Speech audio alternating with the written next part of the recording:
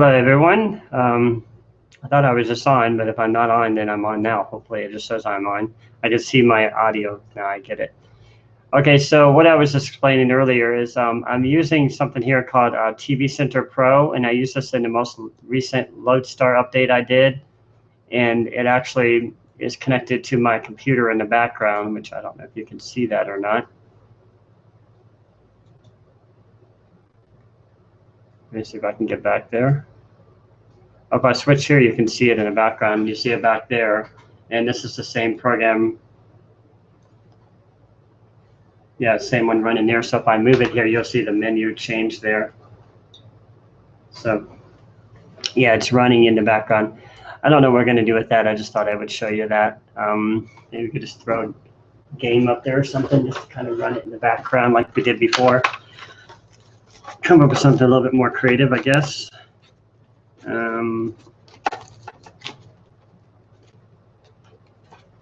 Maybe like Double Dragon, right? I don't know.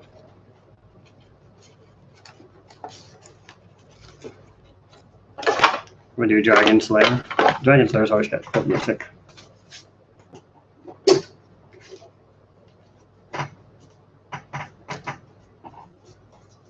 I hope this works. We'll see. See, as I turned it off, it responded to it.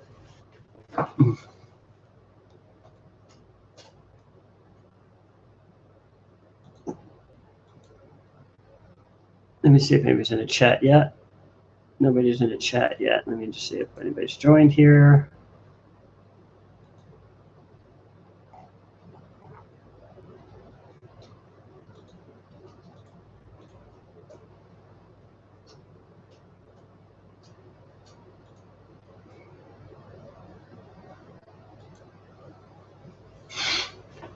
Well, I know this was on short notice, but anyways, let me get that loaded here.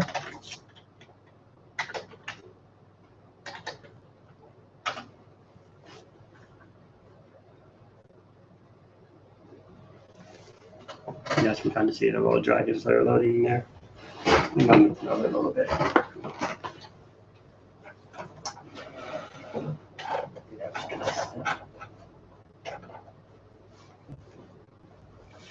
I'm dodging wires here, so excuse me. Yeah, I just lost this one too. Oh, I did. So they're both running. So I got the TV Center running here, and I got the one running in the background there. It'll take a second to load it. And this one's kind of behind the other, and this one also reverses this. Let's see pictures looking like that. Actually, this one is correct though, because it is actually tilting to the left instead of the right.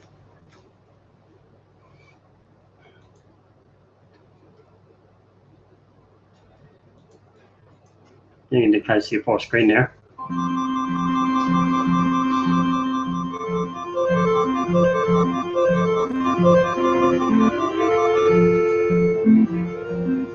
Listen to the echo. You can hear it over there and hear it over there. What's this? Oops.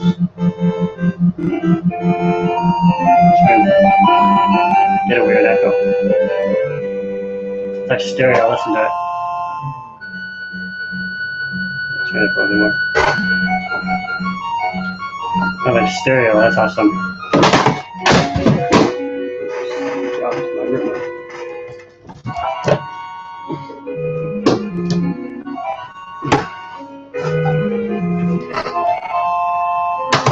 That's kind of cool.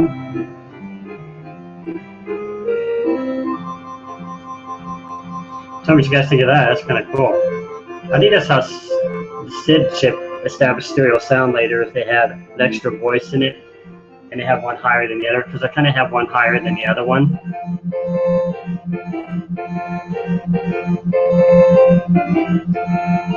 Actually, one might be behind. Let's see.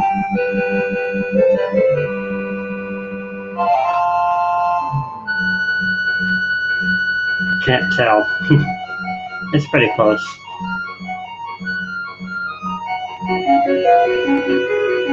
Let's see if anybody's joined here yet.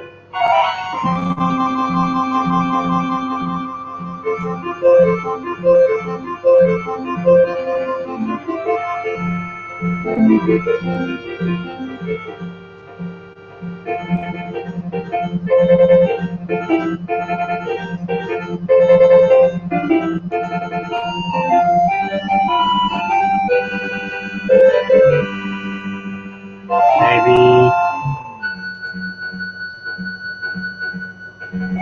Saturdays might be a better time for you guys. Let me know if you think Saturdays are better.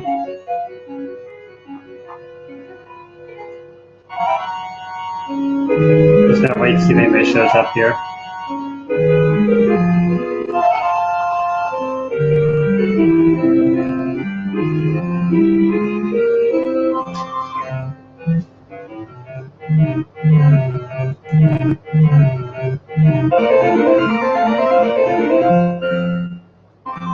It's kind of cool because you see the original graphics and how it translates it over here. What's it saying? I have to press the key to learn. Firefox, maybe. That's what it was.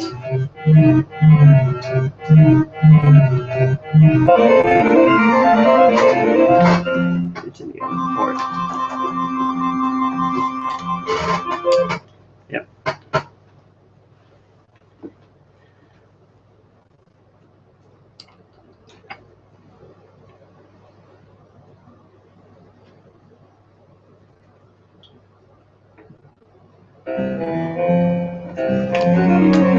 Let's see if I can actually play it over here.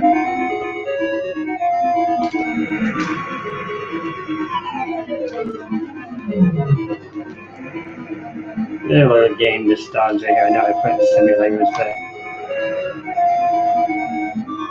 I want to get to this other level, so that was kind of cool.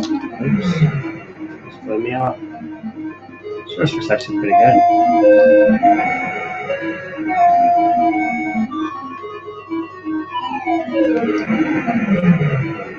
This game was so challenging for its time. I keep thinking it's going to appear. And I missed it.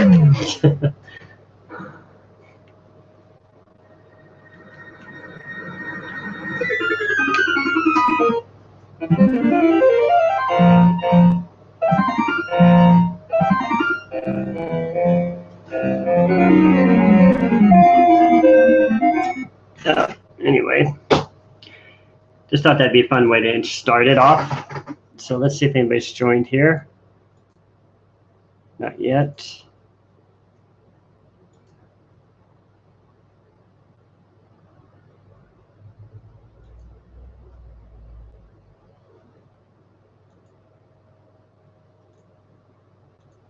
Let's check my messages.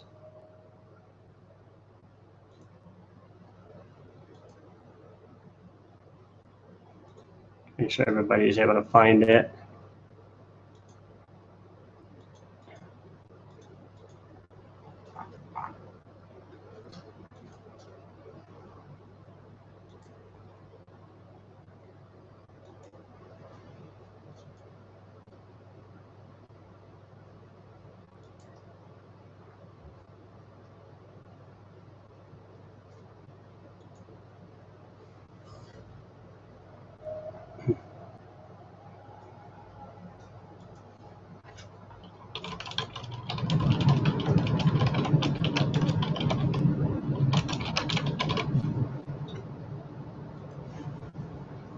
All right.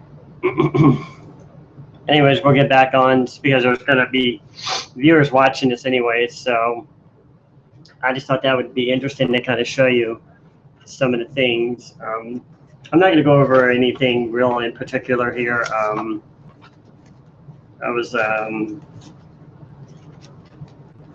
name of this event is a semi-language. I believe this was the whole purpose of it. I was going to see if I could find some of my semi-language examples here.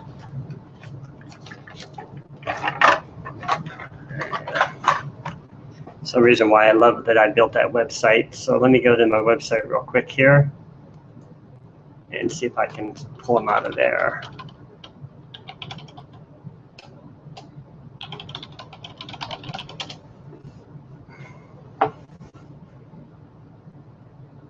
You guys have seen this before, but I'm going to show you. So if you go here to Commodore 64, programmermind.com, take a second to load it. Bluehost is really running slow tonight. Right there. Okay, I don't know why I did that. All right, it's like taking forever to load.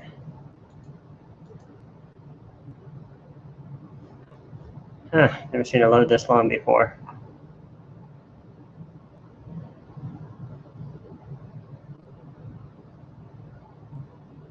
Oh, we're waiting for that.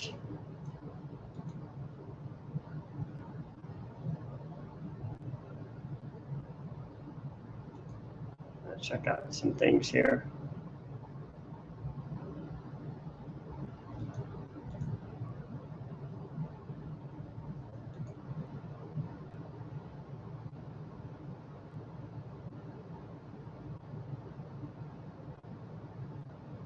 I'll invite some people again and bug the heck out of them. I never know if they get these responses, so I always spam everybody.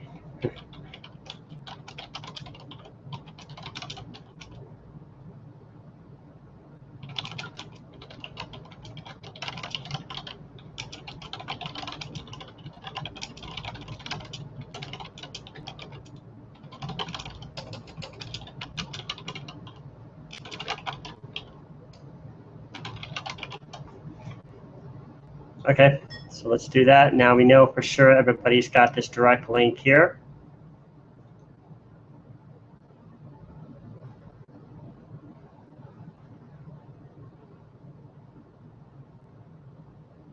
Google hat, check it out.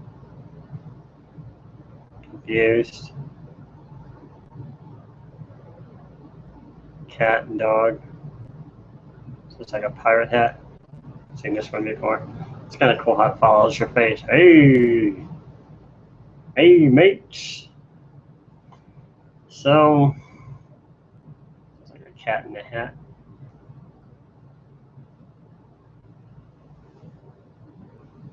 I think you can add the other stuff. Horns. See if I could add additional ones. Randomize.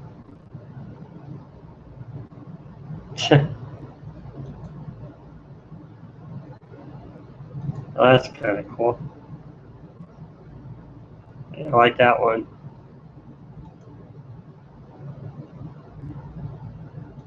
It randomizes them. Some of these are kind of dumb.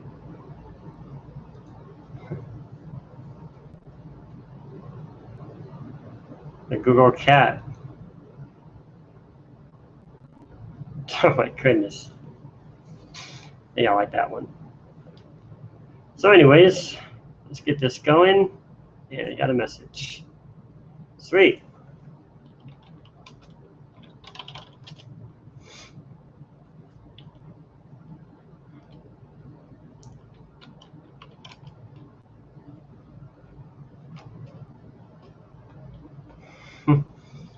So, hey, how's it? Let me know if you can hear me. Is it Mythrin? Or Chip? Which do you go by?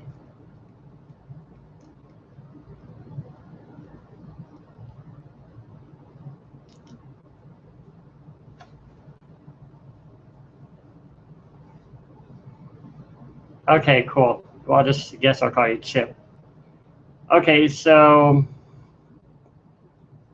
I don't know, you probably missed the first part of the video, but I was actually, if you look here, I actually got TV Center Pro running, and in the background here, I have my big screen with the Commodore 64 projecting the Commodore 64, and of course you can see the Commodore 64 right here over to the side. So basically I have a cable running all the way over from the PC to the coaxial over to the LCD in the back there. So that's kind of how the effect is achieved. I don't know if you're curious of learning how to use this application. You have to download it at TV Center. I think it's tvcenter.com, or you can just download it. Just do a Google search on TV Center and you'll see it. Let me just turn off this effect. It's bothering me. Hey, it reversed it.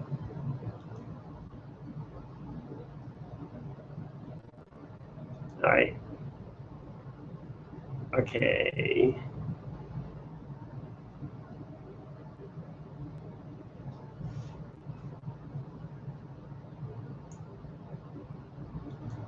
Okay, so just turn this thing off.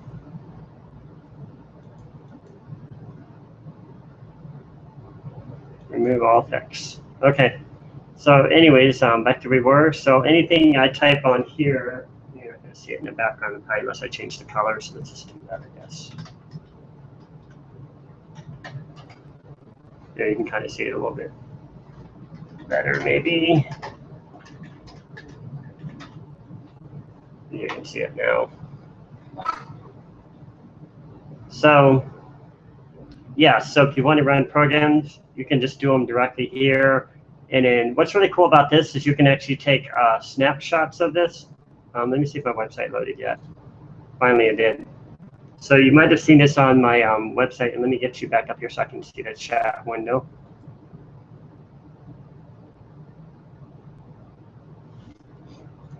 Okay, so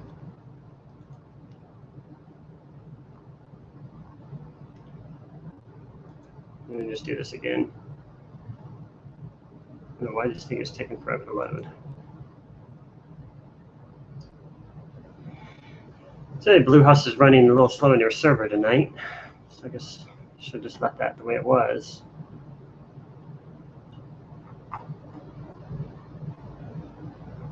And do you have any questions while we're waiting? And I assume you don't have your microphone is muted, it says. Do you not have a camera? It's always cool when somebody has a camera. Okay, so here I am.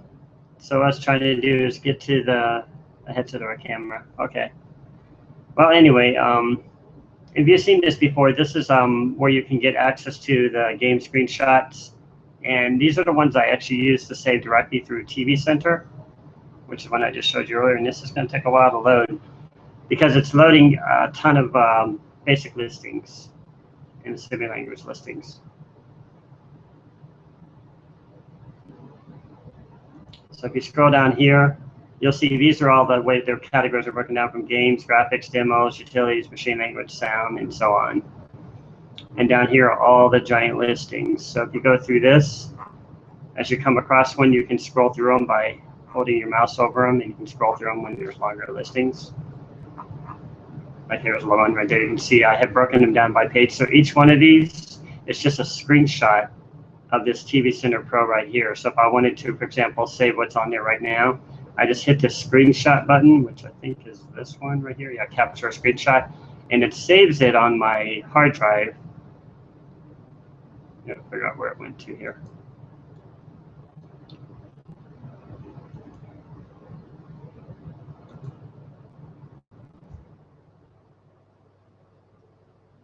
Actually, let me see. Pinnacle. It's under Pinnacle.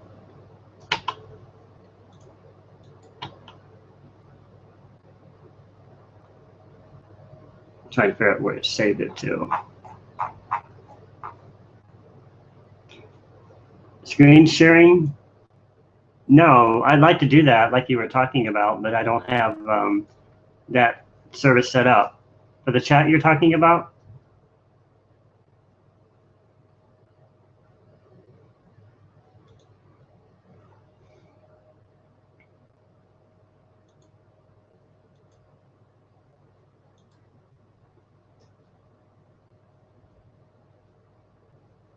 Oh, okay. I'm sorry. Yeah, I need to go to. Thanks for reminding me. That's why you need people sometimes because you forget what you're doing. So I need to go to full screen here. Let me know if that's better. So what I was trying to do is I was trying to find out where this program is stored. See, webcam media. I think it's right here. Yeah, right here. So here's that screenshot I did earlier. No, it's not it. Oh, that was from the camera. Okay, actually, that's not it.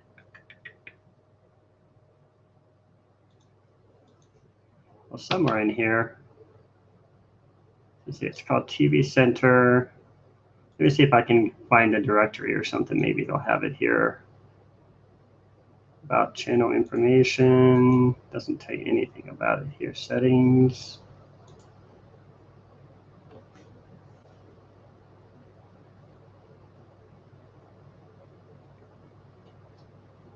Well, I have no idea where it saved it to. I don't want to waste a lot of time trying to find it, but it's supposed to save it to your computer like that anyways, and that's the whole purpose of these. You can save all these on your computer, and then you can just upload them to a web page, and people can kind of go through the code. A lot of people wanted me to put the downloads, but unfortunately, I don't have the ability to do that, except, let me show you something else here.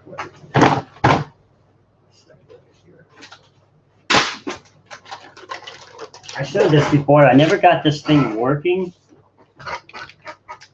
I'm going to just switch to full screen again. Let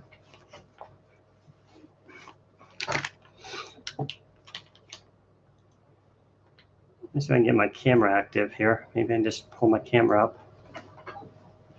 Let me know if you can see my camera. Can you see my camera too now? So I don't have to keep swiping back and forth. So this is something that somebody told me about many years ago on here, and I went out and bought it. You can see this. This is a Zoom floppy. Have you ever seen one of these? So this is supposed to plug into your Commodore 64.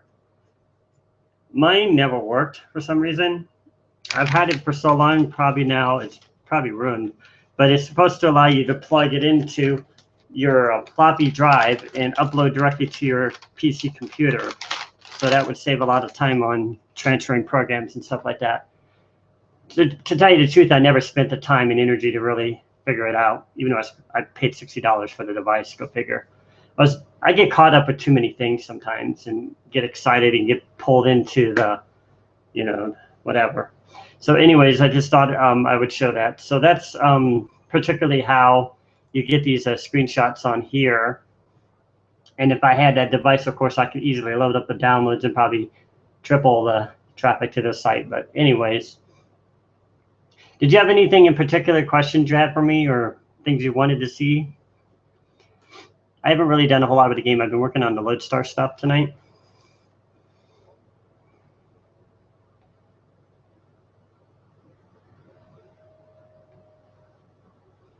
Oh, you actually have one. More on fine scrolling. Oh, does yours actually work, by the way? Yours in floppy?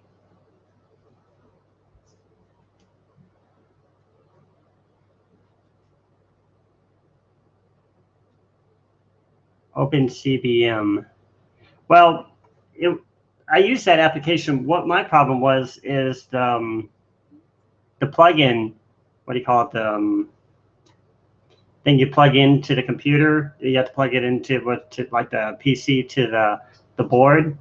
It never worked, so I couldn't get mine to even work at all. Or I think it was the wrong size or something.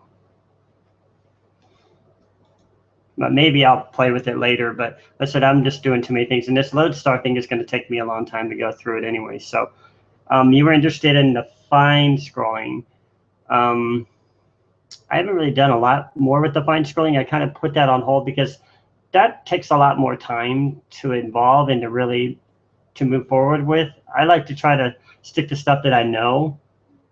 I'd love to be able to master it one day. I understand the techniques of how to get there, but putting it on the screen is another thing entirely.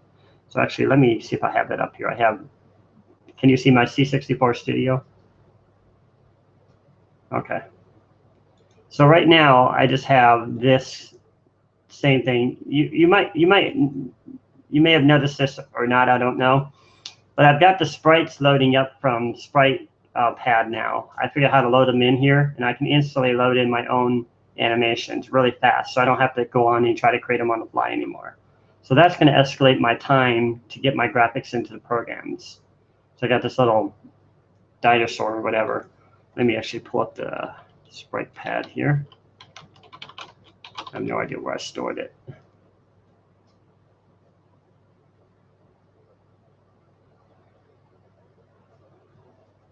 Let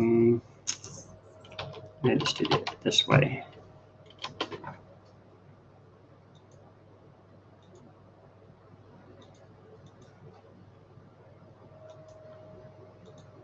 I'm going to try to search for it. You see, ever since I formatted my computer, everything got moved over to this E drive, which is my backup drive. And it's not in the same folders anymore. I could probably save myself time and go down here and look at the name of the file. It would probably be easier.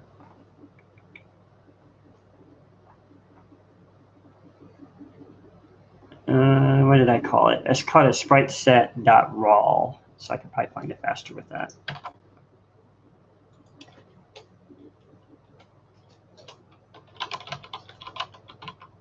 Spriteset1 or just spriteset? Spriteset1.raw.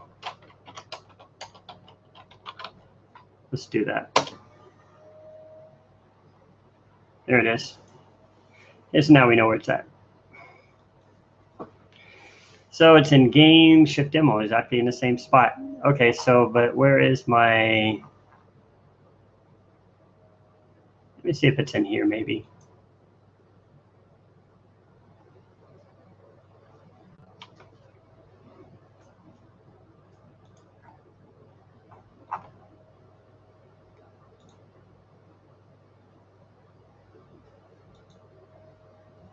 I know there's one, there's a character pad here. I don't think it's in here. Let's see what's in here.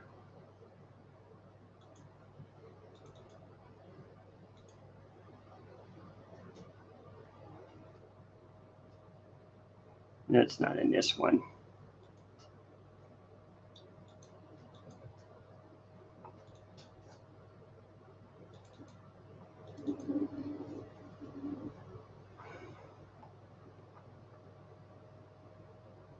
It's right here. There it is. So now we can go right to the file. Just have to point it there. Or E. So I used to C.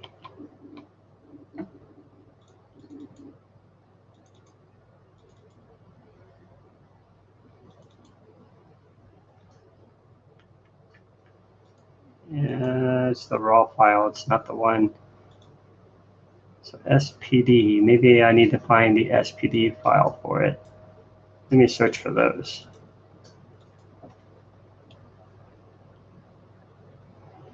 What's that link for?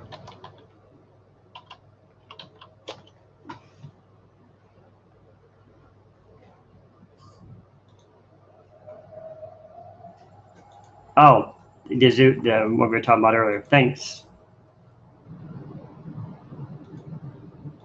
I had to save this project. It might not be on this drive. Let me switch over to this one.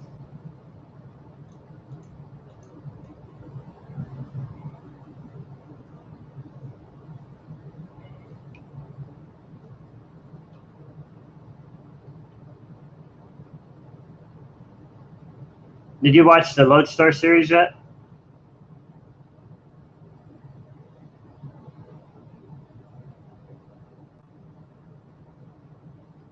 All right, you get a chance, you can watch it. I've got almost the entire series of Lodestar, which ran from probably like 1985, 86, all the way up to like 1993. I mean, they were in existence for a long time.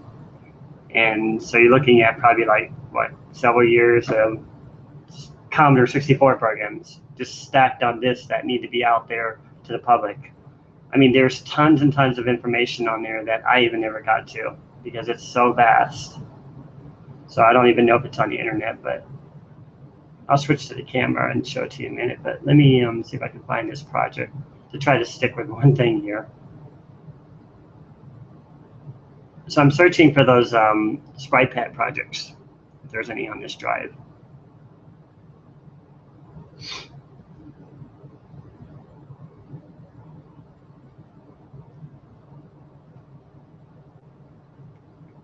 Do you know how we can get, is there a way we can get a chat added to this to get more people watching this? Or is that going to take more time?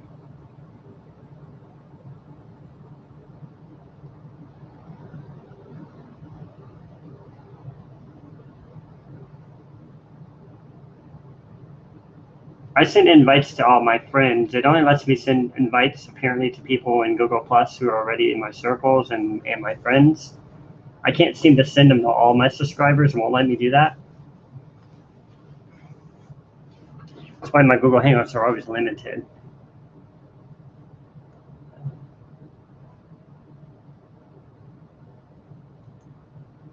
It's going to take a while.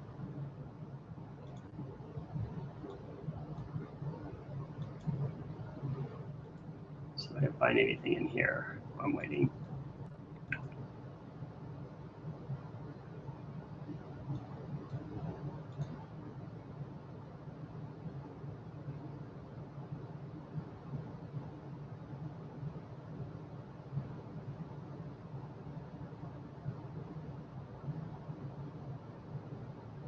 Well, I did. I sent, when I got back into this, I sent it to all of my friends and all of the, I guess the acquaintances or whatever, and people in my circles. But because it's on short notice, you know, and you were the only one probably watching it then, people didn't even know I was broadcasting tonight. I did put the message up there, but they might not have saw it or something, or just gave up on me or something, who knows. So let me see if I can figure out where this is. Also, another thing I did here is, I'll show this to you while I'm waiting for this thing to load. I created this D64 folder by searching through. So this contains all of my Vice C64, what do we call those files, the D64s?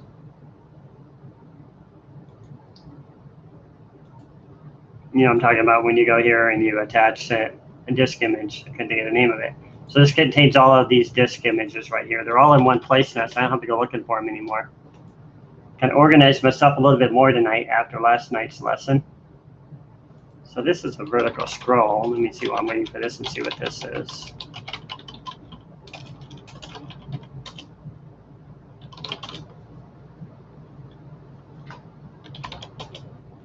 Yeah, this doesn't even work, whatever this is. This is probably something now. I don't know if you know Bo Gordon. He's the one that got me started on all the scrolling, and when I saw his example. But me and him, we had in a Google Hangout just for the fine scrolling where we really studied it in depth. But we never really got very far with it. I mean, he already had an example running, but we were trying to get the full screen thing going. Yeah, because the hard part about scrolling is once you've got the entire screen scrolling, which is in that register 53,274 or whatever it is, I don't got it by heart, and the 53,265 for vertical, you have to take in consideration the corners. And then I know one of the things you have to do is you have to constantly update the corners as you're scrolling. Let me just show you an example here. Like, and this is a good example. So if the sprite were over here and he was going to leave this screen here, well, the sprite always stays centered, so you would never move him. Like right here, for example, he's going to move around, but you wouldn't move him. You would keep him stationary, and then you would have the, let me just get to a screen so we can kind of use that. At the edge of the screen here, this is the only section that's going to change. So as you scroll through here from one screen, this is going to shift. It's going to shift. It's going to shift. So that's how fine scrolling is achieved. And then you're supposed to save the screen. If you don't, it gets garbled for some reason. And you do the same thing for every single corner. You do 53,265 here and whatever the vertical counter is for the sides. That's how it's achieved. It's actually pretty advanced technique. You also run into some problems when you start doing it. So I haven't really studied it in depth enough to really get going with it, but that's the whole purpose. But at least I got the screenshots now where I can instantly upload my screenshot. You might not saw this, but I added this last time, but this is something new I added here. So this was taken from another game example. It didn't load incorrectly for some reason. Here's another one here, so I can enter a cave.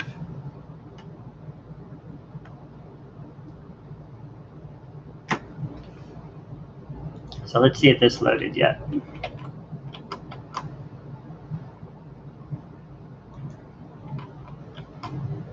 Where is it at?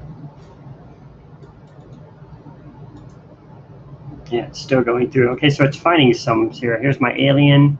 See, these are all the sprite pad projects.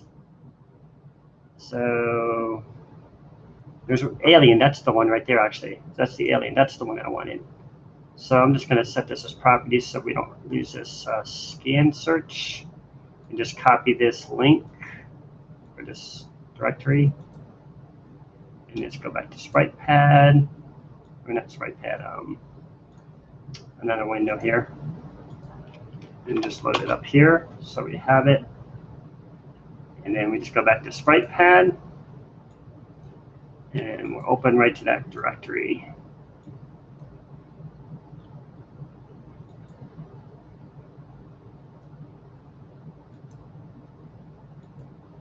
Try to see where that was at. An E. Oh, it's on F. Okay, F.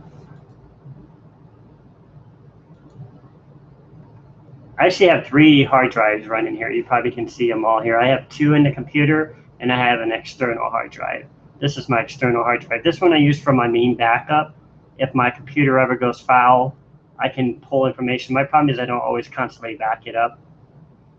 And a lot of times I end up having to re-back it up again and erase old data. But for the majority, most of it is backed up.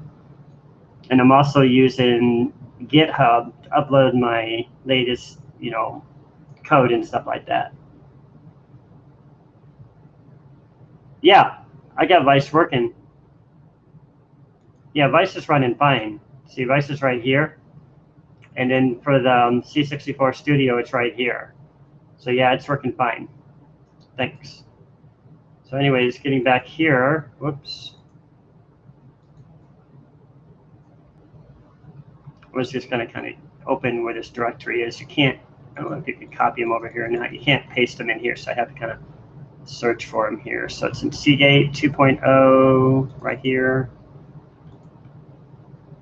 here, and I renamed this one. Where is it?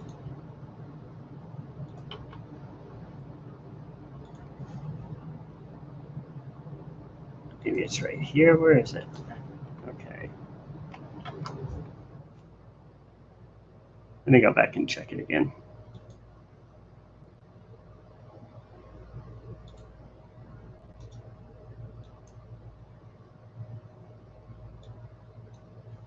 Oh, it's under, okay, so there's a little bit more. I didn't have the whole thing loaded here.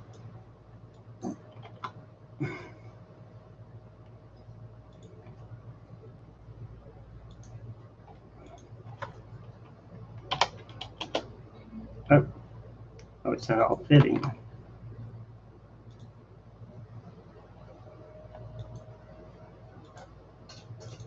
Oh, I didn't scroll it over. That's what happened. I needed to scroll the whole thing over, so I had to copy from here.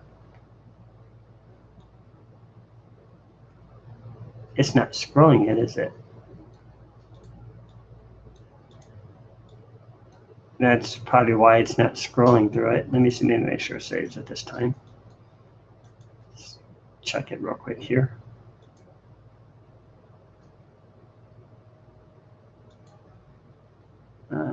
Notepad.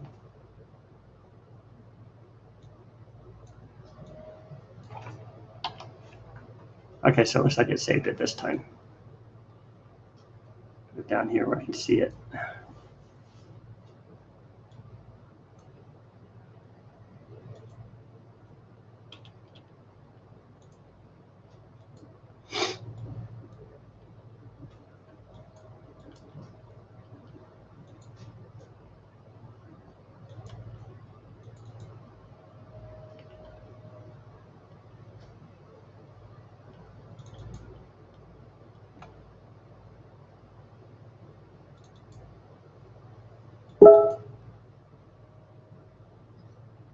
Heard a bing noise. I wonder if somebody just joined us. Did you hear that bing? There he is. There's the alien, finally. So you see here, I got different animations of him. I wanted to achieve like a running motion. Does that look like he's running when you go back and forth between those two? That's how easy you can do it. What's really cool is you can just go here. You can copy this. You can go here and you can paste it. And you can flip it. I love how you can flip it. Well, actually, that's the scroll. The flip is this one right here. So now he's facing the opposite direction. And then I could just paste the other one in. The standing, I should have done the standing motion first. Let's see, I got that. Let me just delete this one. Do the stand-in motion first. Copy that one, paste him, copy and paste, and then we'll just flip them both. So now you got both motions in both directions. Kind of cool, huh? See how fast you can, oh, you can't see this? I had it on full screen. Let me just switch it over.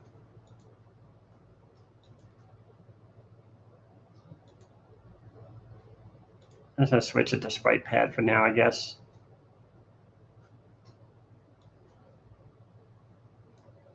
It's not showing up. I think it's right.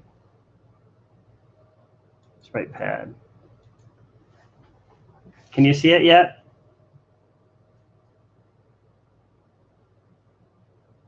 Oh, okay. Can you see the sprite pad window now? Okay, something went wrong to it then. I was trying to avoid the full screen saving because it seems to lag everything. Let's see, Google Hangouts.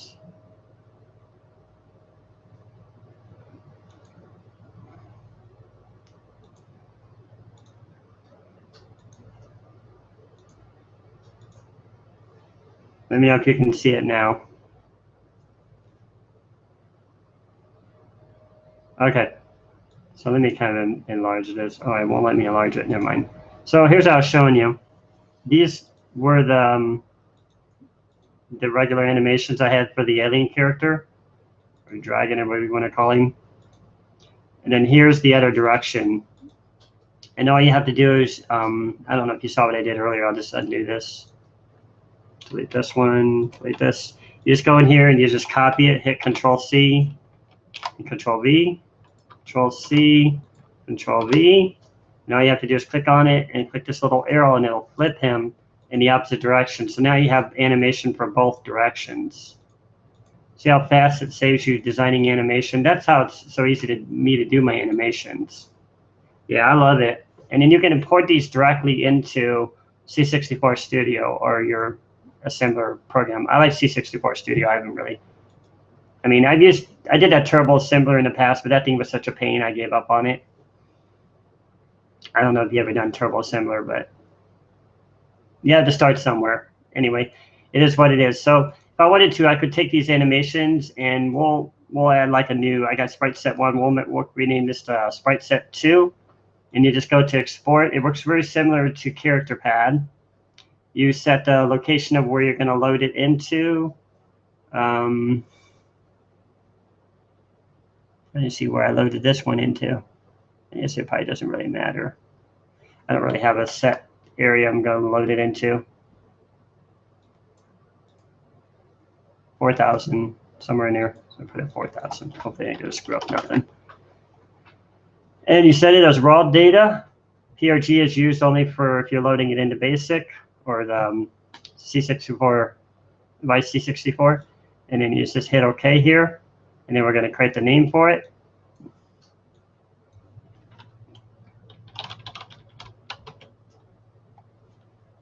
I think you might have to call it raw. I don't think it names it if you don't. And let me make sure I know where it's saving it to. It's saving it to game sprite pad characters. Okay. Actually, that's not where I want to save it. I want to save it to my actual folder. Save it to for the project set right here. So now it's saved in here. So if I go in here and run this, it should find it. Let me stop the other one that's running.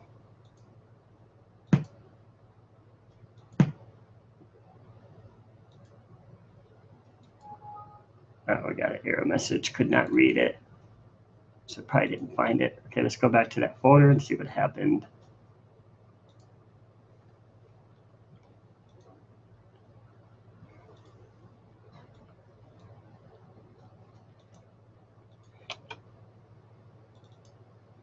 There was an F, I forgot. F.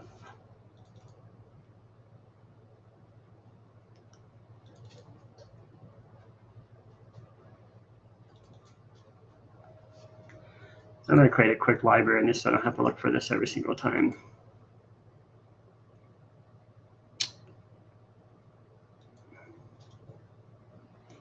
It uses library copy. I mean, this library function. I think this is kind of cool.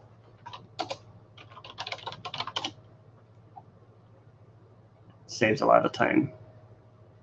So it'll go right to the folder. Now we got that folder in there, and we can just instantly jump to it. Okay. So I wanted to see why it didn't find that.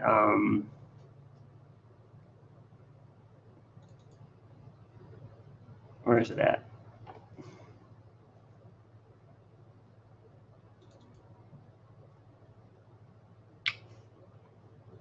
Something went wrong here. Hold on. I got two of these open. I didn't know I had two open. Let me just close this other one.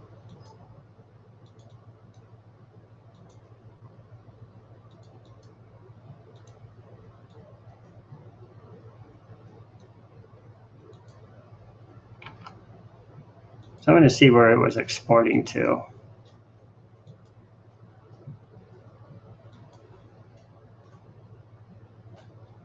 F drive game ship demo.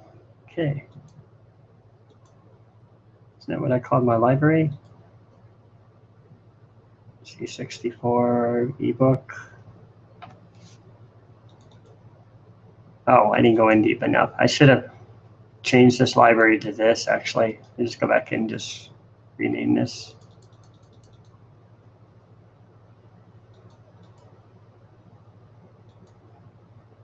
Where did it go? Right there. Just delete it and start over. I don't know how to replace it. All right, so we'll just create a new one.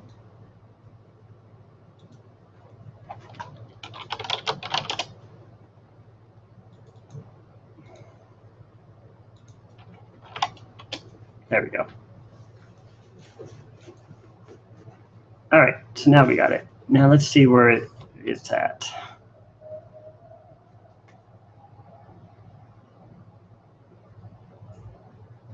I don't even see it here. I caught it sprite set 2, didn't I? Yeah, sprite set 2.raw.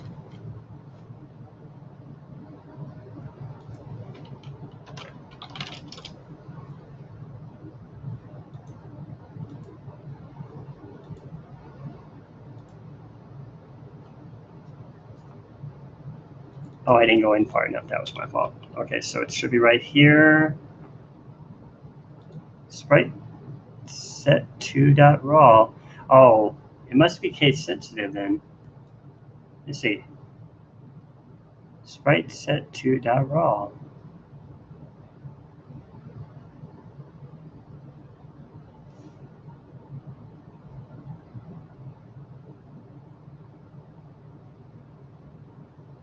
It shouldn't be case sensitive. Why? It's like right in the project, right where it is. And let me just double check to make sure that this one is in the F because I've got this saved in several locations. I wonder if I can check that.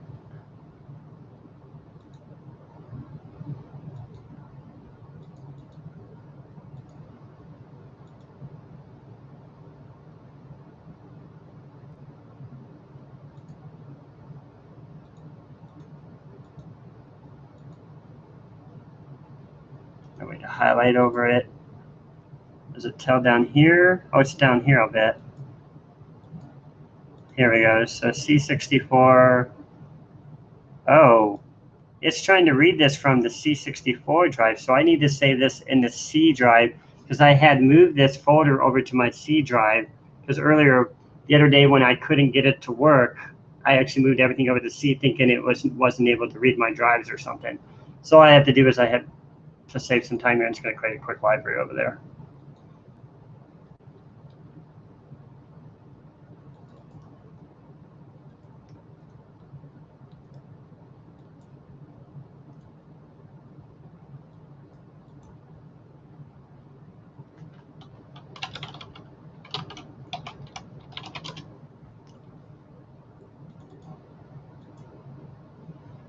This time I need to look for it.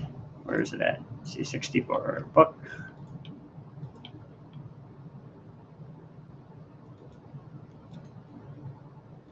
Change it over here.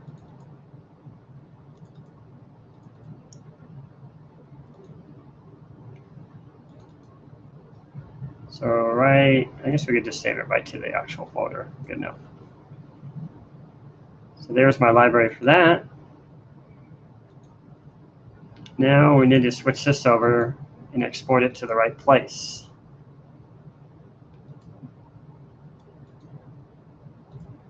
Notice it's not letting me change this now. I wonder why.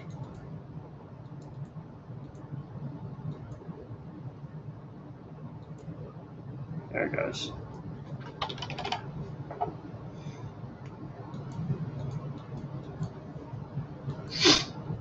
All right, so all I have to do is go to my library.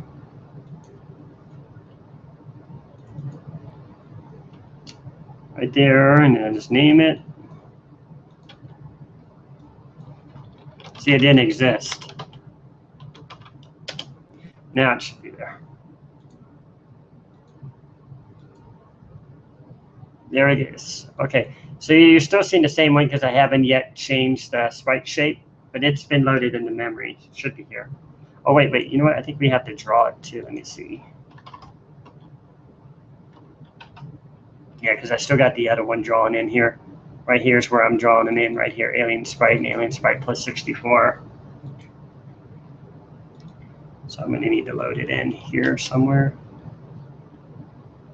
Because this is only loading in 62, so it's only loading in those first two, so I have to make room for the other ones.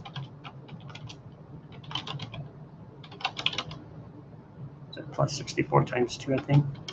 I did this right.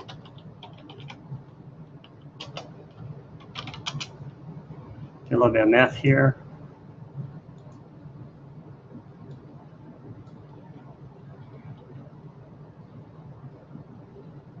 Let's see. 64 bytes, so 64 plus 64 should be at 3200.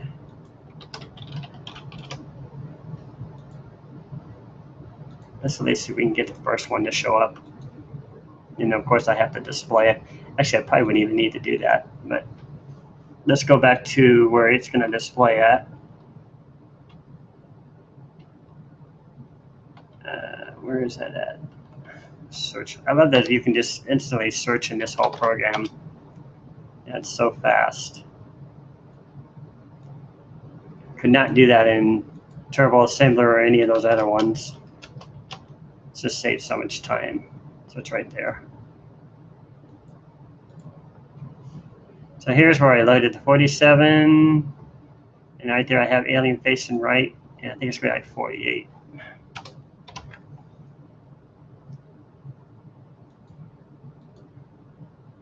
Nope. Why didn't it change? Let me just do a quick test here. Okay, so it's loading it somewhere else.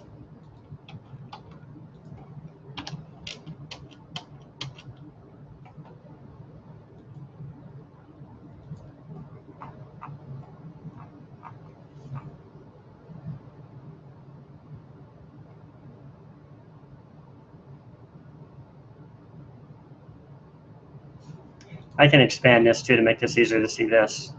I know it's kind of hard to see that small screen. I love how you can zoom in and out of it. It's just an awesome tool. Okay, so I'm looking to see what I called it. SPRPT. Trying to see if I initialized it up here somewhere.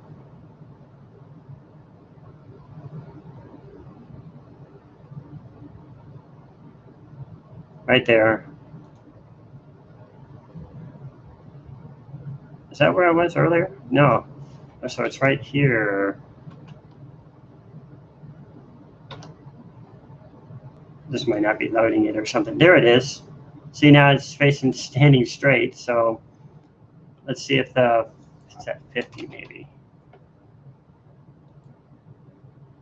There he is. The one we just created. Now he's flipped in the opposite direction. See how fast that was?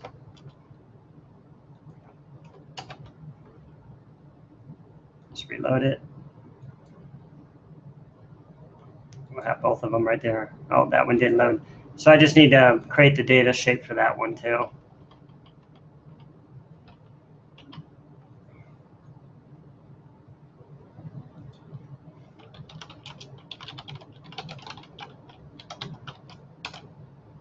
Does that make sense?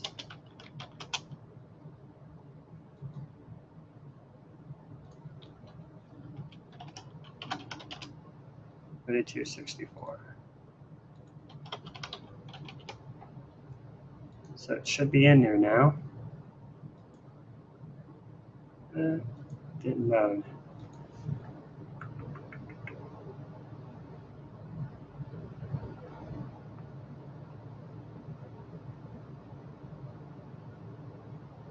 Let's go back one here. So that one's loading in. So we got this one, but we don't not getting this one for some reason.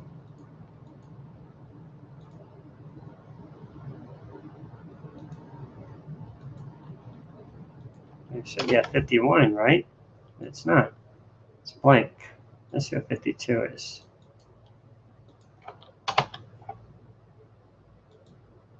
Nothing. Let's see what 49 is.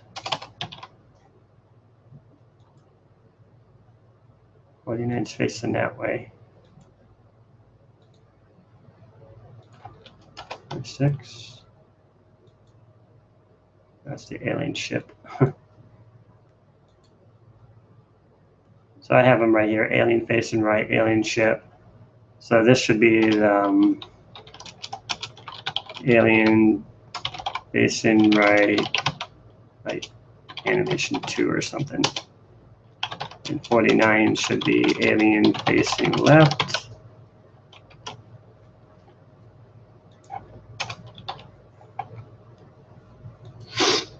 Nope. Didn't get that one right. Why is there 2 for that? Let me see. So this one with his legs spread apart.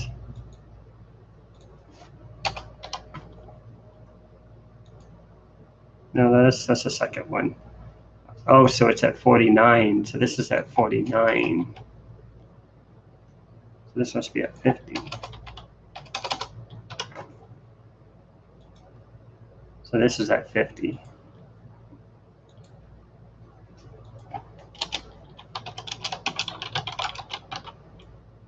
I should just change this one.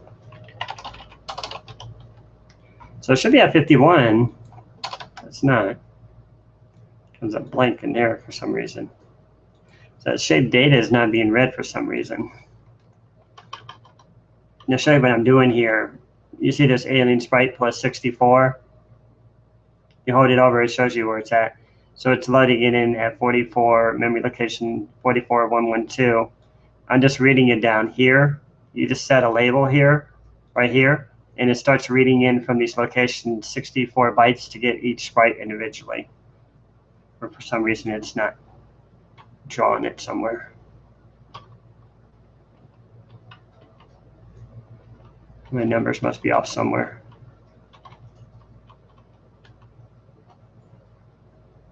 So times 2. I'm just gonna not do this times 2. I don't think that's a good idea. Okay, so we're just gonna say, we know the first one worked. 3136. Let's go do this. 3072 plus 64.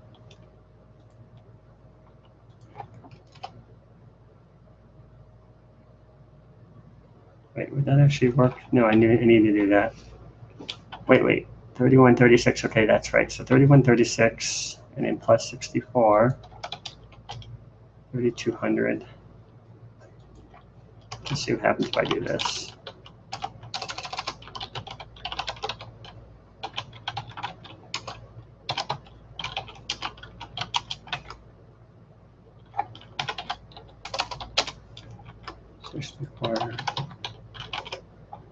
I assume 3200 isn't being overwritten by something else. Let's double check that too.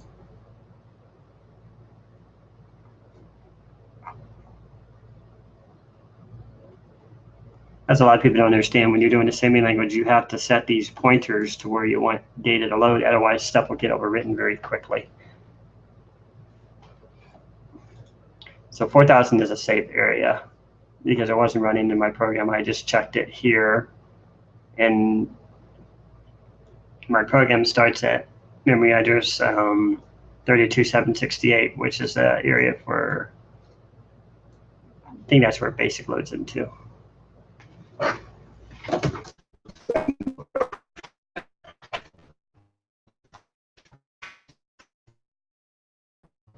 Yeah.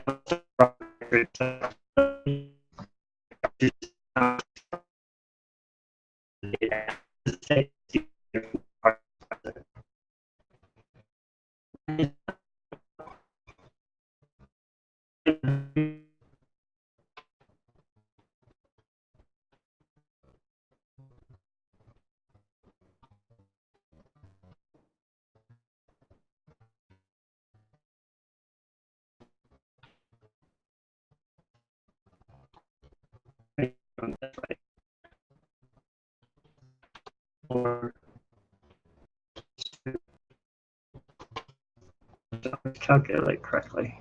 2, 3. Oh, I forgot to change this to 4.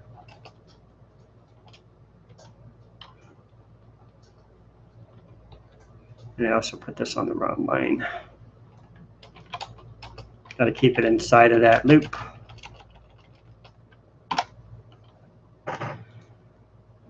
And the number needs to be changed.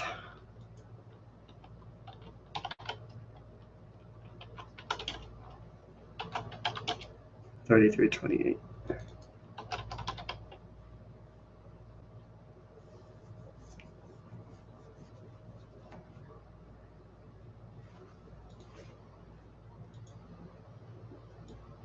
There it is. Right after you left, I got it. Well, you'll see it when you watch the video. But I just got it to work.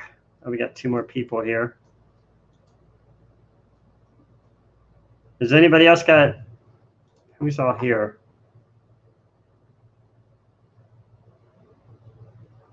So there's 2 people here.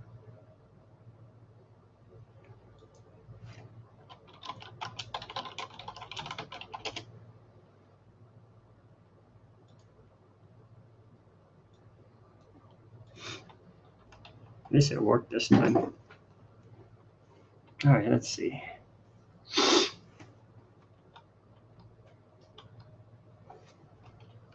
So 51.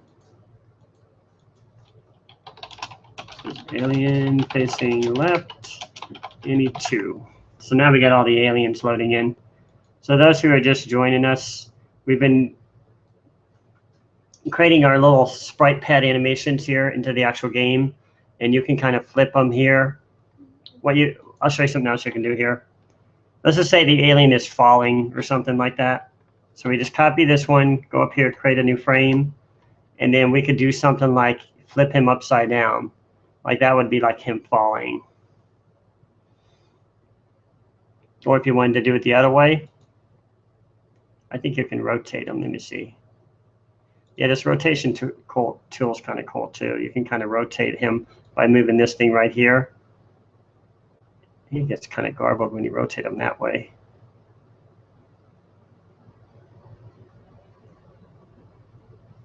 Looks funny like that. Let me see what he looks like. His beak got all stretched out. It does something weird when you rotate it. Like it moves the shape data somehow. But you can kind of see what it's doing.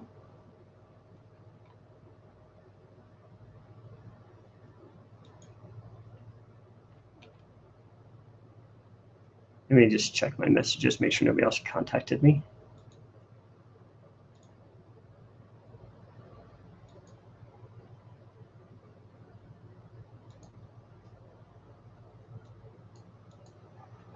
Okay, so if we wanted to, we could load in this falling alien. I'm going to kind of change the data. I don't like the way his mouth looks.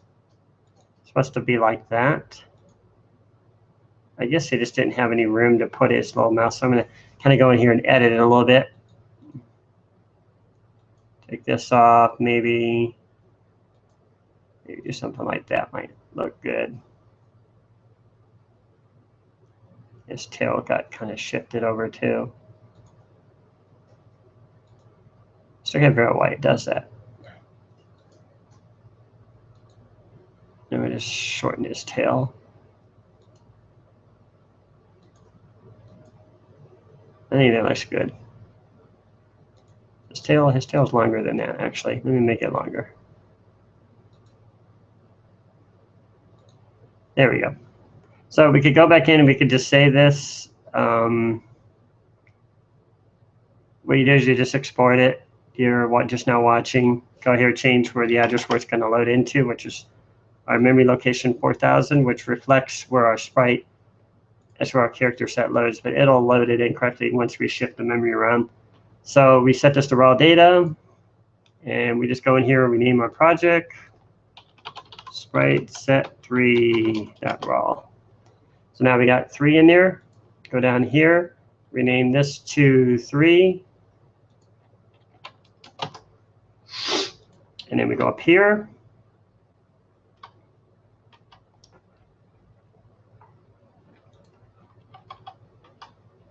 And we're going to add in our other alien shape here.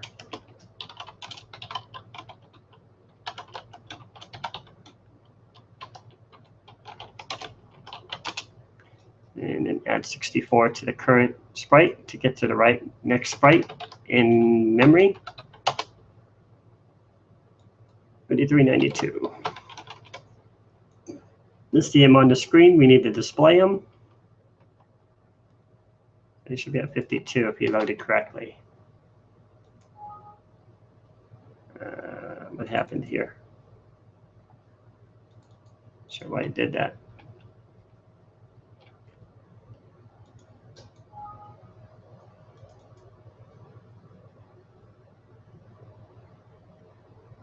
Oh, it's too far to jump up to the branch.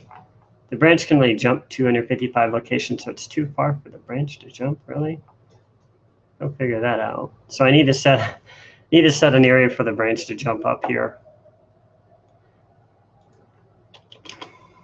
Where am I gonna put this at? I gotta put it outside the loop somewhere.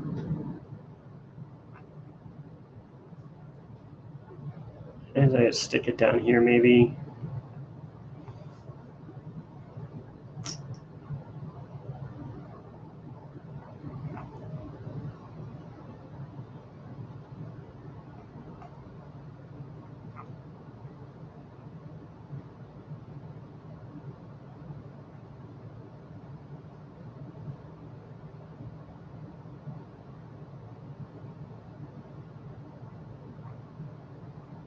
Gonna be too far down here.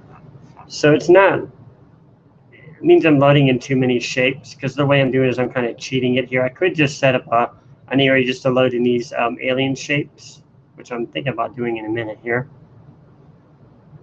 Instead of having to go through all this, it'd be easier just to start here and then kind of move through them. So because I got all this sprite data loading in, the normal thing is people just to load in all the sprite data up to 255, and you load in the next one, and so on. So it's not, and it's trying to branch up here past 255 bytes, and this is why I'm getting this error message.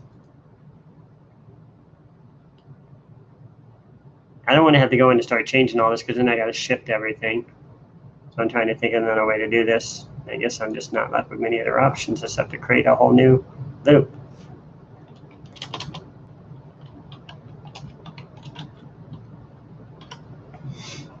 Let's see, 62, so it's a 62.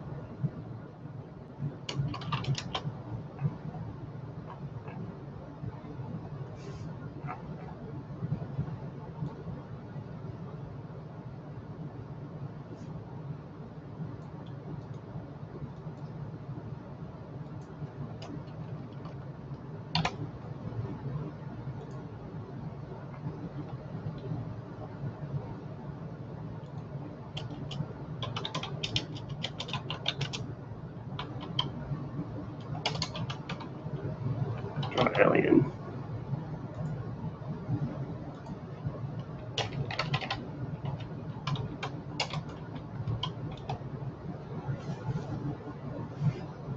ALN, DRWALN.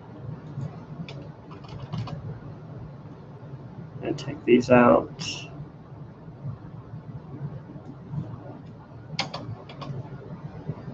And I think that'll work. Let me see. That should be fine, I hope. Yeah, it worked out good. Okay, so they're all in there now. Now I should be able to get to the next one. I hope. There it is. There's our fallen alien. It's kind of ugly, but he's there.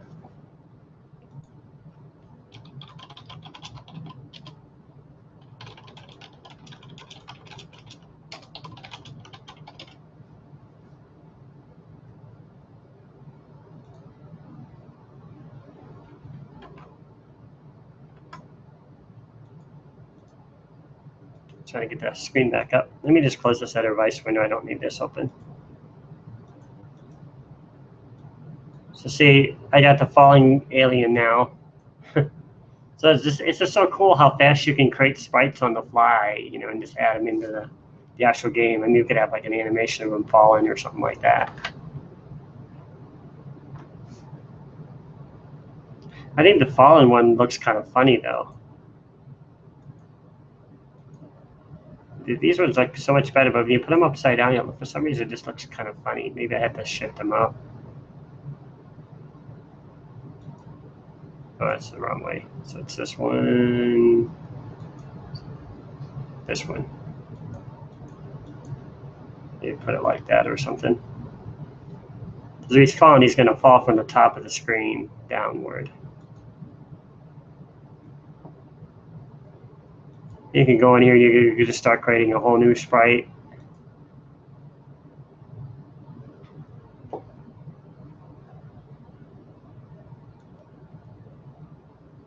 I was doing this one the other day. Didn't turn out so great.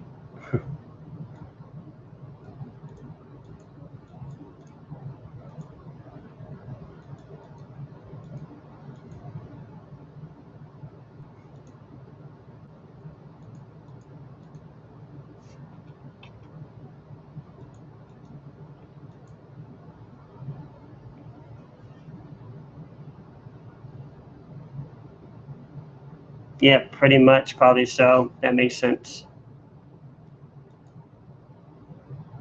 Where did my other color go? Is it sprite color? So you changed the color of this one for some reason.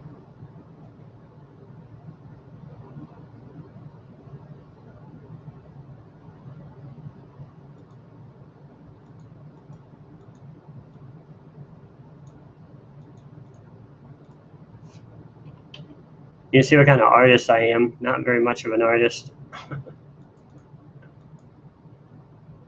don't know what that's supposed to be.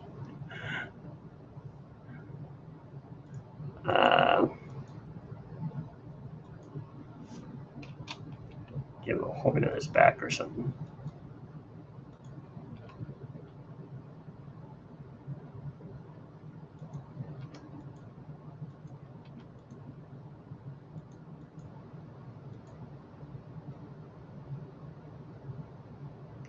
It's supposed to be a snake, believe it or not.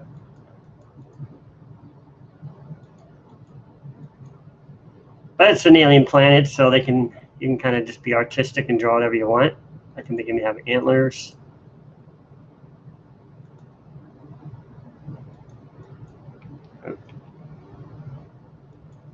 Give him little antlers.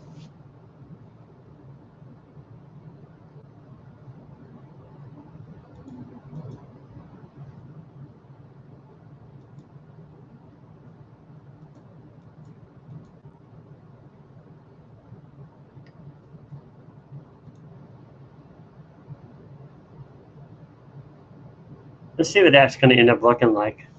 Curious. And of course, we can do the animation again.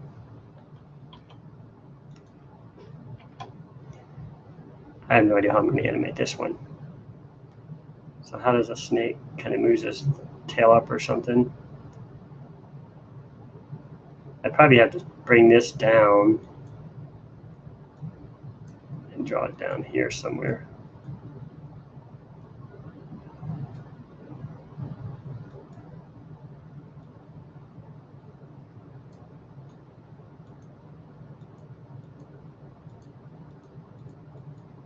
Oh, that's stupid. Oh well.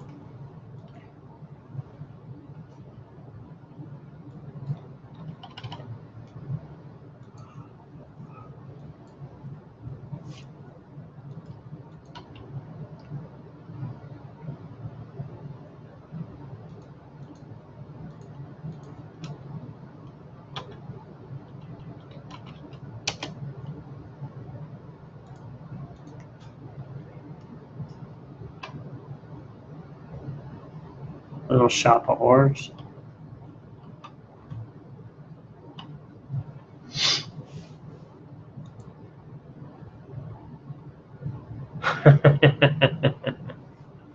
That's funny. That'd be actually pretty cool sprite to draw.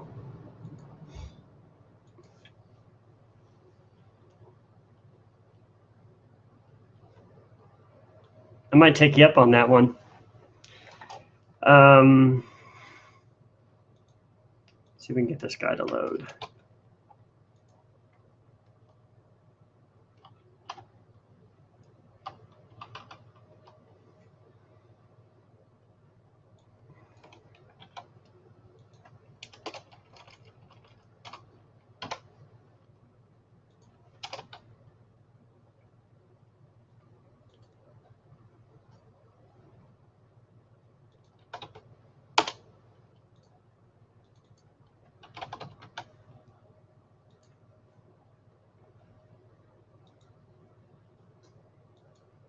Actually, I should just erase the other one. I don't like the other one anyway. Should have got rid of that one. That guy is in 3392. We'll just replace him.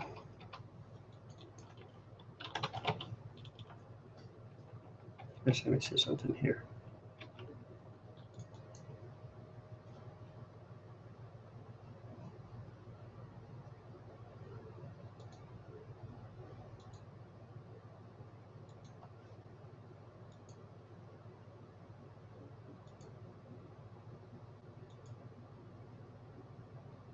I'm just going to delete this one and move these over.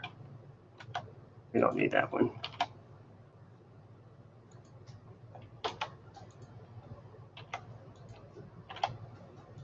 Just resave it.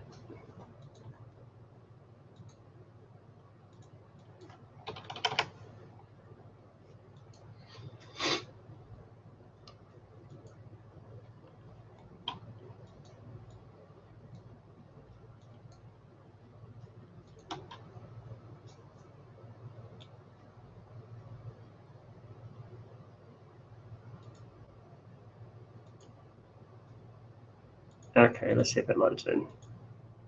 Okay, there he is.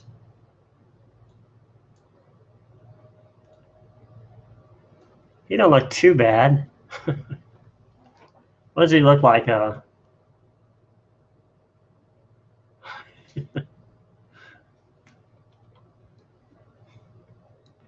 at least he looks like a creepy alien. That's the whole idea. He counters all these weird aliens.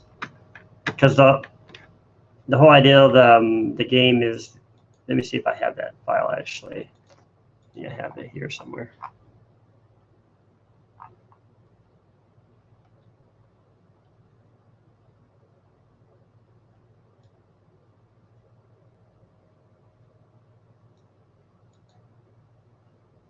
Story.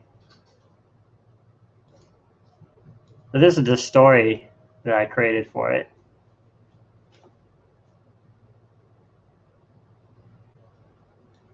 If you could see that or not.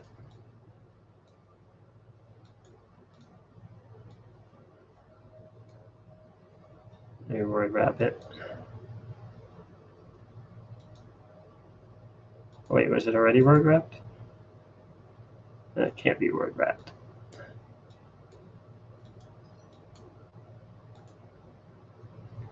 or kind of wraps it kind of weird, but anyways, you're on this planet and you get intercepted by this alien crew, and you have to go and save your crew from the untimely demise of the aliens. So it's very similar to the Space Quest series, to talk about Space Quest. And I think you or somebody mentioned about creating this kind of the asteroids kind of, you know, it's going to be a mix of both, actually, because it's going to have a little bit like a space shooter in this part right here where you're blasting asteroids and alien guard ships. So it'll have that kind of defender feel to it, and that'll be like on the way to the mothership. Of course, that's going to involve scrolling like a star field, and it's going to open up a lot of can of worms for me, I guess. But, you know, it's projects, you know, you just kind of learn as you go along. But I think that's going to be kind of fun to develop. But yeah, I was fanatic over adventure games. So there's our little alien. So let's go back and change this. Where did I put it at?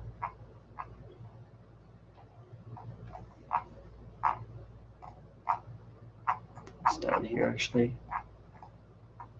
So 51, 52 is our new alien. Alien 2. Which way was he facing? Facing to the left or right. 53 should be alien 2 facing right, Annie 2. I don't think I loaded it in, but we'll see.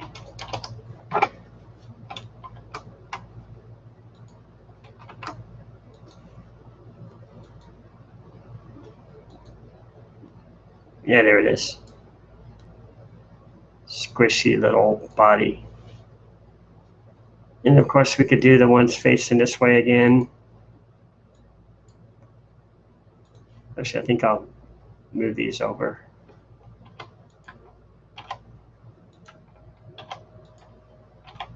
And just flip these.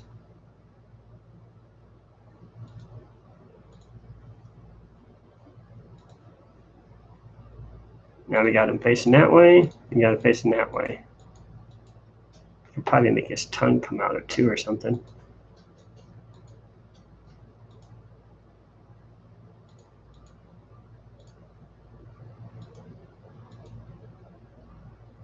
Something like that.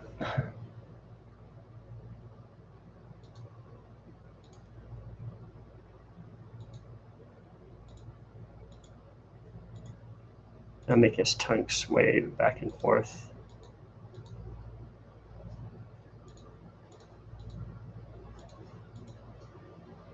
And just resave them.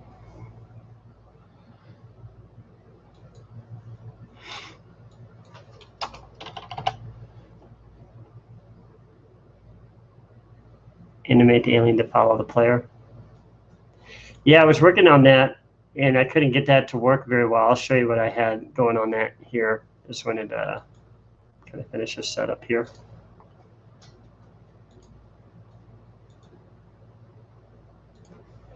One of the many problems you run into when you're doing assembly language.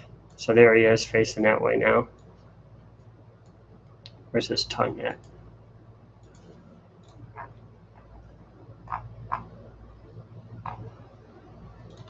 It should be if I loaded it in correctly. Yeah, there's his tongue.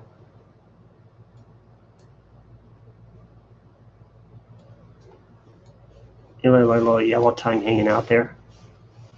He almost looks like an aardvark. A weird looking aardvark. So in answer to your response or your question there, I was working on that before I was doing all that other stuff, trying to get the alien walking here. I had like a little walking alien section going here, but ran into some problems trying to do that.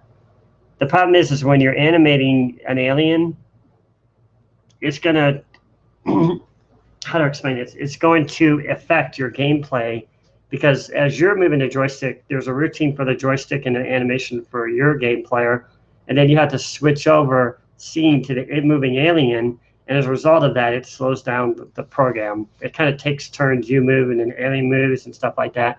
So it doesn't look really good until you get into what are called rasters. And I have not yet figured out how to get the rasters working for some reason in here. Well, let me see if I can find that in our example real quick and show you where I got the rasters from. They seem to work in Vice, but they don't want to work when I load them in the Civi language. So I can remember where I put them at. It's under Steve.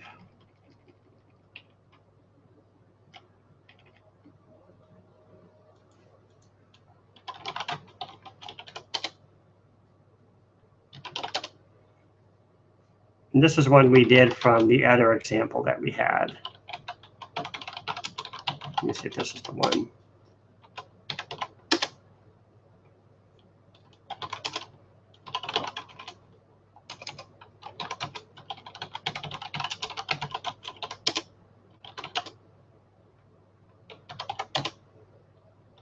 This one isn't working.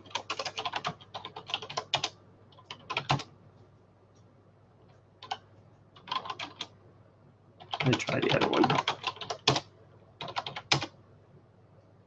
So right here, this is an interrupt routine, but I can't get the other one to work for some reason.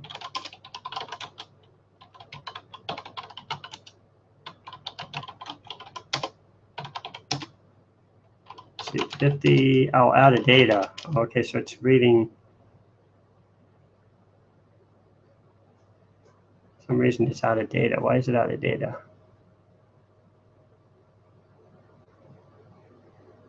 Let me just hide this guy so you can see what's going on here. 0, 1, 2, 3, 4, 5, 6.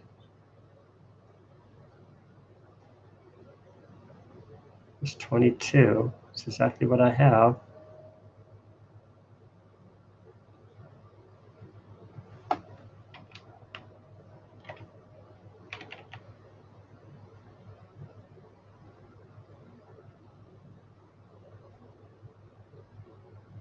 There's 22 bytes. I wonder why it's doing that.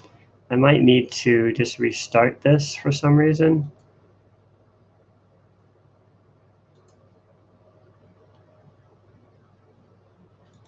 You counted 0 to 21? Oh, I probably started at the wrong number. That was my fault. Okay, let me just load it back.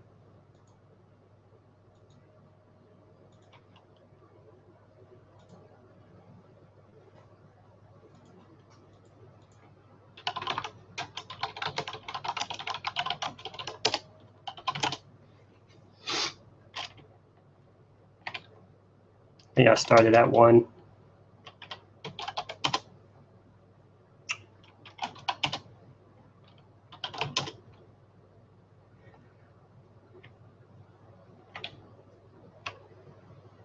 Oh, you probably didn't see it. I had these remarked. So these are doing anything. I only have the data statements in here. So I just need to add them in there.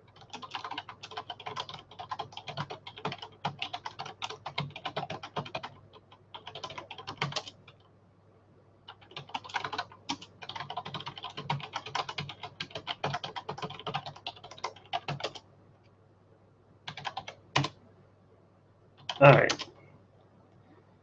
Well, it should load, but it's not.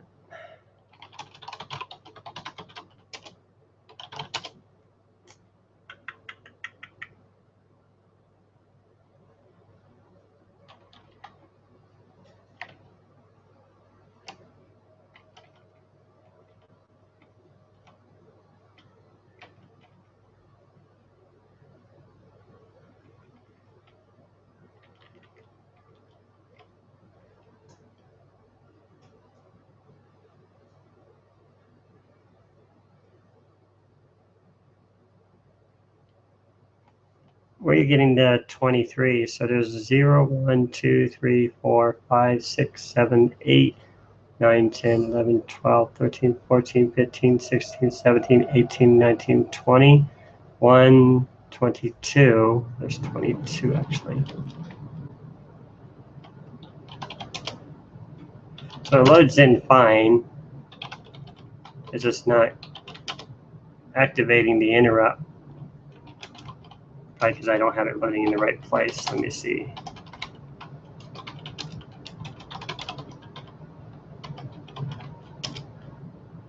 Yeah, I got that loading in something really weird here.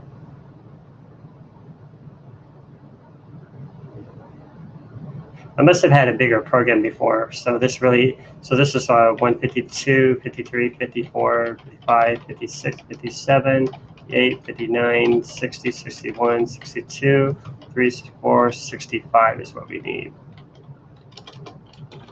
49, 165.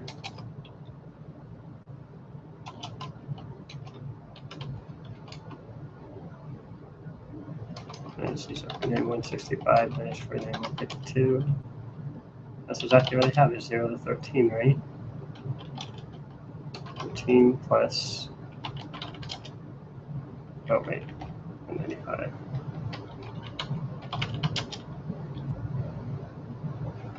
Where did I come up with that?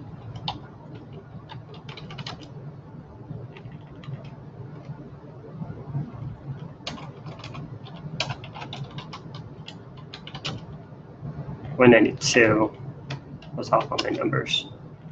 So it should probably be 13 plus 192.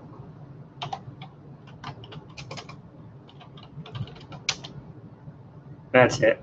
So it's 13, 192. So I just have to go change that to 192. It should do it. I'm going to save this just to be on the safe side.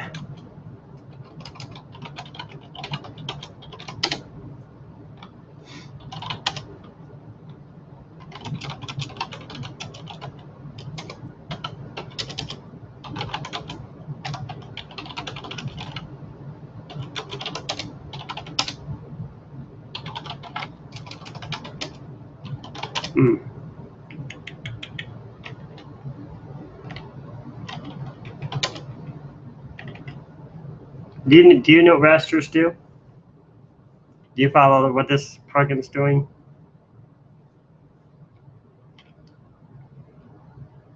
So this is reading an interrupt address right here. 40, what you saw me do earlier, 13 plus 192. It's reading where that memory address is starting, where the raster interrupt is going to start executing, right at 49, 165. So if we peek into that, we should get that number here, which is 120. 120. So it's loading right from there. For some reason, it's not loading here. I might need to call it outside the program. I don't know why it's making me do this.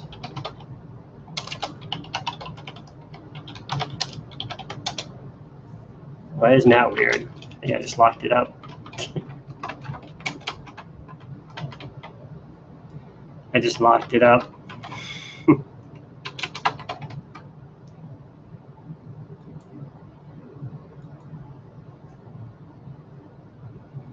Yeah, so I executed a routine at 13 plus 192.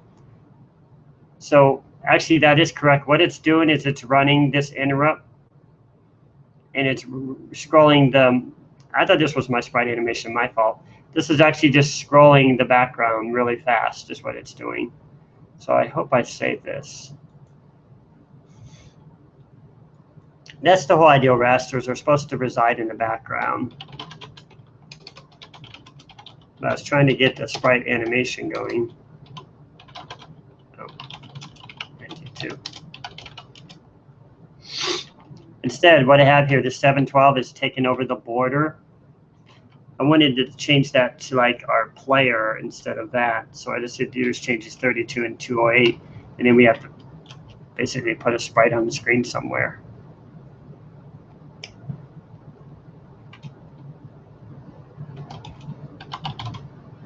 Let me just set a sprite pointer here. grab my book here for a second.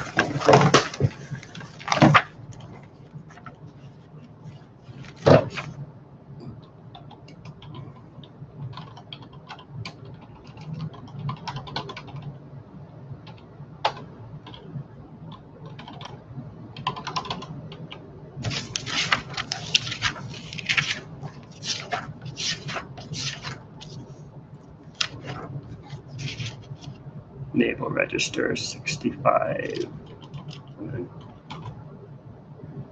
3265.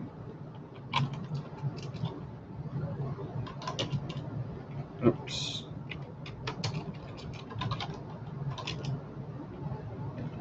It's like 20 or something. 21.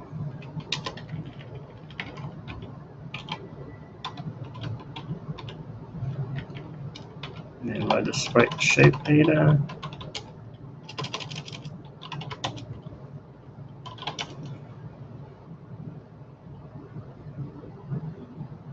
Okay, before we run this, I'm going to save it.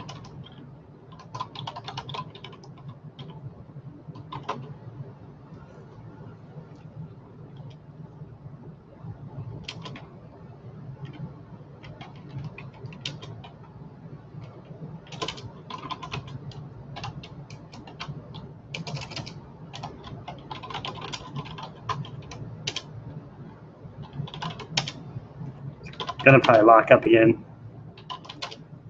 or not do anything.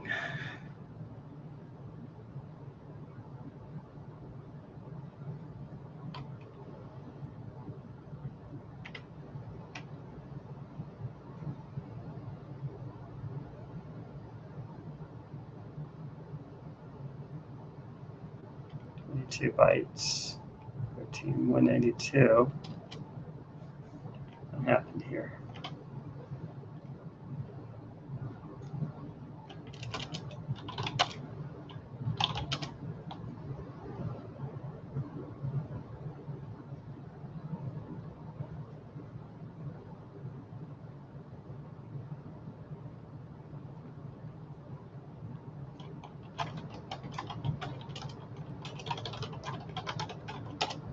It worked earlier. I think I had the system to call first. That's probably what I did wrong last time.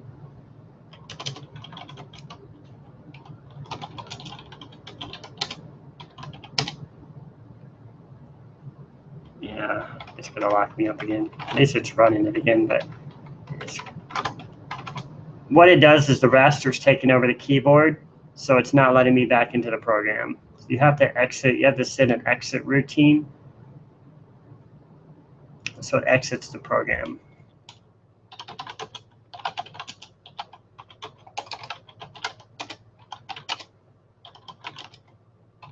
Just try to type that list. And I don't have it in here. I just have RTS. It's 5953. 9953 is the interrupt exit routine. I just forgot where it is. 9953. What's the difference between those?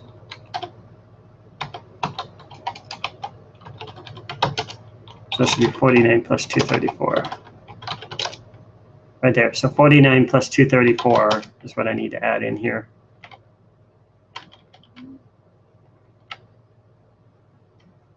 Trying to think if I need this one or not. I don't think I do.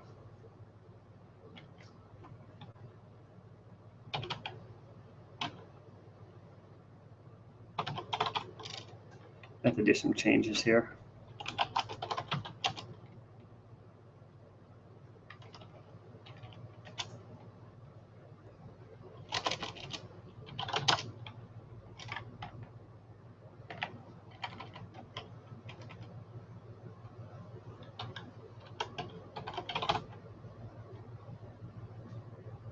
And I'll just leave it in there just to be safe. So that's a jump to that routine, and then we need to add in our new data statements, of course. How many did I just add? Is it 2?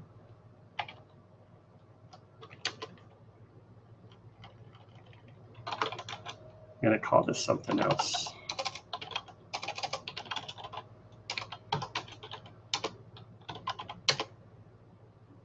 Now, do you see what's going on?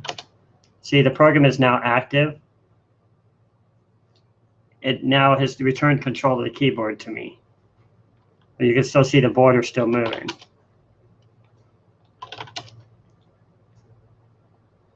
And it's going to get annoying for a while here, so bear with me a second while I slow it down a little bit here. Need a quick cheat routine here real quick.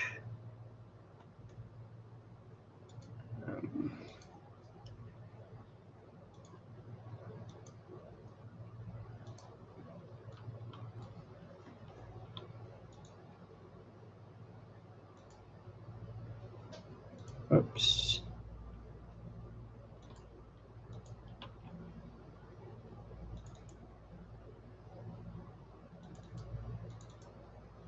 This is my disabling instruction set. May quit access to it. So to slow this down, the easiest way to do it is to use what's called no operation statement. I don't know which one it is. I'm going to have to kind of look at these. I'll have it memorized. No operation just means do nothing. Yep. See if you see it in here anywhere.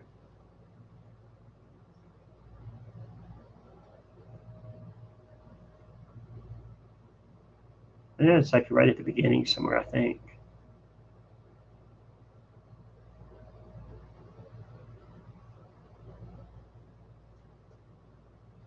The problem is these are not in alphabetical order.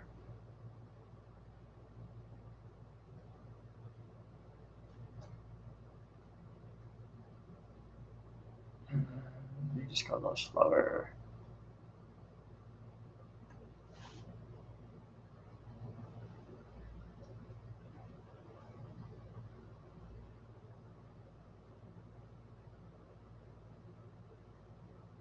Maybe it's at the end. Let me see. I'm ready to cheat in a minute.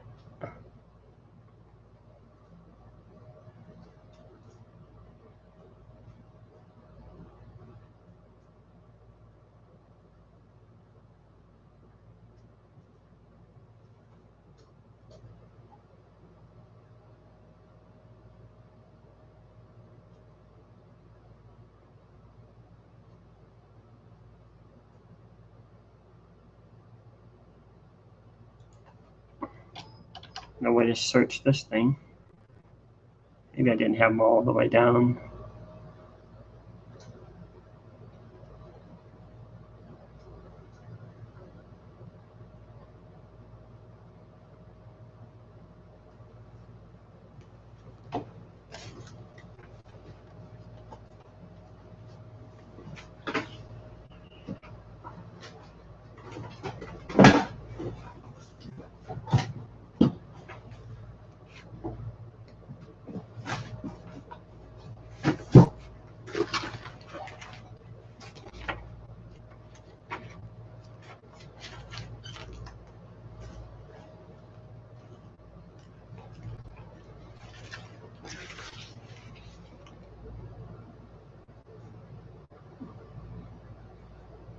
EA. What number is that?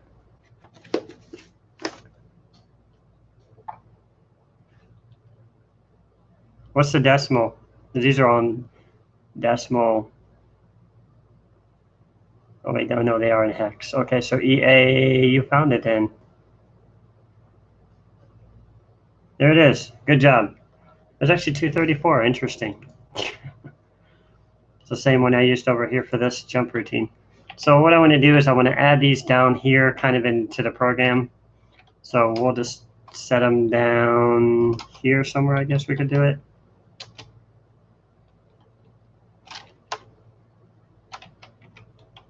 Add a couple of them in. People don't like it when I do this, but oh well, too bad.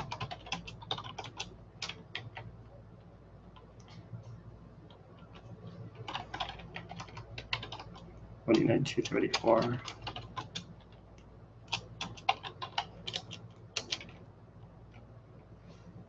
Why am I doing it here?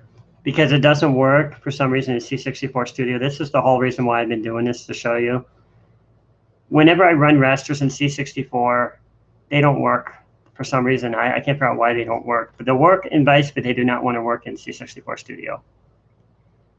Just saying. Okay, so jump 49,234 and 53.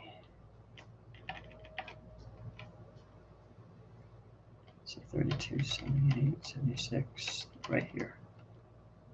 So we're going to change this to 234. There's our new data. Oops, did that wrong. 34, 6. Let's see here. That's really hurting my eyes.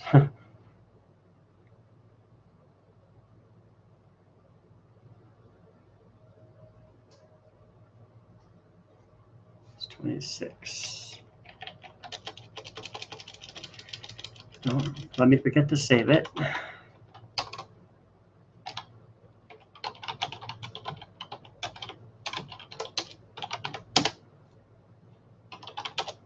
It's just not flashing anymore. Okay, so why did it crash?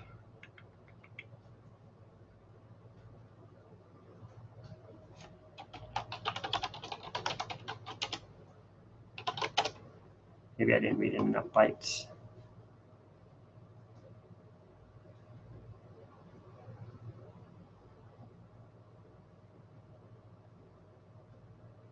There's 26, 0 to 26. Let me just make sure they look correct over here.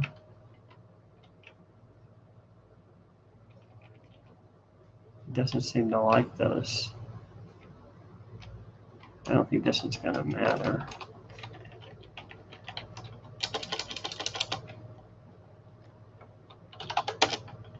There it goes. It gave me an error now. What the heck? 59,953. Oh, it slowed it down a little bit. So the trick is you have to, what I'm doing is I'm storing them straight into what's called a direct register, but you have to put them in what's called a shadow register. I'm going to do that here in a second. I'm getting way off the subject here. The whole point was to do the sprite rasters, but you know, we can use this as an example. Since I can figure out which one it is. I don't have them memorized. Not looking in the book.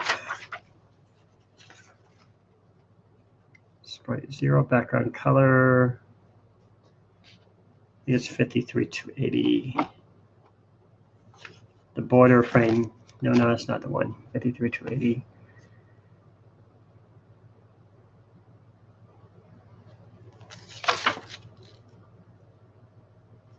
Actually, let me do something. Assembly and graphics. Let me switch over the camera real quick. Let's shut this down. Yeah, real quick, as soon as I can figure out how to get there. I had way too many windows open here. I need to try to get back to the main screen now. Okay, right here.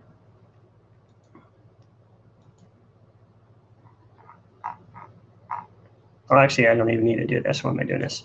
I just pull up the camera is still active here somewhere.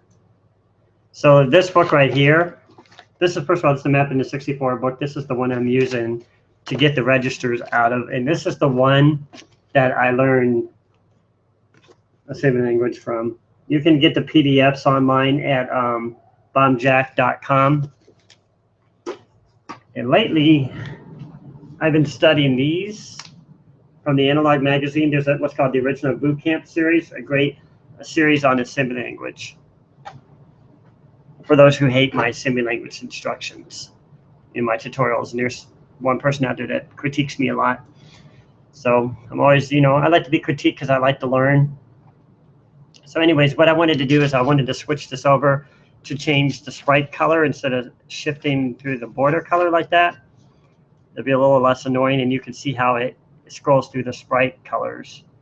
So looking up the register for that, it's 53287. 53287. Some more math here. So it'll be 0 plus 39, I think. No, wait.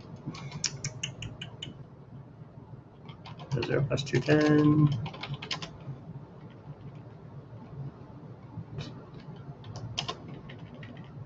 28. So it should be 39 plus 28. So 39 plus 28.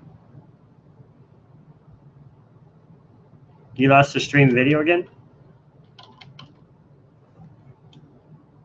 I can swap it back out again. Let me just switch the device. Maybe that'd be better.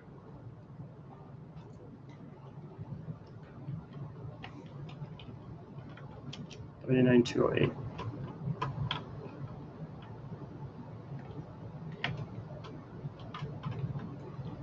Oh, please don't tell me it locked up.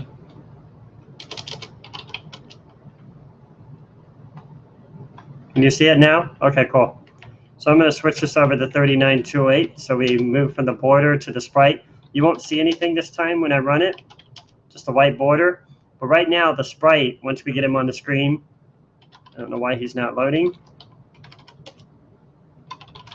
That's his horizontal. Oops, I typed it in wrong. And this is his vertical. He should be on the screen. This is his sprite shape. All the stuff I loaded, I probably forgot one register. Background color, multicolor.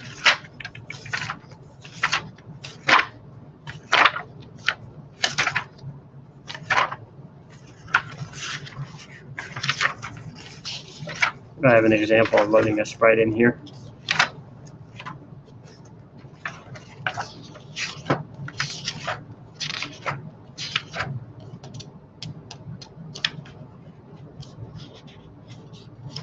Actually, let me show you this while I'm doing that. I just came across this one.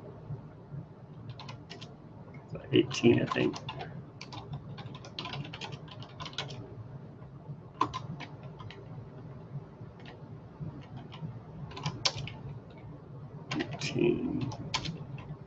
See if that one works. Yeah, it did work. Never mind.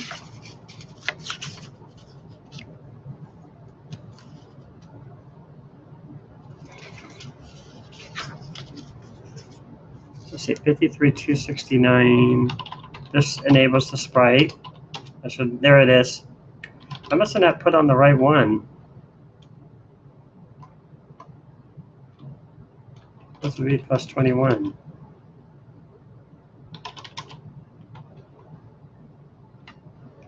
Anyways, it's on the screen now. So we're just using the sprite shape data for just all 255 locations for each set of 3s, or 0 to 2, that is. So I'm trying to figure out why this didn't load.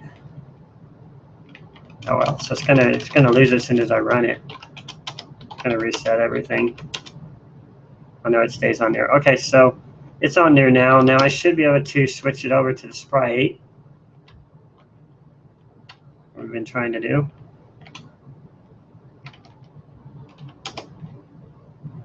Yeah, it should flash the sprite color. There it is. So now it's got the color recognized on the sprite.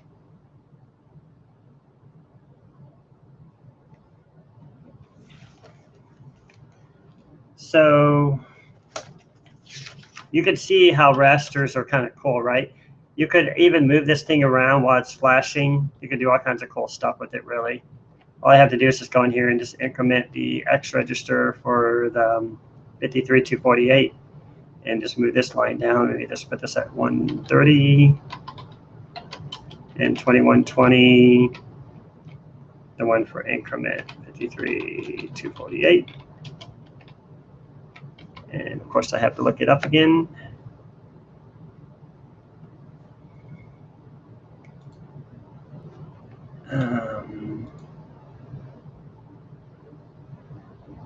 Should be down here somewhere. It's 238. Let me know if you lost sound. I just got an error on that.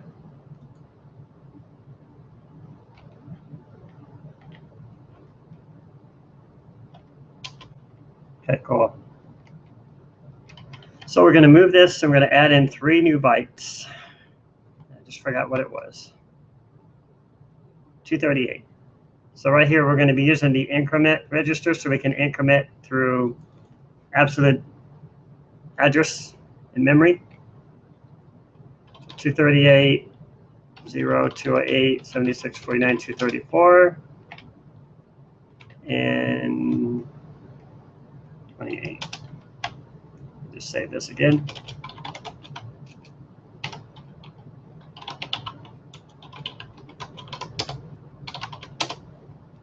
And it crashed. Why?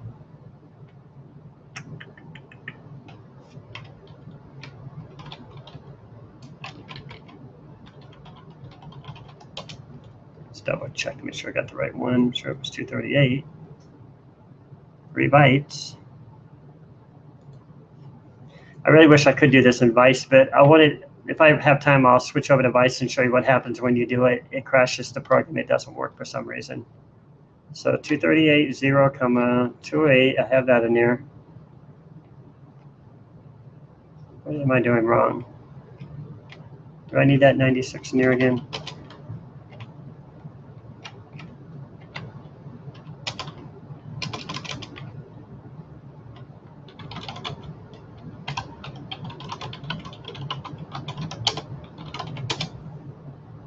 All right, so the sprites is not on the screen again.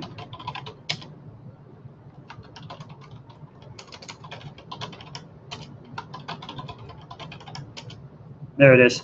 So now we got the moving sprite, and he's flashing as he's moving. Can you see that?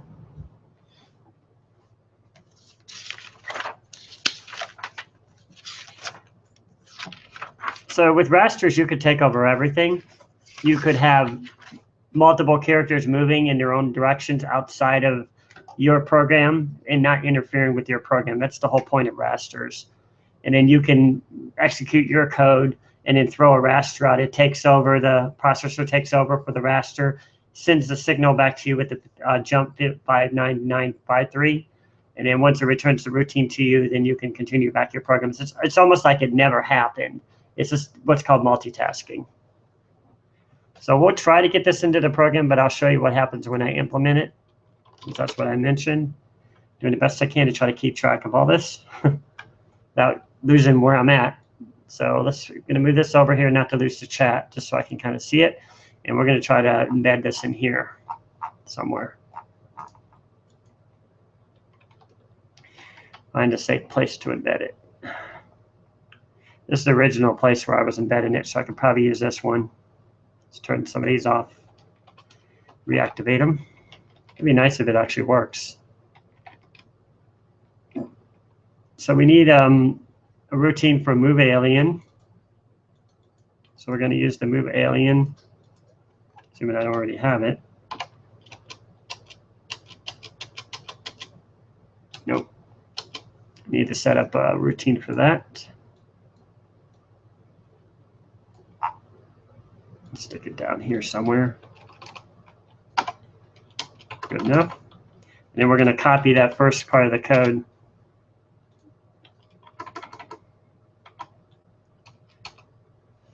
What we're going to do is we're going to try, you put a lot of stuff here.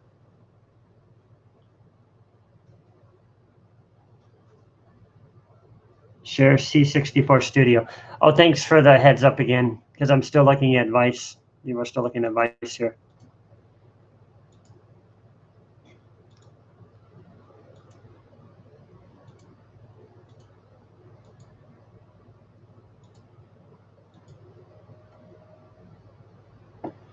Okay, so we should be back here now. And I'm just copying, you won't see me copying from here to there, but I'm just going to copy the code from here to there, of course, so we can try to get this interrupt in our main program, of course. I would do the full screen, but you said there's a problem with that, so I'm not going to do it. So Trying to find somewhere to put this without it disappearing on me every time. Right there is good. Okay, so load the accumulator. Now what we did in the actual program is we loaded it with the immediate value of 13 like this. And we stored it in 788. Now, I didn't explain 788, I just started typing it in. But 788, according to mapping the C64, is the vector to the IRQ interrupt routine. So we're just taking the high and the low byte of that, and we're going to execute the code within that area. And that's the whole point of this. So this I'm not going to use the 13 because this is not being stored in the same memory location that we used at C64.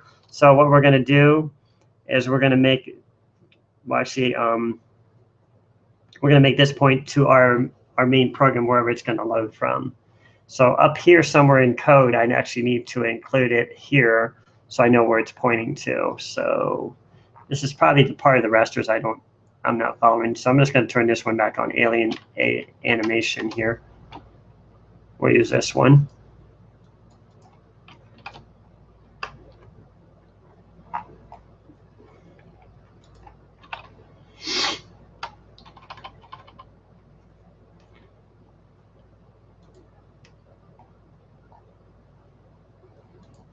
And you just say immediate, like this. And then we're going to get the low byte stored there. And then we're going to get the high byte, which is the greater, and store it at 789. So it's picking the high and the low bytes off of those to know where to load it from. And of course, I still have my program here, so I just go over there and copy what's already there. So we clear the interrupt, and then we return from the interrupt. That's all we need for that. Now, our main program is where all the raster happens, or supposed to, if it ever freaking work. To tell you the truth, I can get the raster to work, but I can't return control back to my program. For some reason, it doesn't come back. But anyways, let's go ahead and switch this over.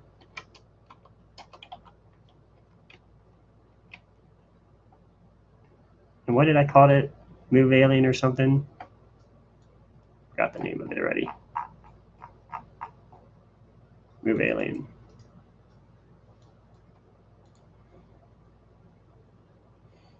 So what we're going to do first is we're going to activate this SCI.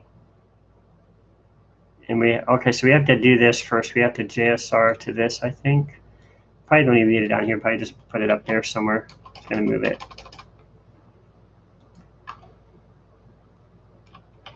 It's supposed to execute them one after the other, but I didn't think it was going to. I thought it was going to crash it, so I moved it out of the way and put it back in here. Right there. So I think it crashes after this RTS, but what it's supposed to do is it's supposed to read down here and basically go and jump to this point in memory if it works, which it doesn't want to, but we'll see. And then what we're going to be doing is we're going to be using our code from this IRP. I know you can't see this. It was what was originally Vice from the next lines down. So we're just going to erase this and begin. Now I use 251. It might be reserved. I might need to change that. For now, we'll try to change the border. This is like we did originally. We'll kind of stay in sequence what we were originally doing. Well, actually, we could probably do both. Doesn't really matter. Let's see if anything happens. There's an error. Alien's already being replicated. Move alien is being replicated. Where? And I erased one down there. Oh, I have one down here somewhere. Do I?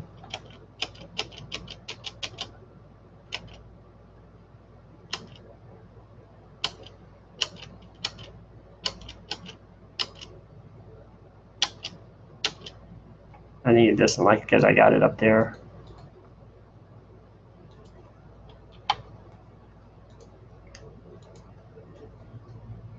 Okay, so see, nothing is happening right now. It should be changing the border, and it's not. It's giving me back control to my program. I've used the RTI before, but this is an example I found. I could try that.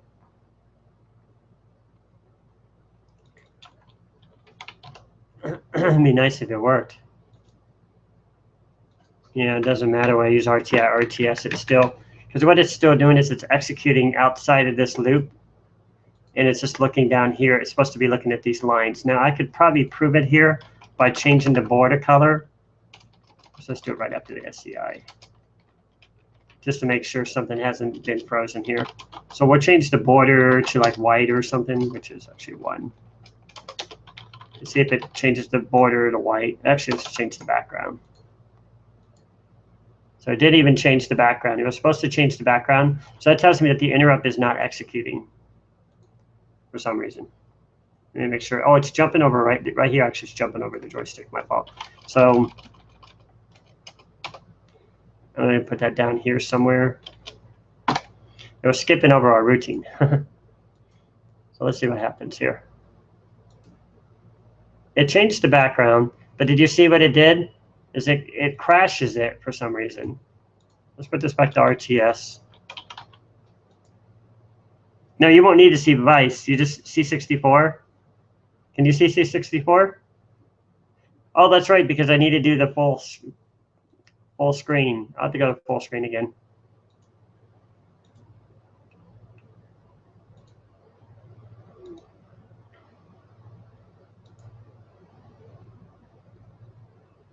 Let me know if you can see that. So there's this error message, start monitor. It's jamming at 011C. What is 011C? Let's see.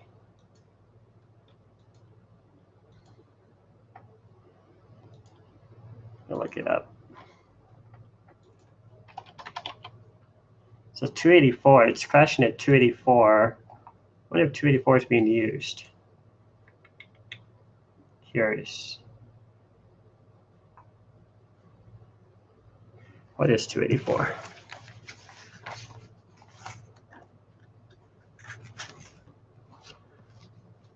.284 is the tape input error log.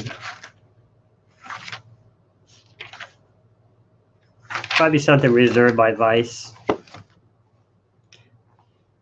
It shouldn't have mattered. You know, the 251 registers, those are not, I mean, I can turn those off, but those are not reserved by anything.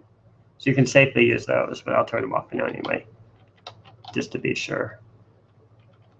Just to see if it at least executes our changing the background. Yeah, it's still crashing. So if I can get past this, I can get the interrupt to work.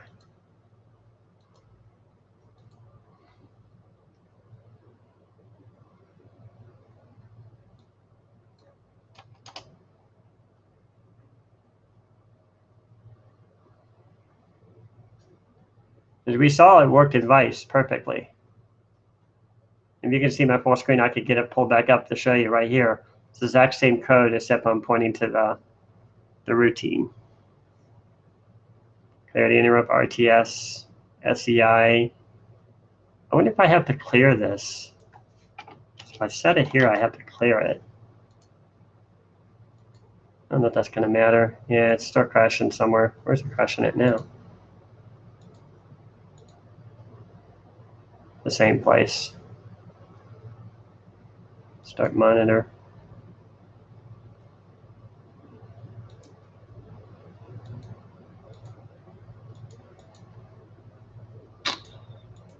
So every time you interrupt, you have to leave an interrupt too. Maybe it needs an RTI, I don't know. I think that's what jump does. It does the same thing. The only other thing you could do is you can push values onto the stack. I have another program that does that. I can probably find it.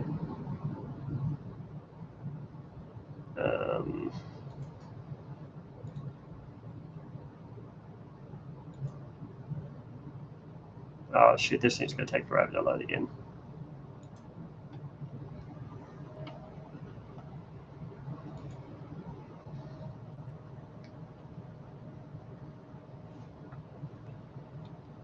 I could find it.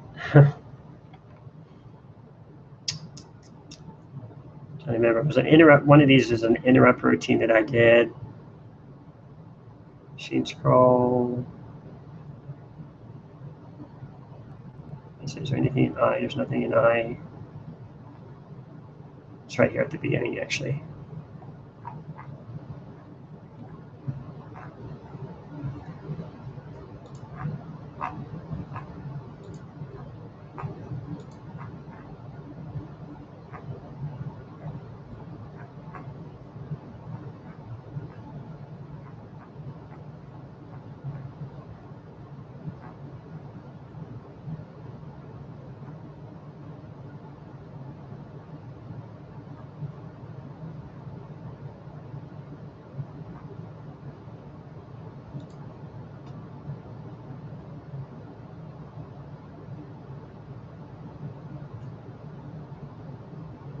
This one doesn't use any set interrupts.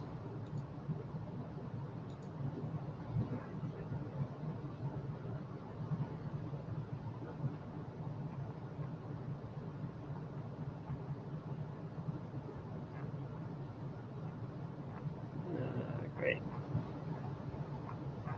I can't remember where it is. But here's some more.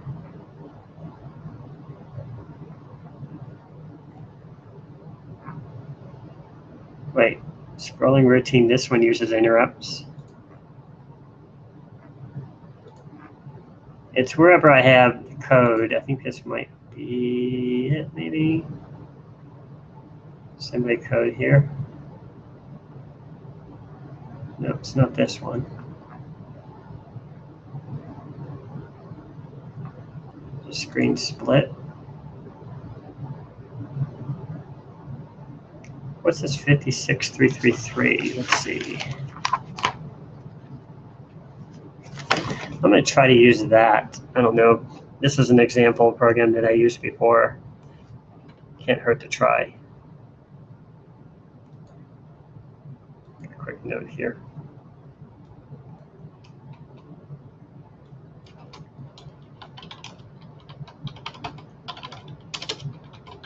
And just so you know, I've never perfected this to work in, even in C64 when I had my assembly language game. I never got rasters working there either.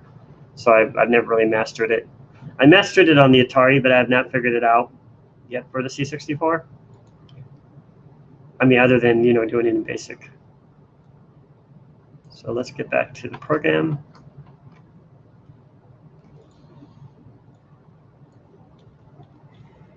And I set these right after the 788. So right after I set this is where I kind of activated them. I don't know if I should do these before or at the beginning or not. Let me see. I should have just...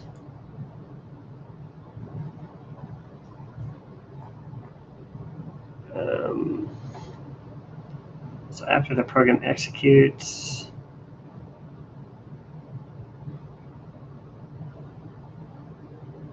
maybe I did it right after the execution. I don't know. It's right after. It's right before it and right after it.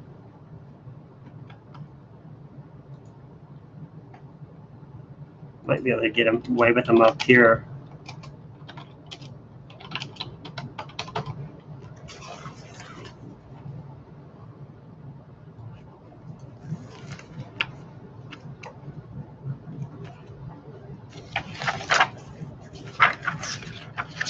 So 56333. So the 56333 is an interrupt control register. So I don't know why I have this 127. This 127 is setting bits for something here.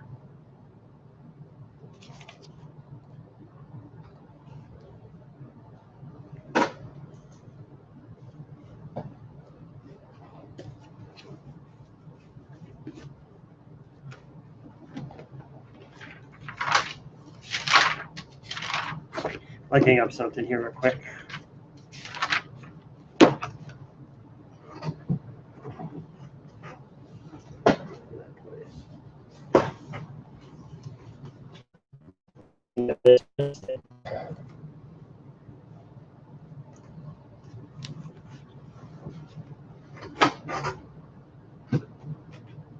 I got it.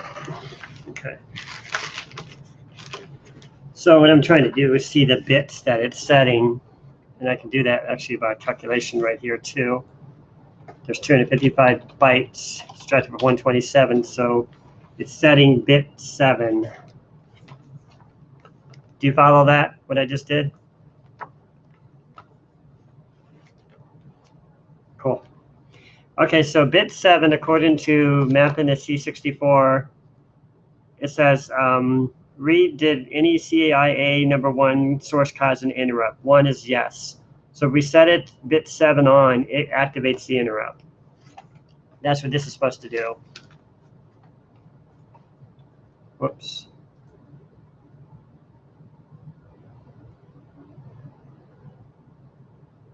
Where'd it go? Right here. So activate interrupt. So we know that activates the interrupt. And the other one, which is 53274.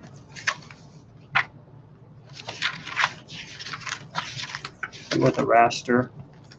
So what did I do with that one? I put a 129 in it. And what's the difference between those two to figure out what bit that is? 126. It's actually a couple bits. So just some quick calculations here. I'm going to switch over to Vice here real quick.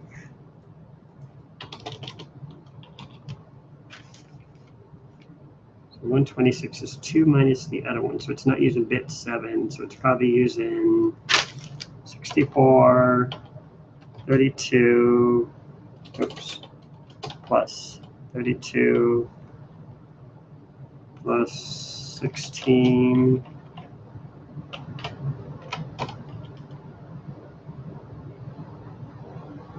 plus 8, probably all the rest of them, plus 4. Yep, that's all you're using, all those. So it's using all those.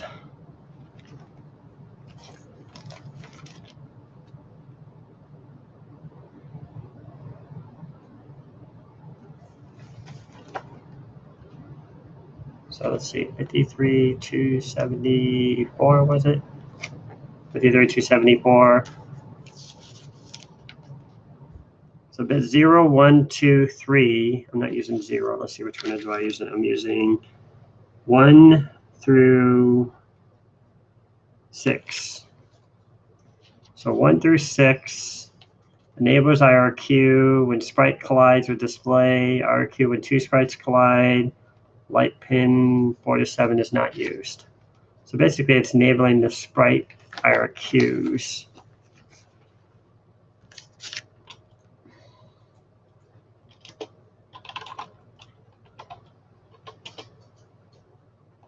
Oh, actually I did this wrong. It was 129.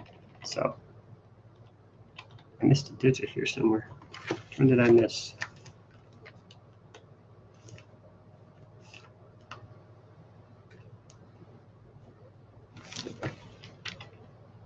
Oh, it's actually 128 plus 1. That's what it is. So it's actually bits, was that bit 0 and bit 7.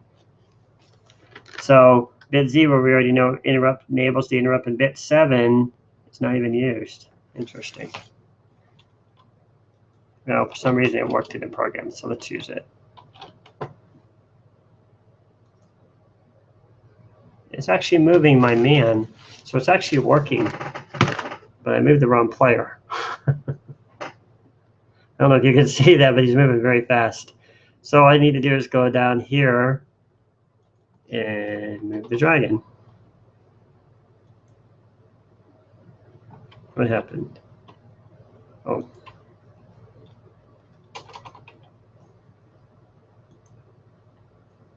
That time nobody moves. And it crashed.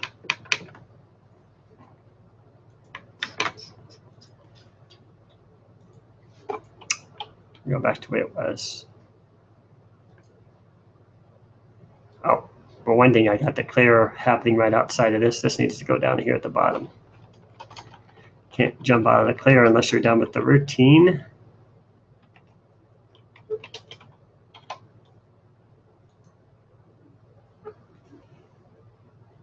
Looks like my man is moving, but when I let go, see? it's still jamming. So I was trying to move the other sprite. It doesn't seem to want to move it.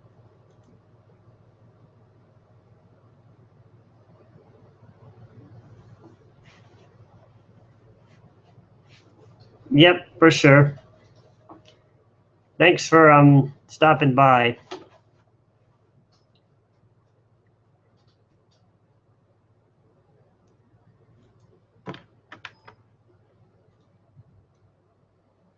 Yep, see you next week.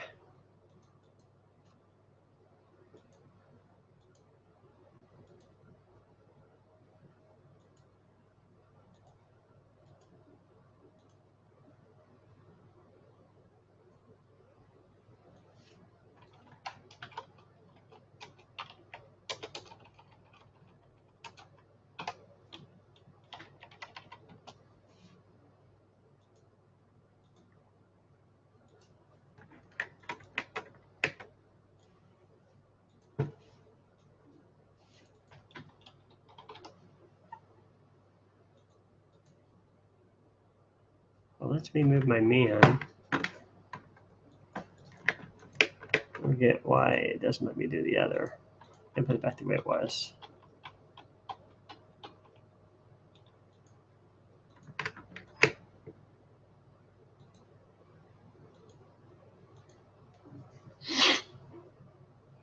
Um,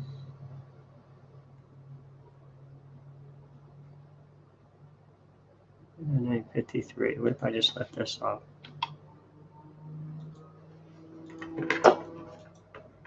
Still doesn't want to move it.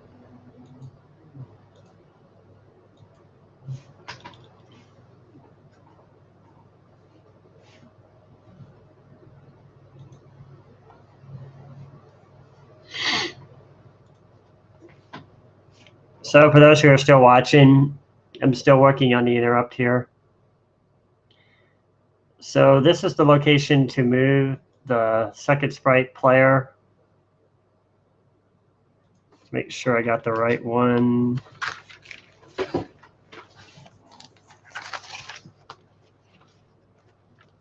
$37.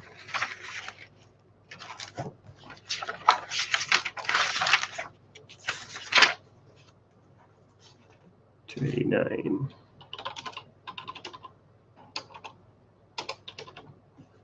Try to change the color.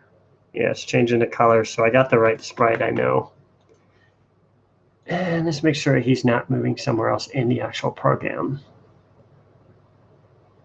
You know, actually I have all this old code in here, so I need to remove this. It may have been our problem this whole time.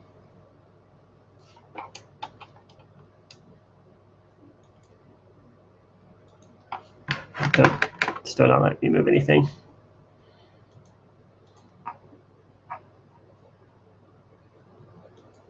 Let's see if I can switch over to YouTube.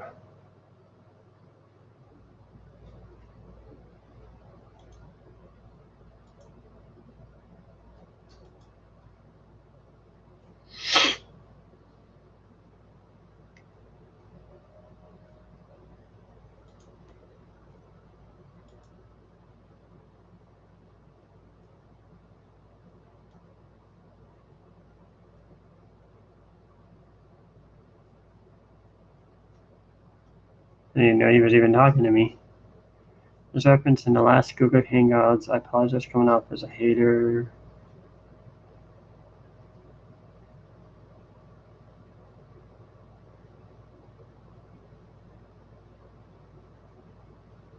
You take your latest C64 sprite videos.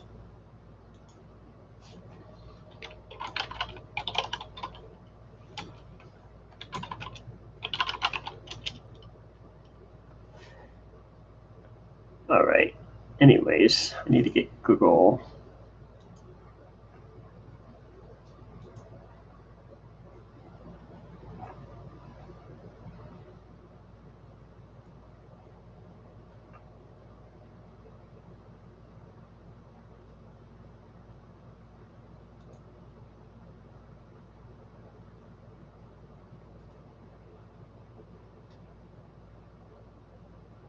I guess I'll just move this over here.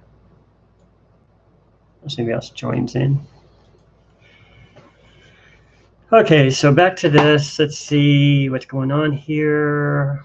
So got the interrupt going. I don't know why I jumped out of it. I should have left this in there.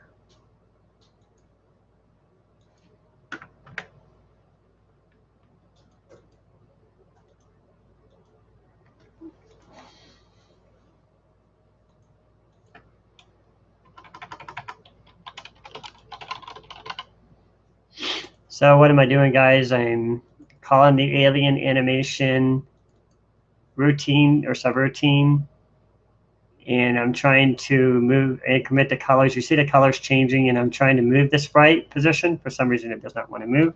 So I need to see if it's being affected anywhere else in the program, which I have a feeling it probably is.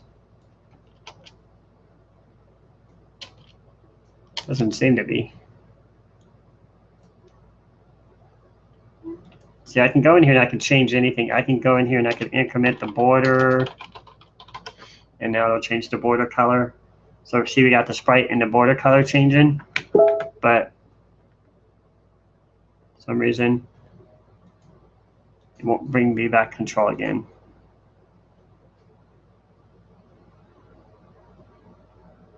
C64 sprite video.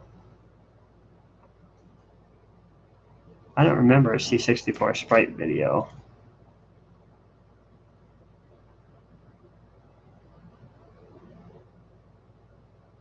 Do you recall the name of it?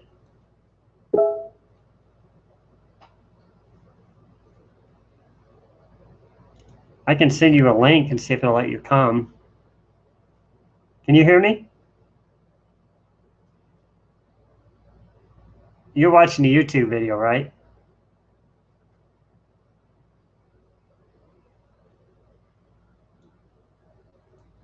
Let me send you a link and see if it'll let you join.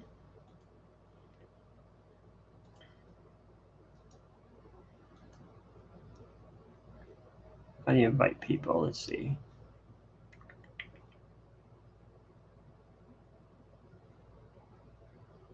Invite people. I don't know your username.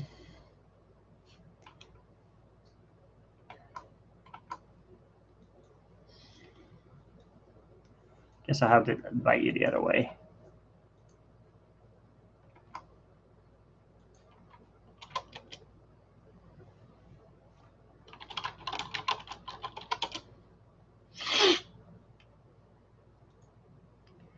So anyways, back to this. Let's see. So we got the border changing. We're jumping out of the routine.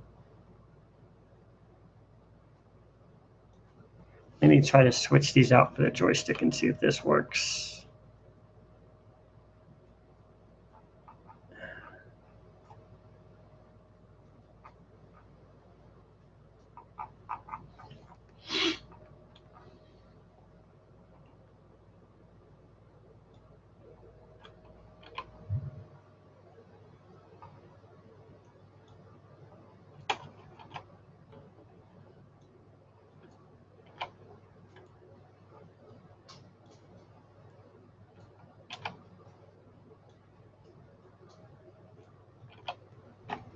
Okay, let's see what happens here. Well, that's interesting. It was actually changing the colors when I moved the joystick. Like it's trying to do something.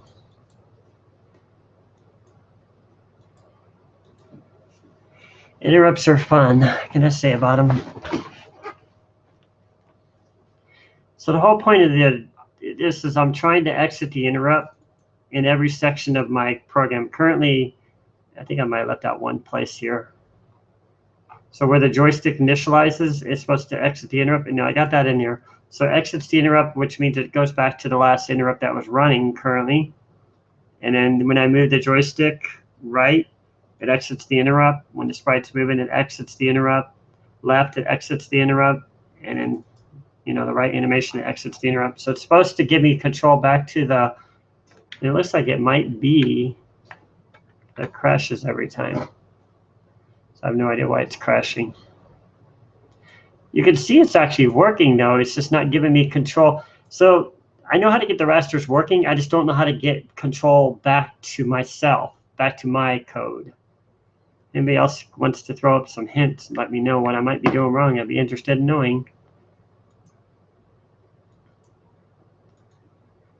Because it all works perfectly in Vice. It doesn't want to work here.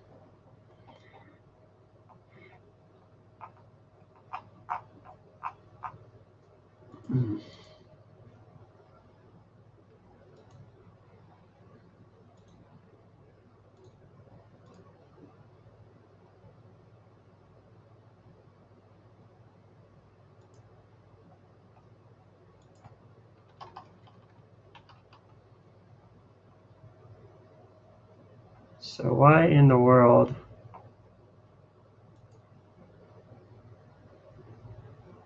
Set interrupt. Do I have somebody else in here already?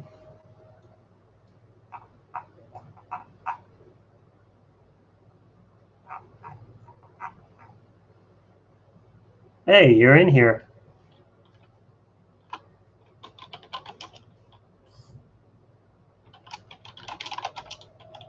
All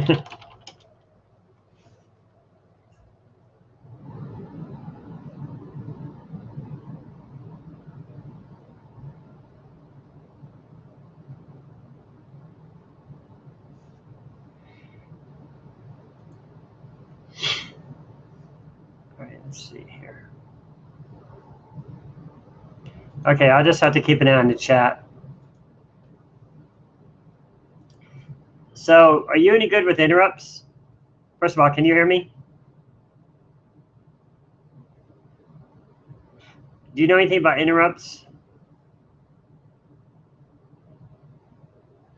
Do you have any idea what I might be doing wrong here? Why it's... What's the no? Well, I got an interrupt running here. So for example, I don't know if you saw this earlier. When I run this, you can see my interrupts are all running. They're changing the border. They're changing the sprite color. But they don't give me back control of my program, and it gives me that crashing error message, which is crashing at, right here, decimal location 284, which is the tape register or something like that. So somehow Vice is taking control of it or something. If I loaded this in Vice, it would work perfectly though. So what I got going here is I got my interrupt, I got my high and low byte reading my subroutine here, and I'm activating the interrupt. I'm just incrementing, as you can probably tell through the colors. This is the sprite colors for those who want to know. To color, and this is the border color. And this is supposed to increment the sprite position, but it's still not moving the sprite.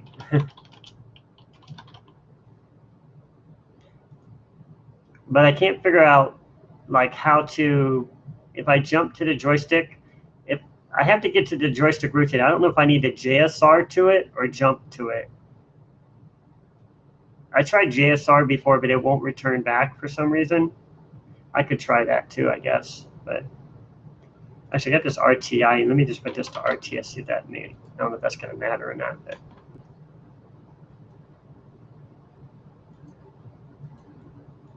all right, let's see. At least it's not crashing now. Yeah, it's still crashing.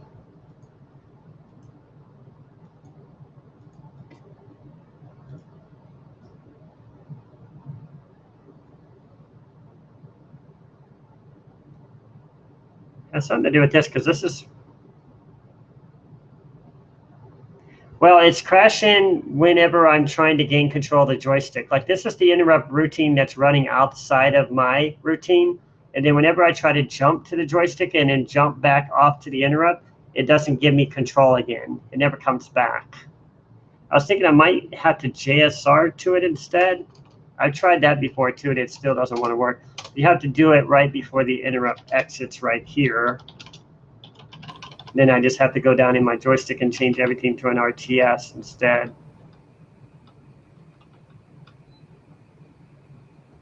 Instead of jumping out. That might be the answer. I think that's how I did it in the Atari before. The whole idea is trying to recall this stuff. I haven't done this in years.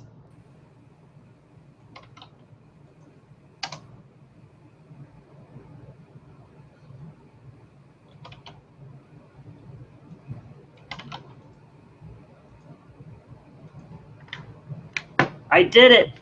Oh my gosh. I got it actually.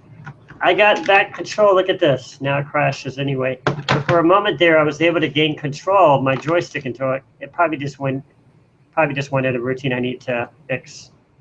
I might have skipped one. So you have the GSR to it and then your RTS back off to get back to the actual, give control back to the interrupt. That's what I was screwing up.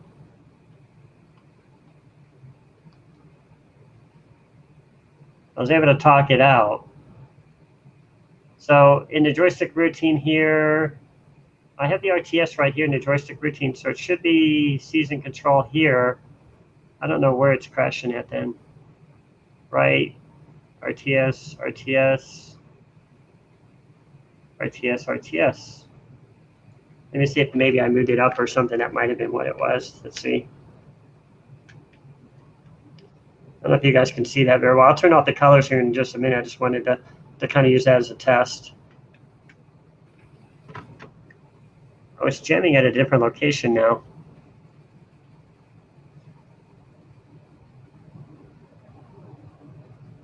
What do you mean by breakpoints?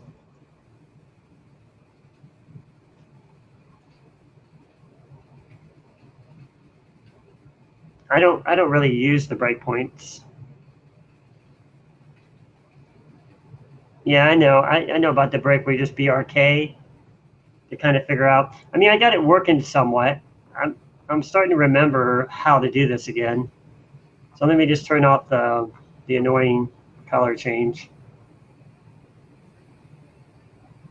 So, I mean, progress is progress for me. So, where is it at? Right here. So I just turned off the border color and the sprite color. Of course, then we're not going to see it working.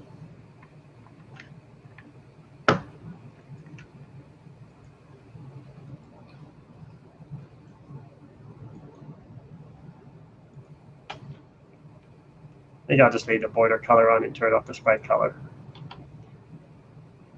So I can't get the sprite to move for some reason. What else did you write? Yeah, follow per cycle. Well, the 59953, according to the map in the C64, is the exit the interrupt. So it's how you get out of the interrupt to return control back to the program. I should read it here if I can find it.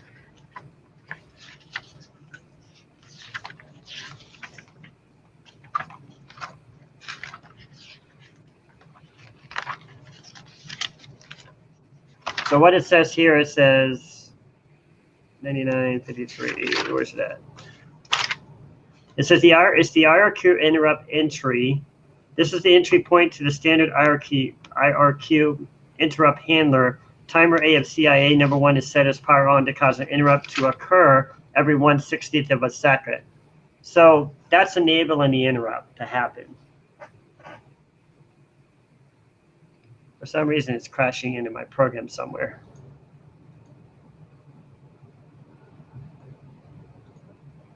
So JSR to the joystick. I'm just going to, I don't know if these are going to matter or not. This is going to speed up the color, but I'm just glad it's getting this far. Actually, look, it's actually working now. It's actually scrolling the background. What do you use for interrupt handlers? That's what I've always been used to.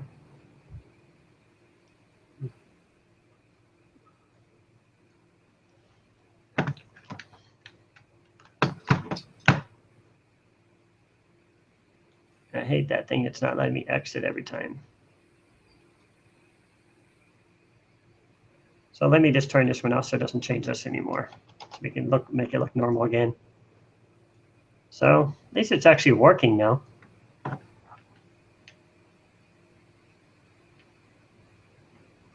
But as soon as I let go of the joystick, it wants to crash. So something about the exit.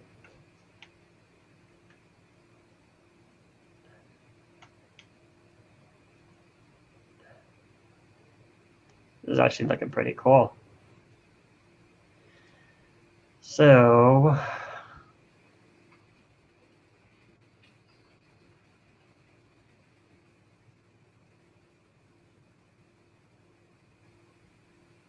yeah, I'll be uploading this to GitHub. So figure out why it's crashing. So somewhere here, in my major issue was the CLI was in the wrong spot. So this is basically just setting the second interrupt for those who are watching. I'm jumping to my joystick, so let me just put that down here. So go to joystick routine so that we can get control back to our moving player. And then once we've returned from that, once you go through the joystick, it returns and it comes back to the interrupt so that you can start running this code again. So they're kind of trading off between each other. It's called multitasking for those who are watching. I see 4 people watching here, so.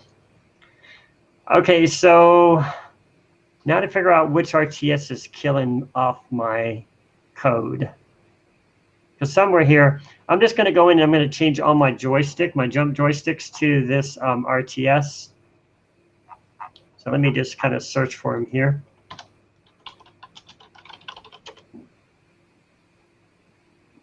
The ones that are active, that is.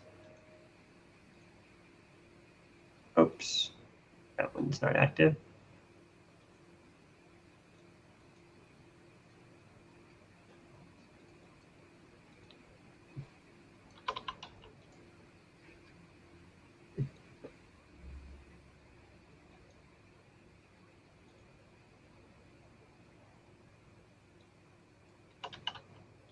I mean, if I can get this working, man, then I'm on my way. This is going to be so cool.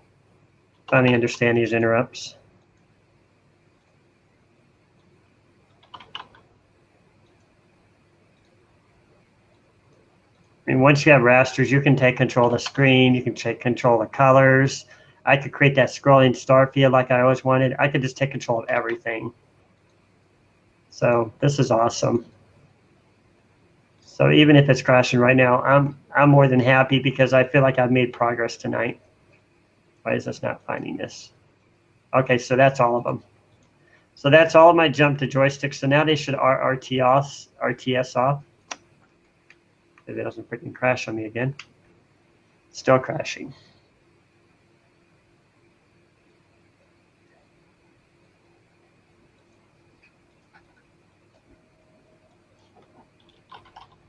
It's crashing at 265.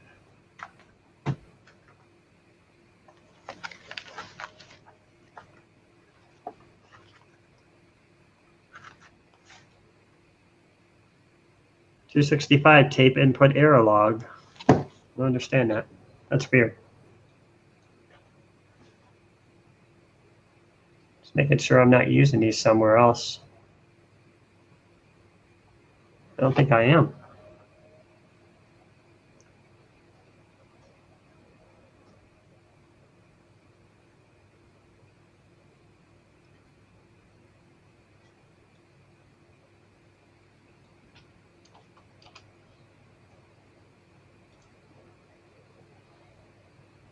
Get rid of this one. We don't need this.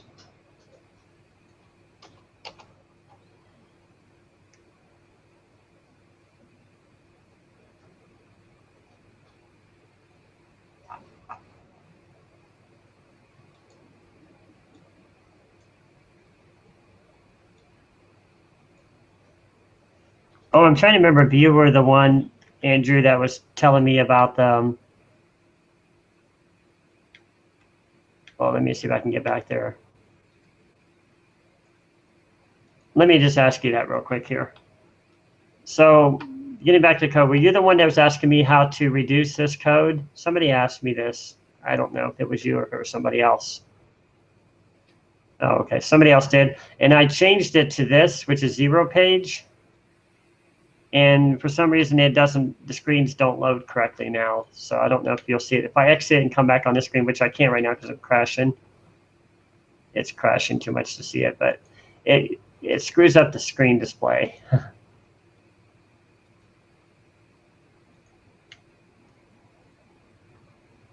I don't know why it does it after you let go of the joystick. It's like the key handler or something. The joystick handler somehow is losing control. Something is losing control. If I let go there, it's fine. Oh, you know what it is? It's something about the off screen. So when I'm going off screen, something is changing there. So I know I have a routine set up to take care of the screen changing, which is probably, let me just check my code here. So this is, he's moving to the right. And where did I check it at? Yeah, I checked it up here somewhere. So at 245, he gets to the right edge. And that's right up here somewhere, right here. Don't need this.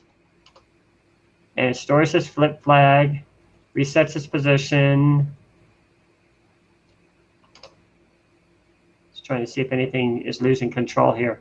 JSR up level. So let's see what up level is doing.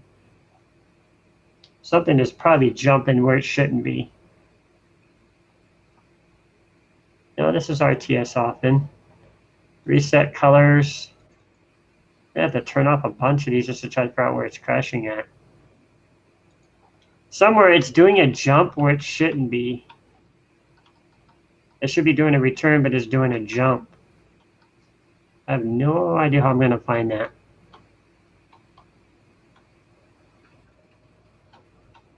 Let me make sure there's not an error 5953 in there too, because I had a couple of them in there earlier. Okay, there's no more of those. Okay, we're good on that. So anyways, when we're leaving the screen, we switch here, and this changes the room. And it checks what room he's in to switch to the next room. So let me go down to that one. It's down here somewhere.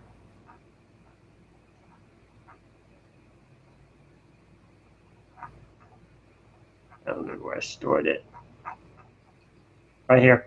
So somebody else, what did you ask me? Oh, the main loop is in the joystick. Everything returns back to the joystick, which is right up here somewhere. No, down here. Right here. This is the, I'll just actually put that now that you said it. This is the main loop.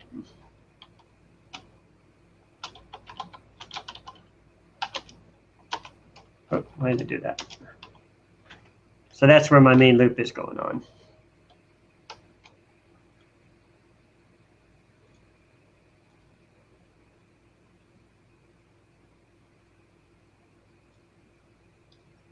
I'm just removing some of this other code that I don't need anymore.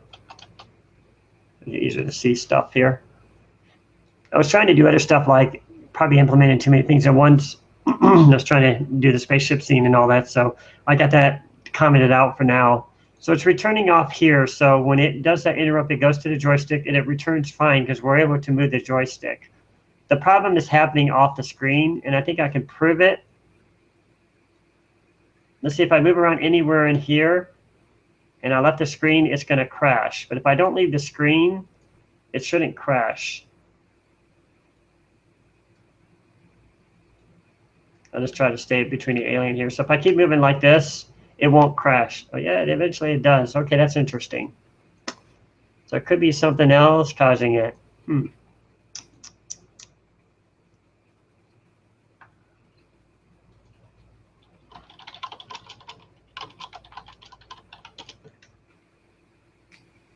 Stack Overflow.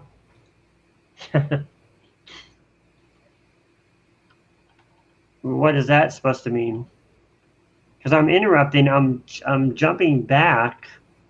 Do you think I should save the registers? Because I've seen an example before where they saved them.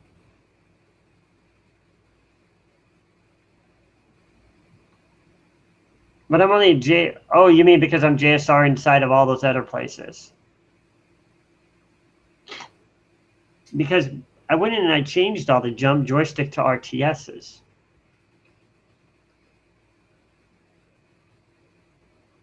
Go to interrupt. I didn't understand what you just wrote. Without returning, go to interrupt routine. Okay, it's up here.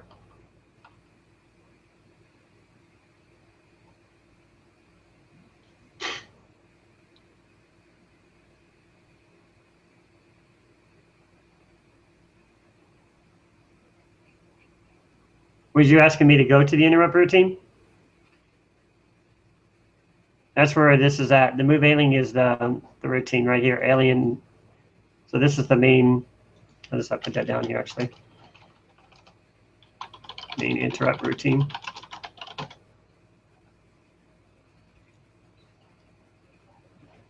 And I only got one JSR in here.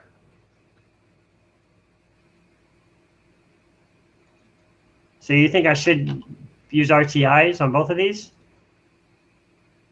Because I got this on a book and they've always used the RTS before, but I could try it now that it's actually working. Boom, you got it. You're awesome, man. Thank you. That's awesome, man. Now we got this thing going on. Now, I still can't figure out why the stupid alien doesn't want to move yet.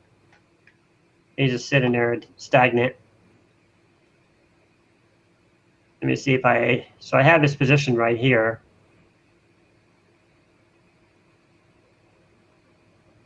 So you do know something about interrupts. I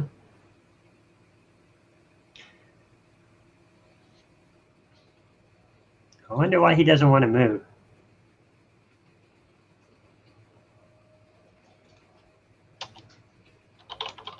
Let me go back to what I did earlier.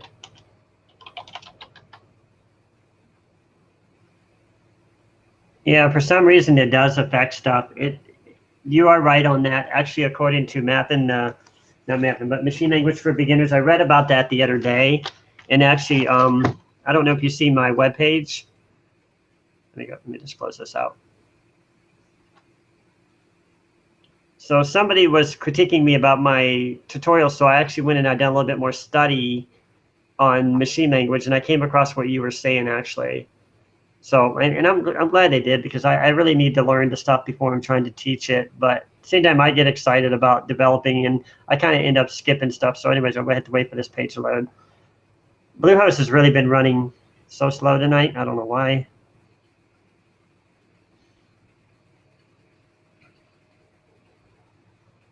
What did you write? It's good to push all registers on the stack at the beginning of interrupt routine, pull them back at the end before returning. Yep, you are right on that. I was going to show you that example. But here's, I don't know if you saw this. This is something I rewrote from the machine language for beginners. And I think it talks about that in here, if I got to that part. Maybe it doesn't. But I read about it somewhere when I was coming across the book. When I was studying this, it talked about when they flip in the status registers. And you're right, you have to push those and save those on the stack. So I could probably implement those in here somewhere in the move routine. Because we have to do them right after the SCI, right?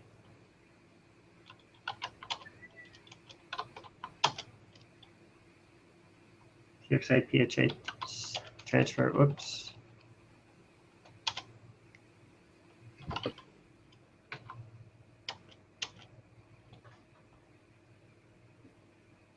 So did I skip one? So I got the TYA. And then when I'm done, I have to pull them back off the stack. You're talking about that, right? And then do I do them right after the clear, or do I do them right after the SCI? I can't remember. Probably right after the SCI. Does it matter if I do them right here?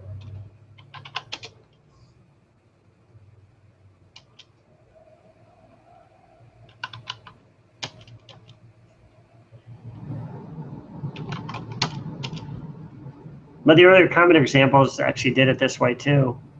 But like I said, I got this from a book before, and I don't know how they were probably just doing some bad examples of interrupts and were able to get away with it because the code was smaller. But I think as it gets bigger, it starts taking advantage of more of those registers, like you said. And in my program, I'm actually using a delay to slow down the game. So I use the X and the Y registers a lot. So I'm sure that's why it was crashing. But anyways, TAX pull, I think that was the last one, right? So hopefully this doesn't crash anything. It still crashed it. Did I do something wrong?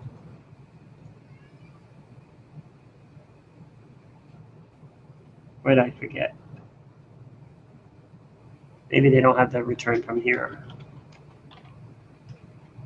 Maybe they have to return from here before I exit this or something.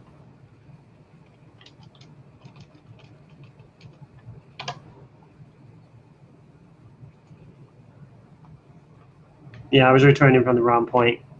So that'll save me a lot of grief later. It's working really good now. But nope, it crashed again. Did I do something wrong again?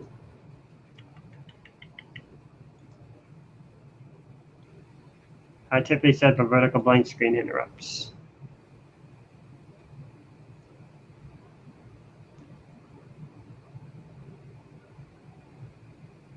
Let me just see what you did here.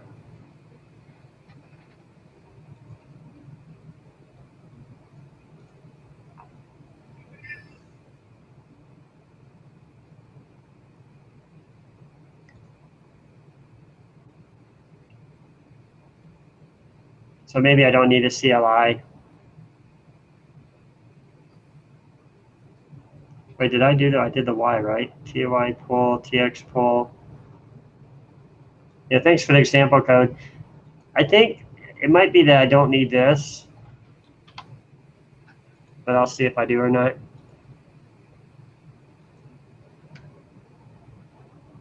Yeah, it's still crashing when I let go. It wasn't crashing earlier when I didn't save them for some reason.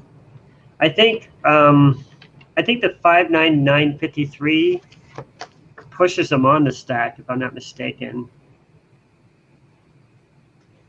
Actually, you know, I can look it up real quick.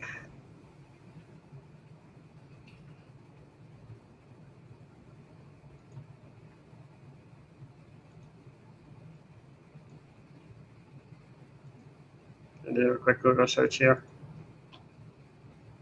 Oh, done the wrong one.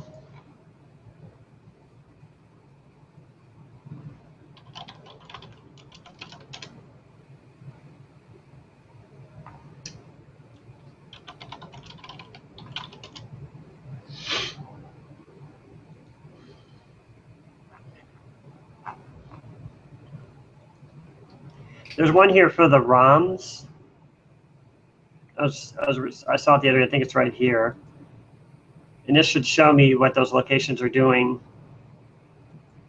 See, I'm going to have a freaking PDF reader in here.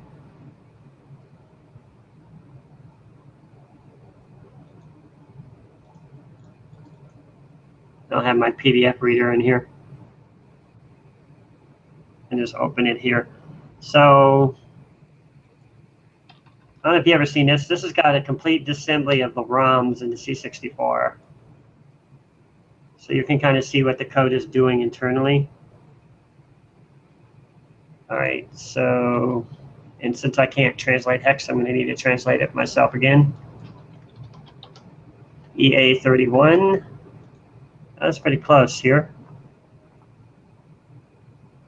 So let's see where it's at.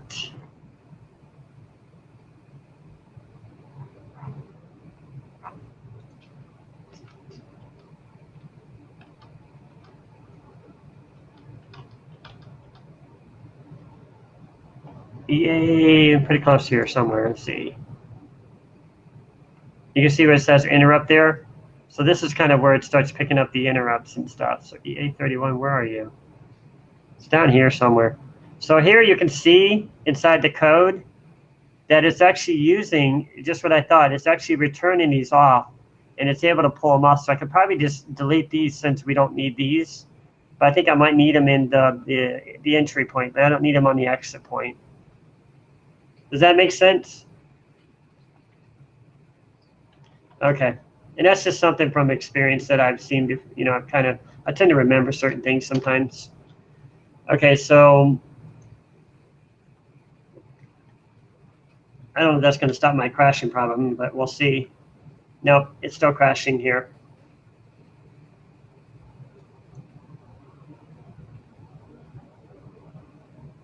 The jumps returned too.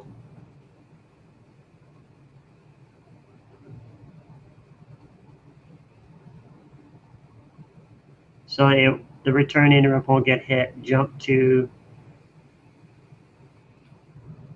So you're saying I should change this?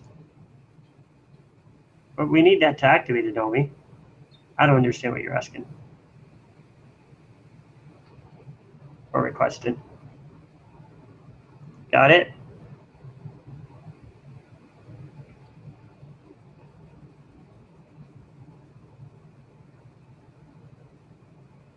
Nothing after this?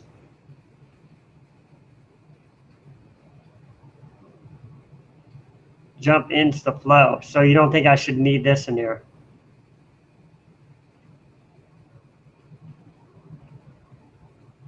I only need it for the first one? I thought SC always has to follow an RTI.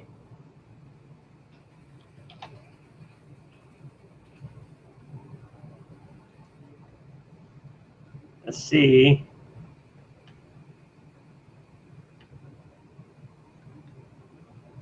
You're the man. You are the man.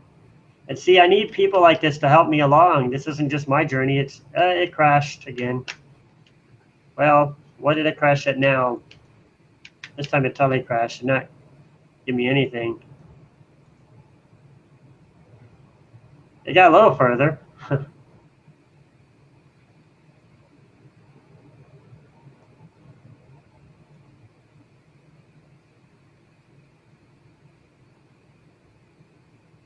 And what you're saying is right too, because with the example I was showing earlier, I don't know if you were following, we were doing that in this assembly language example right here.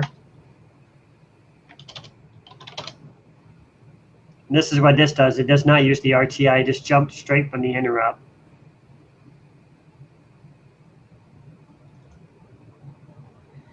But it's still crashing somewhere.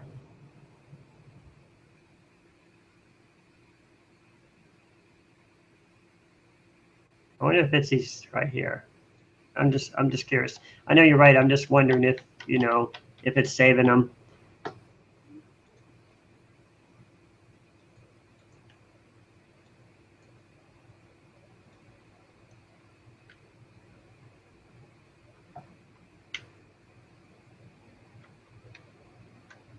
Yep, it's still crashing regardless.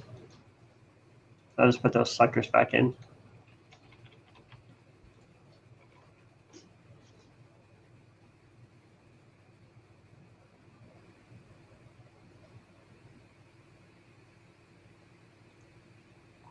You talking about this one?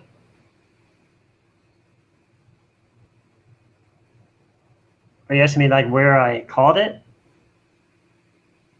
It just calls right into the, right from the beginning. It just reads right down to the code and executes. This is where it sets up the sprites and goes right into the code.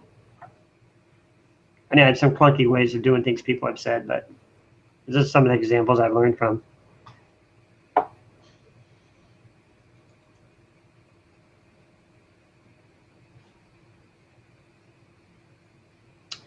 I have something else I'm going to do here real quick. I'm going to study some other code.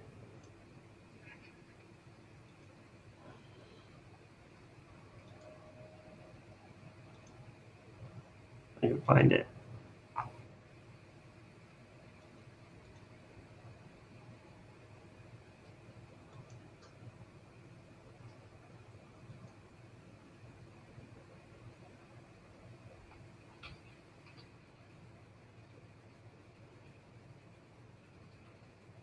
I remember where I put it.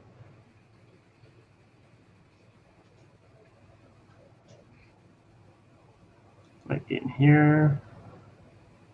Let's see, nope, it's not in here. I'll just type it directly in YouTube. Oops.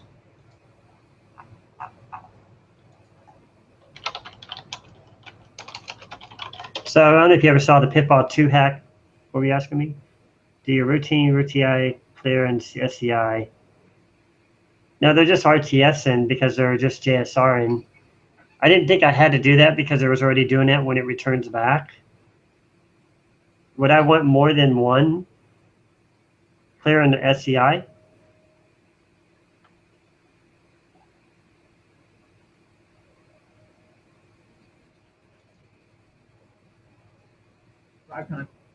Let's skip this video. Built on relationships, with its customers, with the team members. So let me get to the code on this. I have code examples from this Pitfall 2 example. Your interrupt clears the interrupt before affecting the CIA.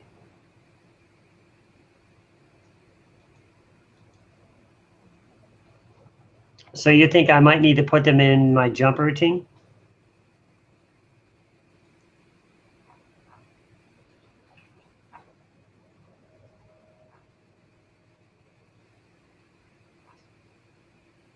So you think they should be down in here? Because I still need the RTS in here, don't I? I mean, that's you jump and return from a subroutine.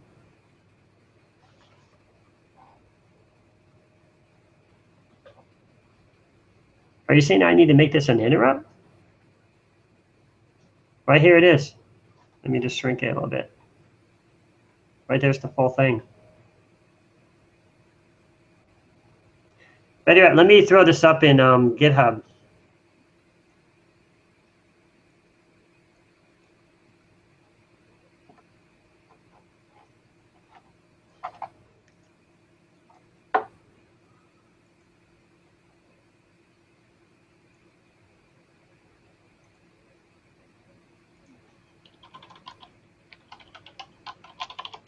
See if I can remember my password for it.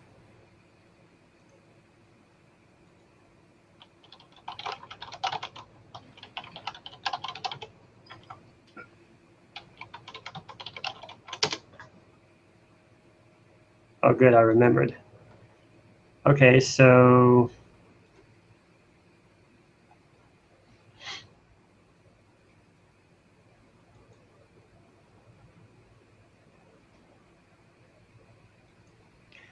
I'm going to upload it to GitHub.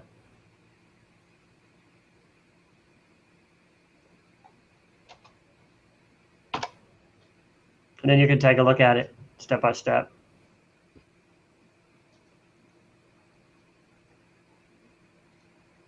If you can see that. Save you a trip there.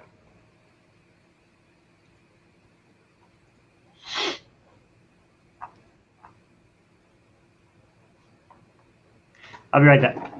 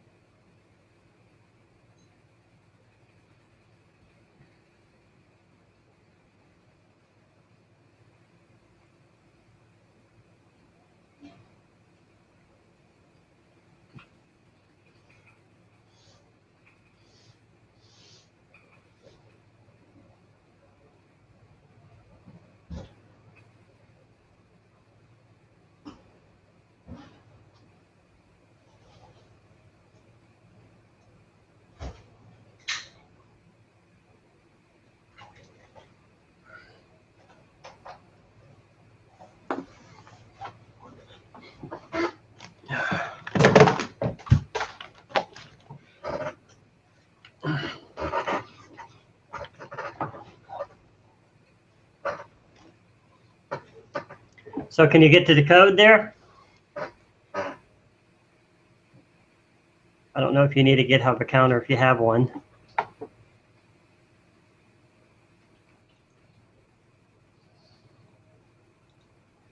Cool. So now you can see exactly what I'm doing.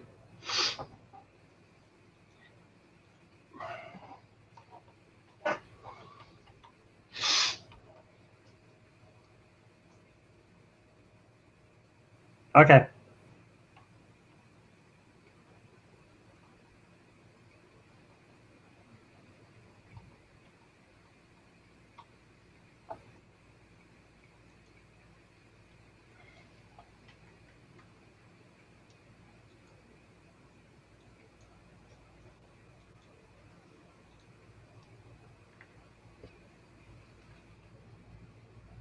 Meantime, I'll see if I can get this alien moving.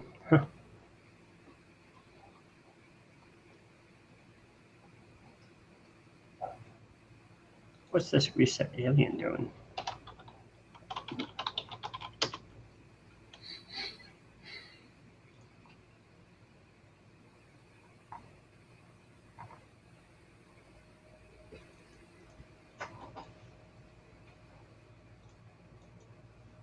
I can hear other people. They're not talking.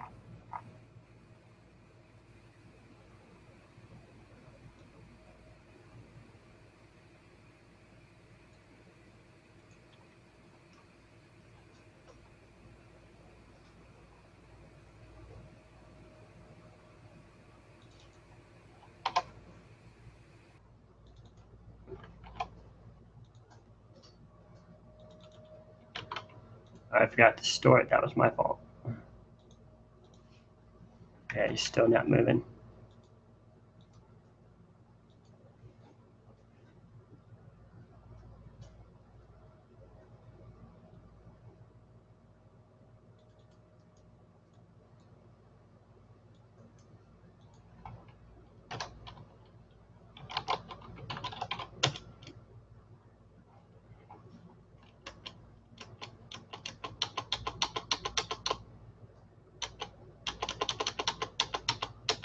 Wait a minute. Oh, that's the interrupt routine.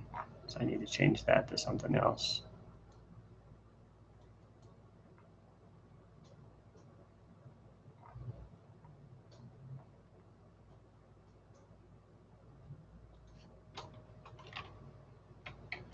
Move alien X is good.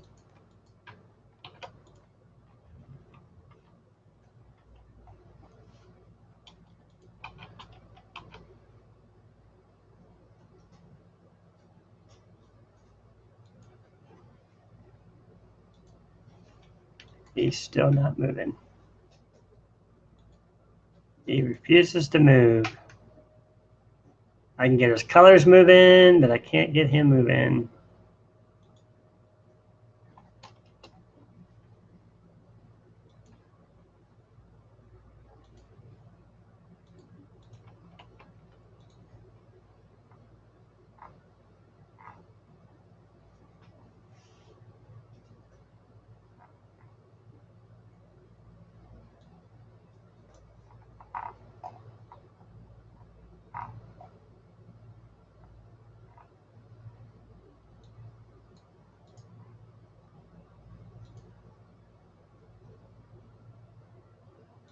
$682. Is that a reserve?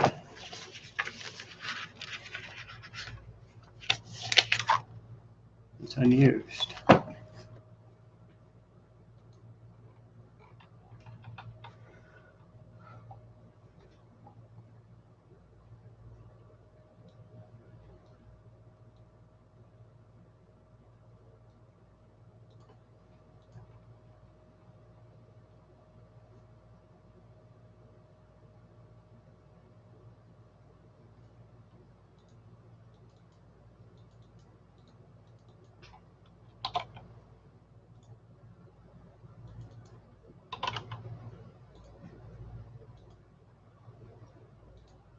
Doesn't want to move.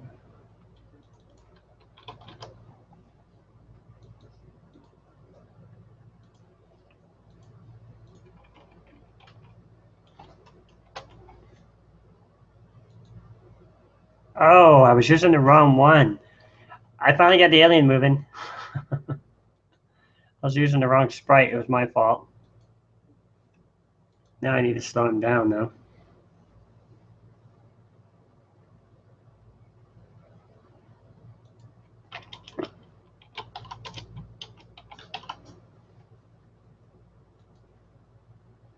He's still moving at lightning speed. I'll just need to set the routine for the pause. Oops.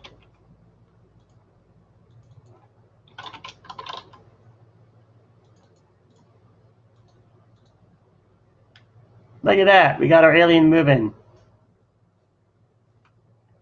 He is finally moving. He's slowing me down, though.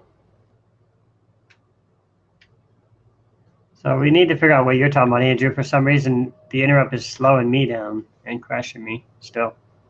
It's like we're sharing between it somehow.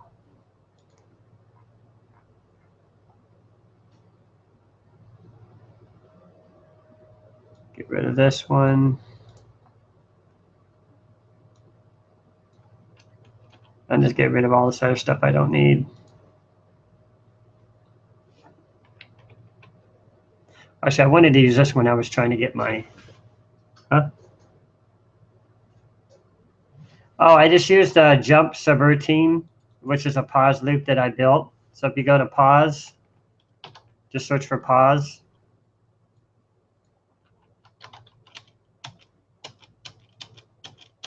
Right here. It's just a way of repeating the X and Y register to slow it down. It's blocking. Is it because we're sharing two different, we're both sharing it? Do I need to create one just for outside of this maybe? I know I've done that before. Maybe an alien pause or something. Alien delay. I did something like that before.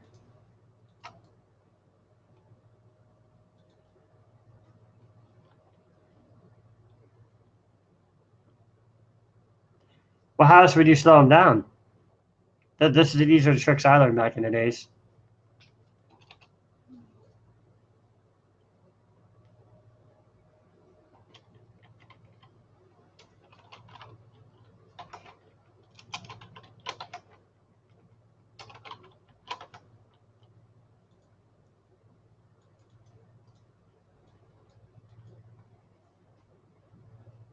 Every nth iteration. Use a timer.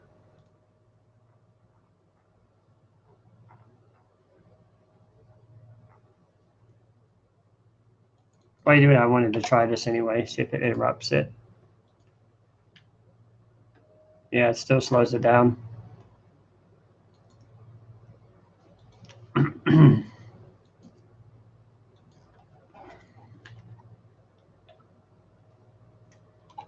Where is that timer routine? I know what you're talking about. There's a timer routine in there too. I don't have it memorized to know where it is.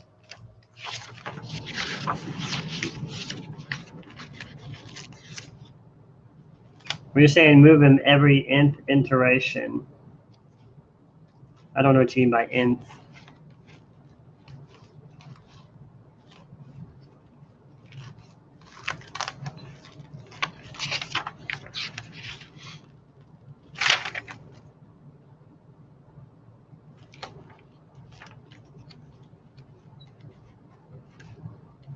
Do you have example code? Is that in your example? Are you building a game? I never even try to digest what you were doing here. Where's your example?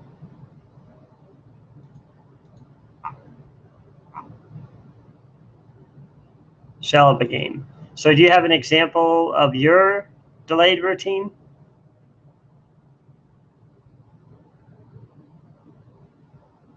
Presents missed timings are called too fast.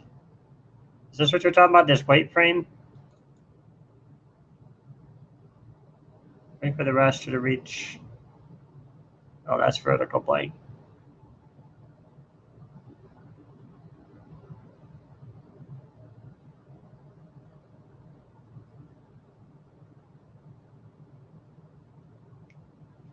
I mean, back to mine, right here.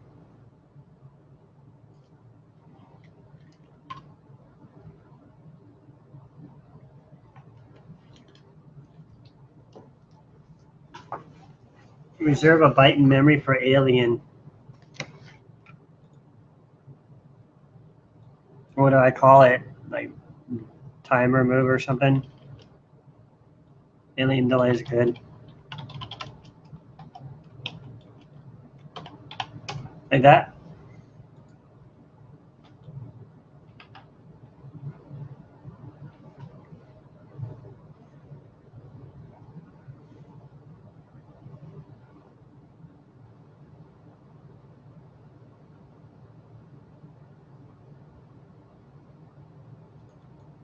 Are we gonna like compare it or something? like when it's moving. I think I know what you're up to. I did something like that before. Let me see. Is this what you're talking about? Just to kind of think on my own here for a minute. Oh, shoot. Kind of comparing how far it's moved or something like that before moving it. And then we have to reset it when we're done. So if it's less than this, then we need to keep moving. And so let me take out the delay here. Then I go to main or something.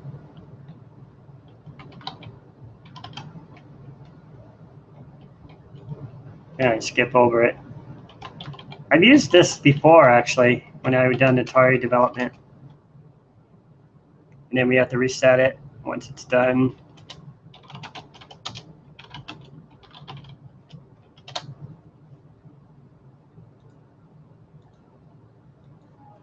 Uh-oh. Redefinition of alien delay. I must be using it. Let's take this out.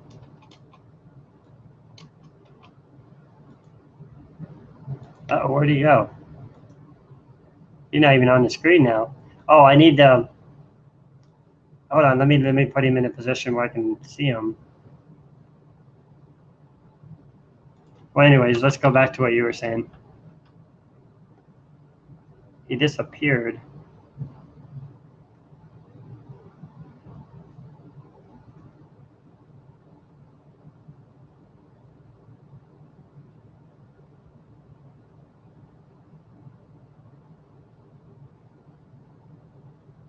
Where was that? Oh, yeah, I guess I should put it right here, sprite X position. X. So you can move them. Moves the alien.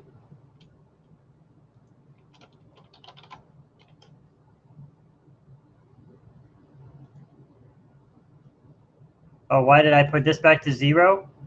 Because I'm moving the loop, and I count 10 iterations, and I just reset it.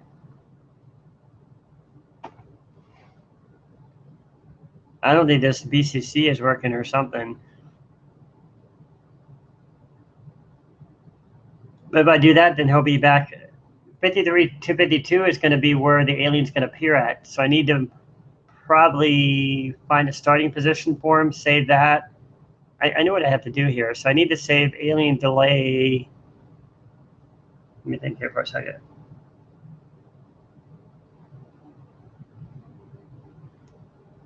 Alien delay right now is keeping track of where the sprite is moving at when I store it there. So I might need a separate one for the sprite. Register A is an input of alien I.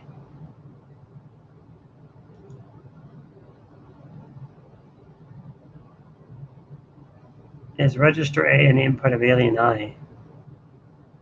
I don't understand what you're asking. Which line?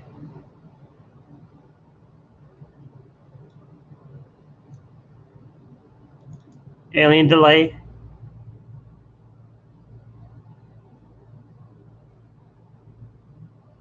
(181) overrides accumulator.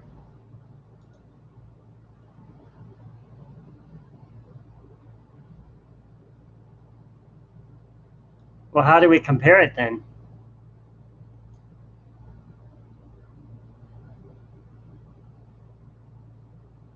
So what I was trying to do, I see what you're saying, but what I was trying to do is saying if alien has, or if timer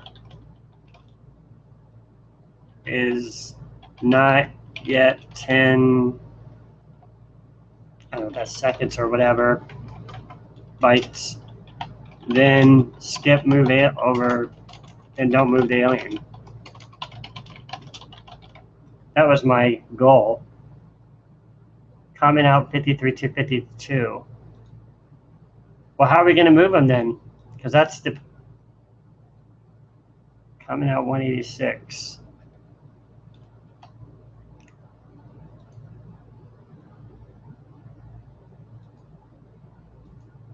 It's not going to move. That's the location to move the alien. 53 to 52 is the position, the sprite position to move sprite 2. That's why I was doing that.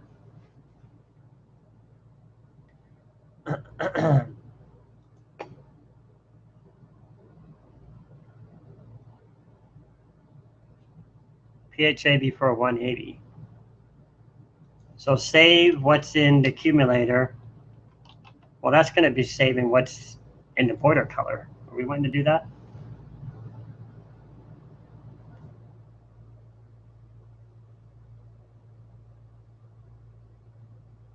It's saving what's on the interrupt, right? Is that what you're saying? Save the accumulator, the value that's been passed to the interrupt, and then pull it back off at 186. So what did that do on comment 187? Wait, you just said to pull in 187. Hold on, let me read what you wrote here. Pull after 186. Okay, I got that. Why did you say, oh, you said uncomment 187. Okay, so try that.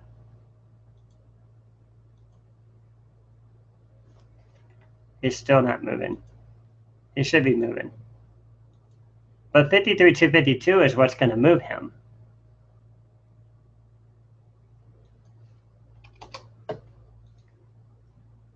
So he's not moving somewhere. Let me see something here.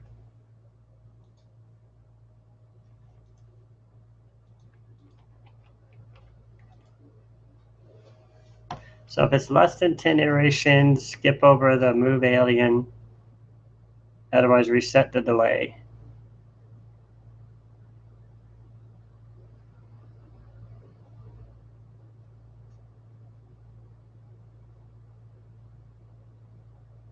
You're saying I should just increment this?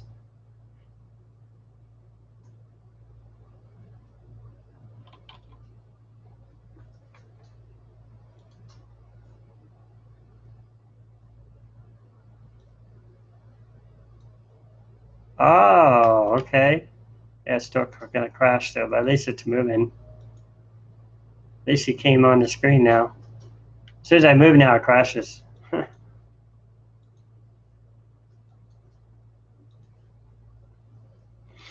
I wonder if it's because we don't pull it off at the right place. We probably have to pull off down here, don't we? When we're at the main routine. Otherwise, we're trying to push and then we're not pulling when we're pulling off the stack. Take them out? You said add them earlier. Oh, okay, so we'll take them back out then.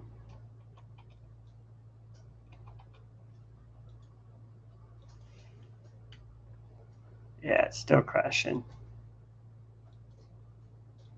I think we're back to, let me make sure I don't have a delay in here somewhere.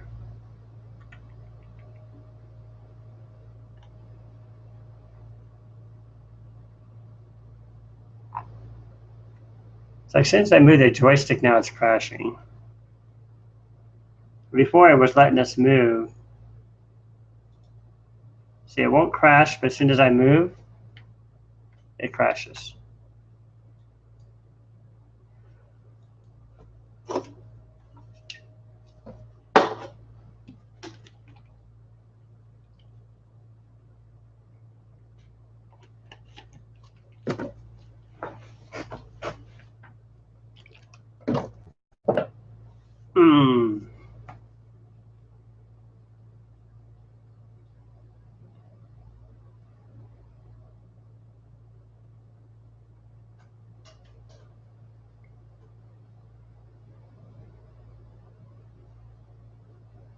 I'm wondering if it's these.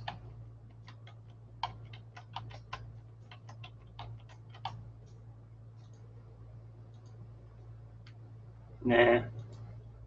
We're probably going to need to put them all back in now. Even though the ROM routine does it, the interrupts are so much fun. Because earlier it was working.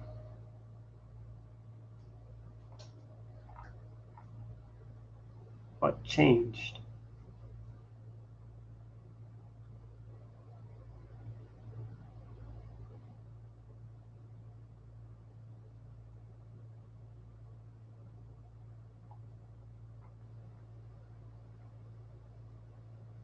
Just our pause.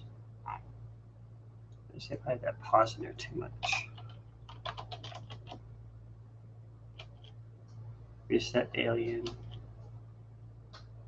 Player jump. Right. Left.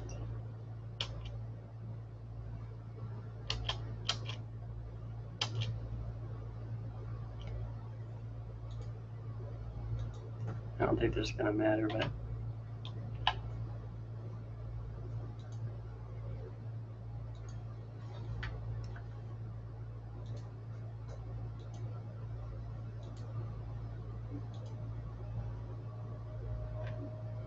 yeah, both directions are crashing.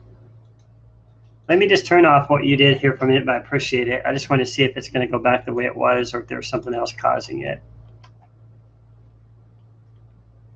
What's this move alien?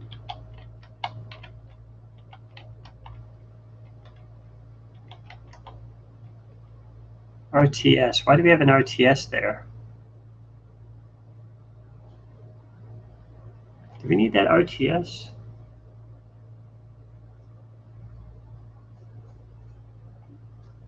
Oh, I'm in the wrong spot. Hold on.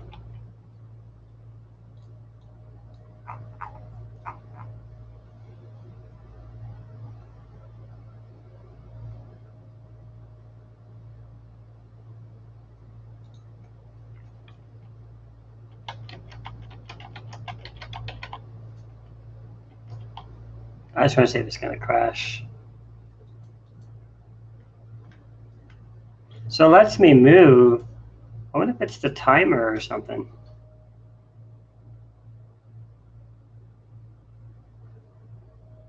What did we do different before?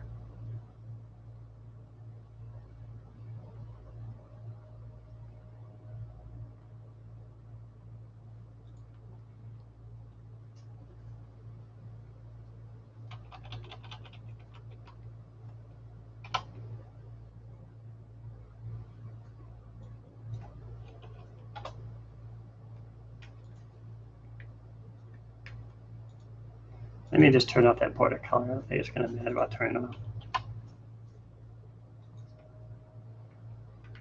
No, either direction I move in, something probably with the joystick somewhere.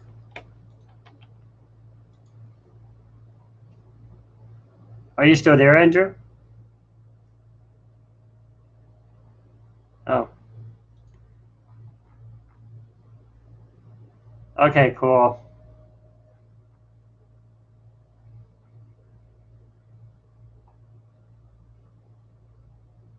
I appreciate it.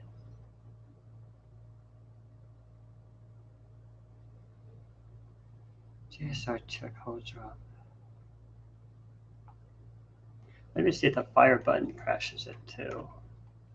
Fire button crashes it too.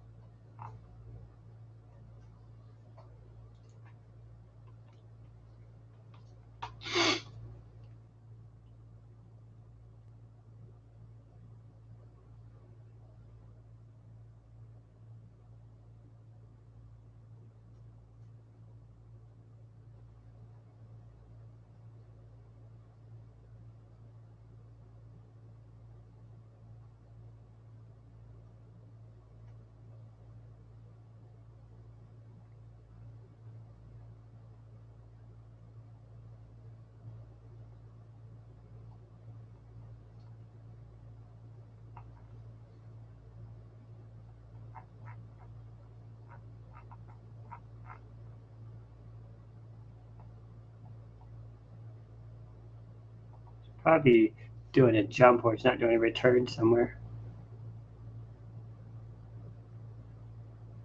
I can't remember where that would be.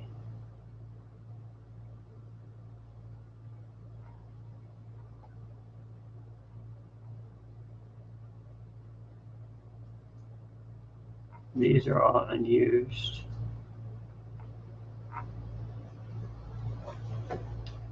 While you're doing it, I'm going to have some other fun here. See if I can throw a raster into the sprite. Maybe throw a second sprite on here or something. What's the one thing to random?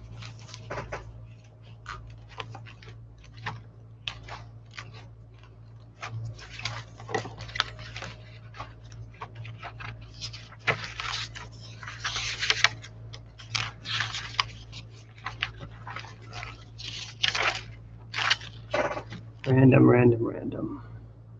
139.57, 495.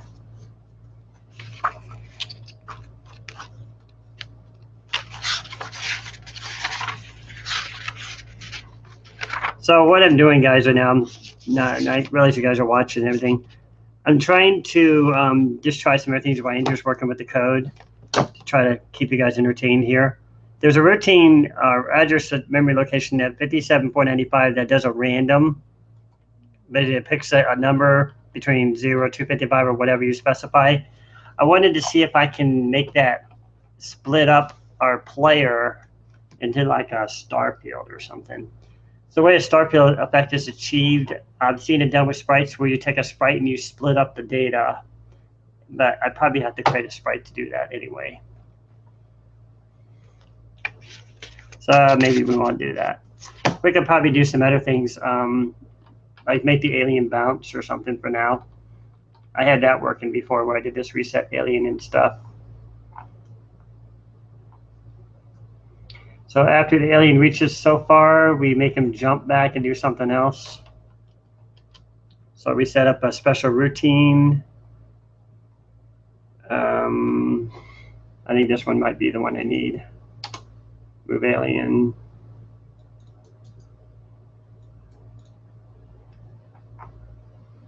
Take out the pause, I don't need that.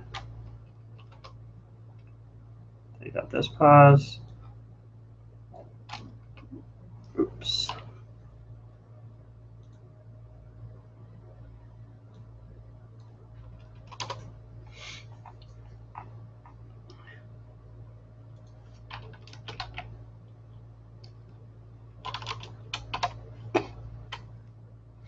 So make it so the alien moves so far, and you check his position and make him flip back. Actually, I think this is move alien X. Let me see. Alien delay. Now, alien delay is a timer. I need to track how far he's going to move. So increment move alien, that'll be fine there. So move alien, check to see if he's at 120, and then flip him back. Let's see what happens when I do this. Is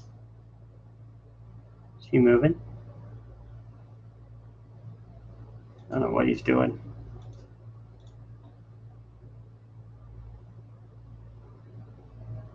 I also need to take this and turn this off.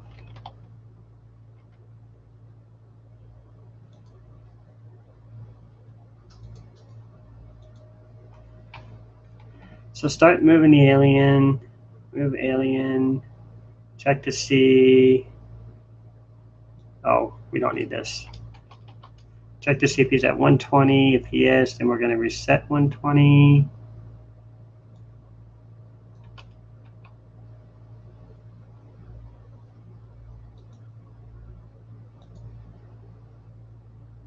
All right.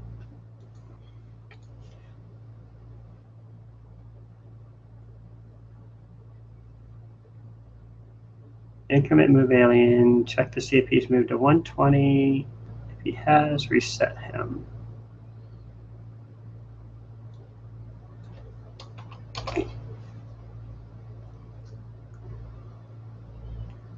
And then make him move backward.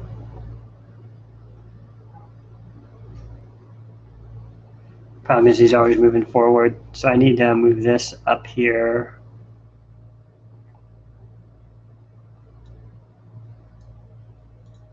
This one right here.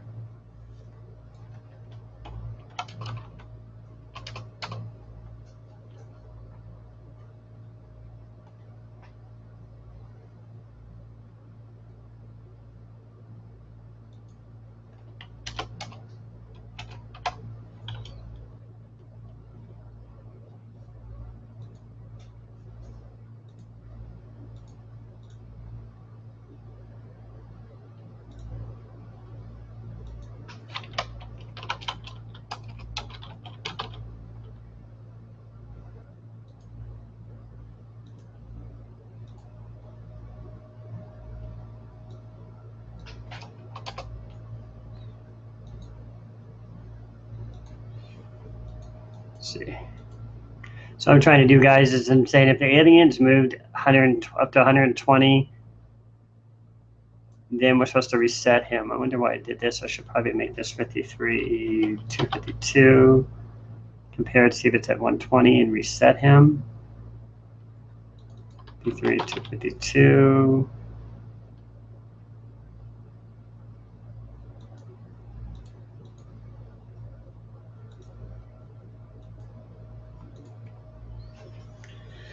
Let me think for a minute. So we're moving the alien. Flip, check for his flip. 53, 252.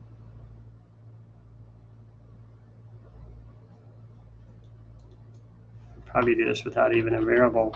Do 252, compare it, see if he's reached 120.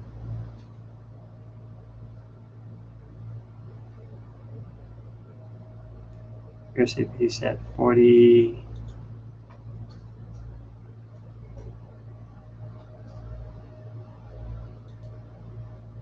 I got him moving again. So once he reaches 120, make him flip back.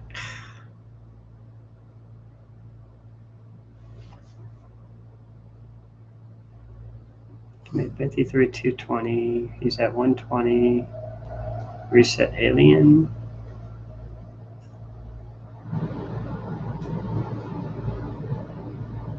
And start making it go backward. Decrement 53, 252.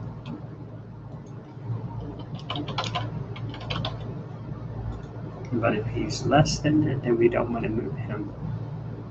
If he's greater than that, we want to skip this.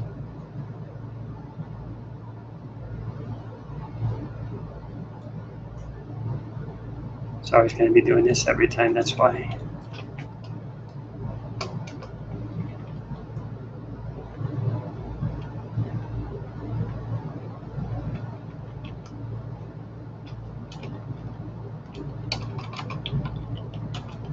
If alien position X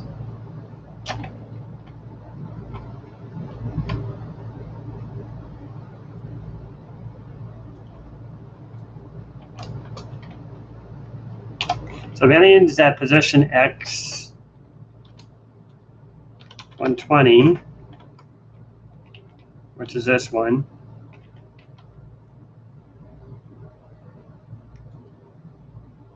let me just put this down here, it makes more sense. So if he's at position 120, actually I put equals, so I should be saying he's less than 120. Less than 120. So if he hasn't reached 120th position, then we want to, oh no, I'm sorry, greater than 120, my bad. So greater or equal to 120. Equal 120. So if he's past 120th position, yeah, I don't mind say 120, it's like 220 or something. Then reverse his position. So let's see. It's always going to go to this line, and it's always going to increment it. So I need to do something with this. This is where I set this flip alien. So if we have flip alien activated, then we reset alien, so we skip here. So this turns on the flip. Did I turn it on? I didn't turn it on. I need to set that flag for the flip alien. So this is turning on a register saying that he's flipped direction.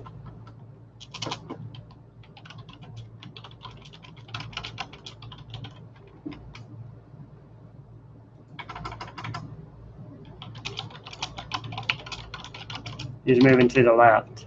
So that's the whole point of why I did this, guys. It's saying once I'm moving the alien, wait until it's at, see if this register holds a 1 in it, which it will here. If it does, then skip over all this movement. And I've used this code before, so the point I'm trying to do is make it reverse direction, and when this is done, it goes back here again. So after he reaches a certain position here, so if he's greater than this, go to this one, and it's supposed to flip him back to 0, so it goes back to this again. Let's see if it works. I have a feeling he's going to freeze. Let's see. Alien's X is greater than 20. Oh, I forgot to set this to 220. Well, he moved a little bit. Let's move a little bit more. Greater than 254. Let's see if he moves to 254. He does. Okay, so we got that part. He's stopping just like I want him to. Now, what I want him to do is reverse back. So this one is actually probably working now. Reset alien. I should say reverse alien. Reset alien doesn't make sense. Reverse alien. Reverse alien. So now he's reversing because we started in his 1, so it's catching that, going there. I think the problem is it's always flipping out the 1 each time.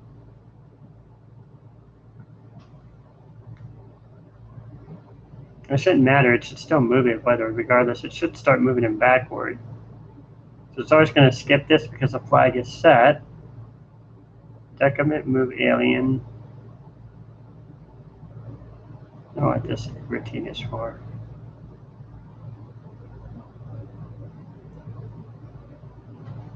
Decrement 53, 252. I'm sure I need that one. Stored and flip alien. Now, for one thing, don't need this one either. Check his position, just like before.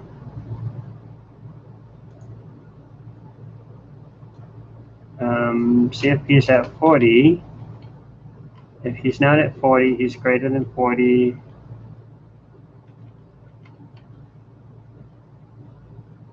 Or if he's less than 40, then we reset.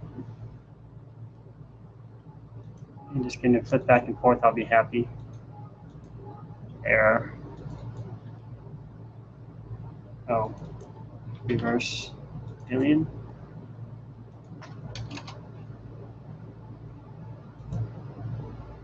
I did it! What do you think of that? And it crashes, but I got him bouncing. Did you see that? So he's bouncing back and forth, but he crashes after a while. It's interesting how he crashes after a while. Oh no, it's probably because I moved the joystick. So anyway, I got the alien moving. So I could actually start doing some AI with the alien.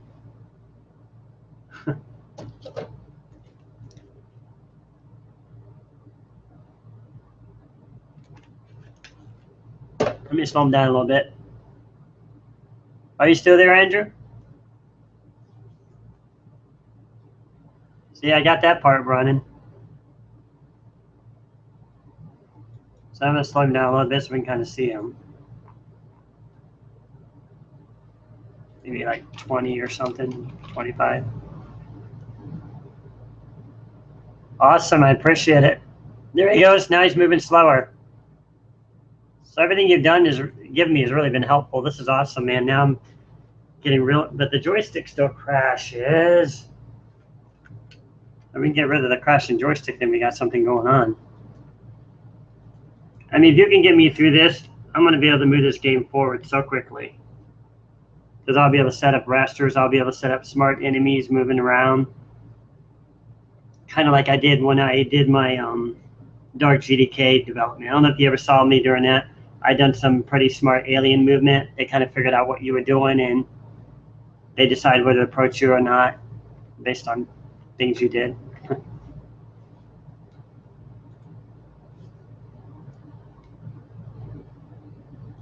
So what kind of game are you working on?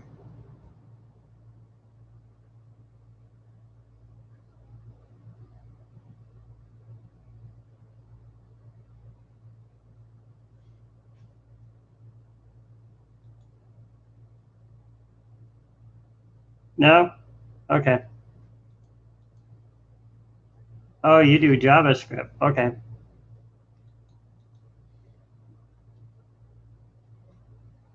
Phaser JavaScript.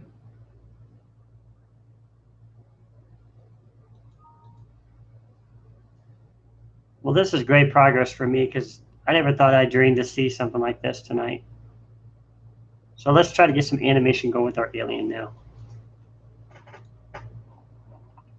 Make this a little bit more complicated, I guess.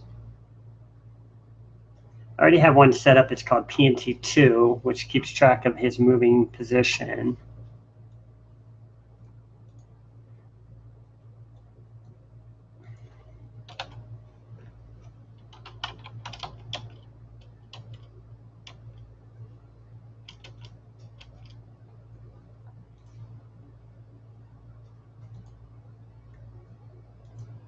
So we're going to use PNT2.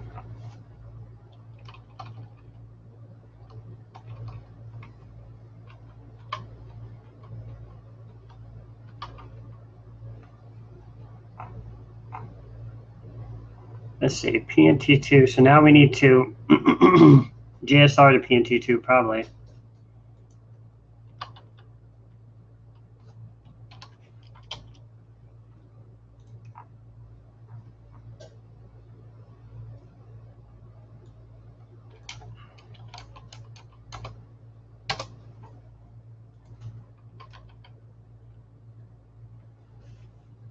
Platformer with some nifty pathfinding AI. Yeah, I love it. Artificial intelligence, because you can do so much with it. Just make enemies smart and try to figure out what you're doing. Make them dumb at first, and then as you go further, you know, they get smarter. We know that. So let's get this flip routine going.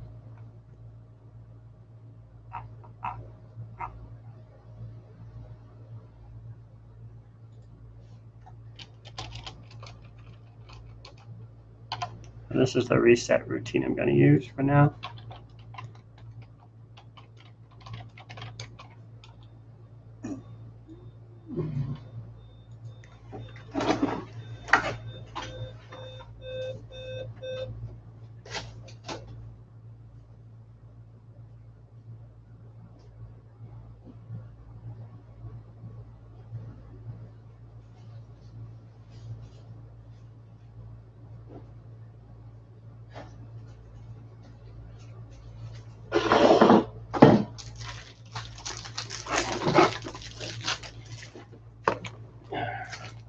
I almost knocked my Commodore over. That would have been good.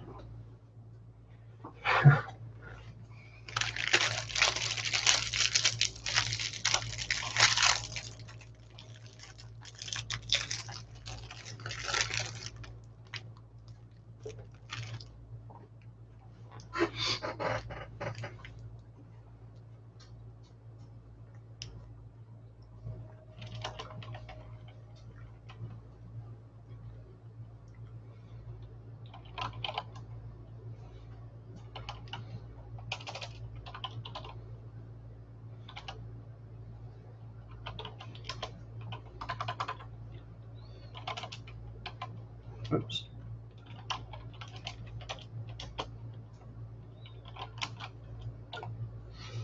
Okay, so time to figure out what I call this.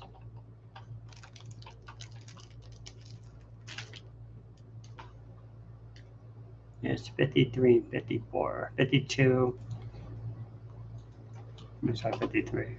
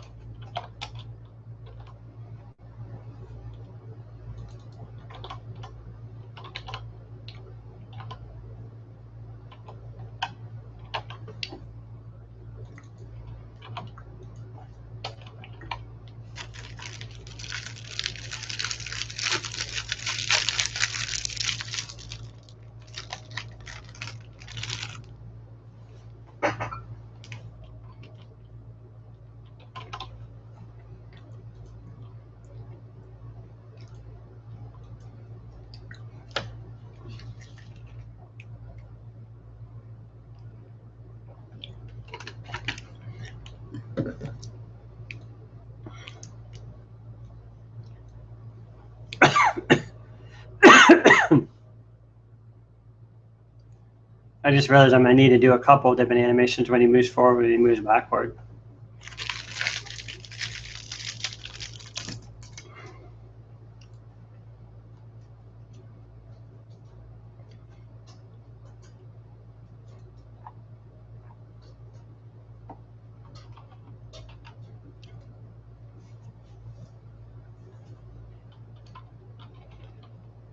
'53 and '54.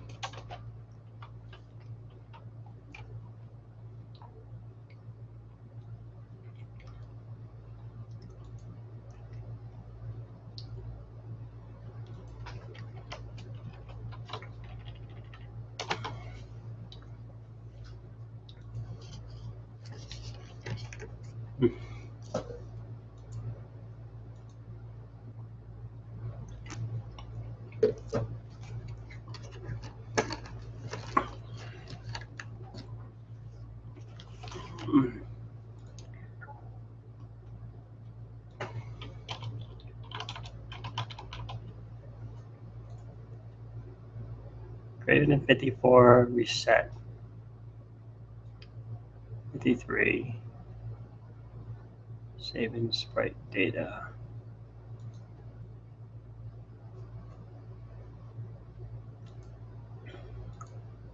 See, I did the player.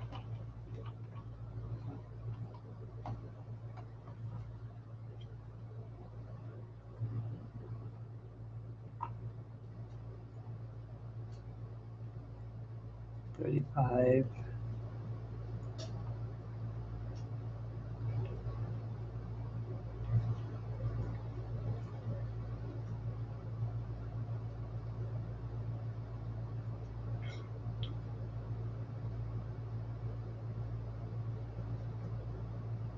Here, see, it's greater than 37, reset to 35. That's PRPT.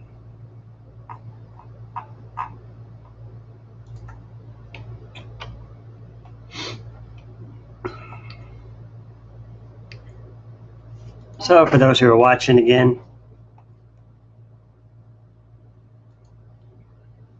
7 people listening is getting pretty popular. Okay, so what we're doing is we're check alien shape pointer, which changes what the alien looks like on each frame. So to explain this more in layman terms or whatever, what I'm doing is each of these are the pointers. And what I'm doing is I'm taking this alien shape right here, and I want to change it to this one once an animation frame has changed. Basically, just kind of cycle through them like that, so there's animation going on. This cheap animation. I didn't store it in a pointer though. I just noticed that. SPRPT.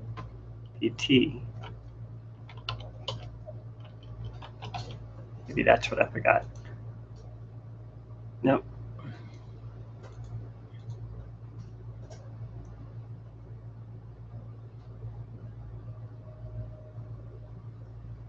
Increment pointers, compare it, store it in the pointer.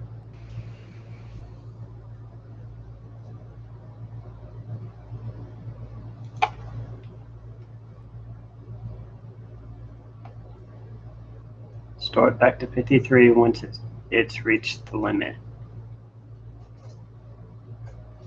Let me just see something real quick here, see if this is actually being executed. Wait, did I JSR to this? If I didn't JSR to it, it's never going to see it. Probably what I forgot to do. Sometimes you get so caught up with building something, you forget to actually put it back into the main loop. I think that's what I was doing here, I was forgetting to put it back in there. So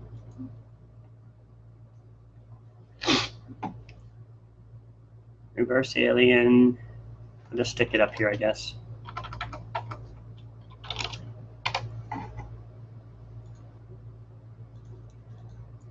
Yeah, there he goes. I was actually forgetting to put it in the loop. The problem is it went through too many of them there. At least it went through something. So let's go back and look at it. Increment pointers, if it's at 54, greater than 54, reset to 53. sure why it did that. I don't know if I need to store it in pointer 2 or not.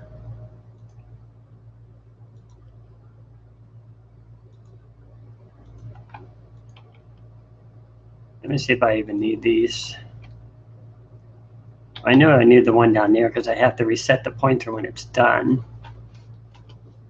So increment through the pointer, check to see if it's at 54. I'm going to just have branches equal. I mean, it's working, but it's not coming back to the right alien part. It's always incrementing again, the pointer again. Trying to figure out why it's doing that. Let me just kind of compare it. Oh, you're back. Welcome back.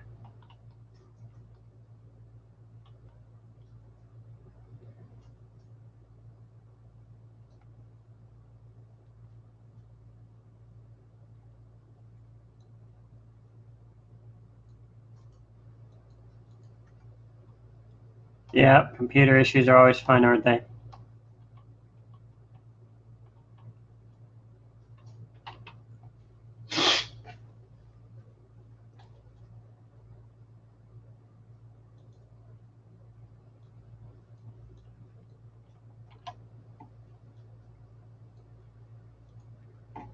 I should kind of copy what I did before.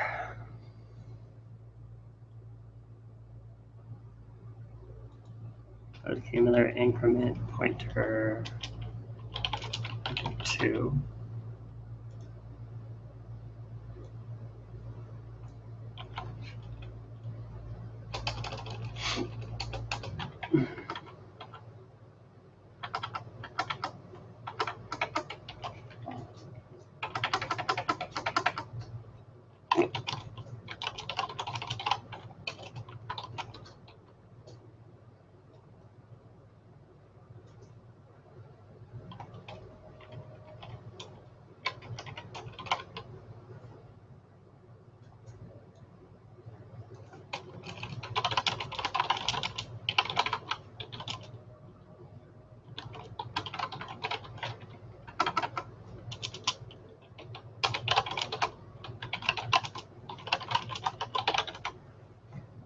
So those are watching, what I'm doing is I'm basically resetting the shape pointer.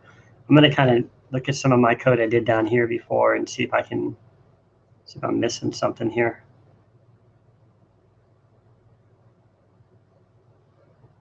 I never stuck this in here.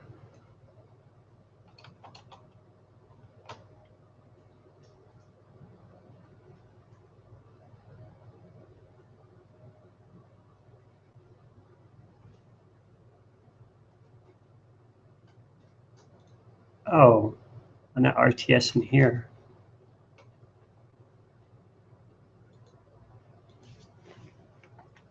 Yay, he changed shape. He changed direction. He's just not continually changing direction. So when he starts going the other direction, boy, this is complicated. Now I have to make him flip the other way.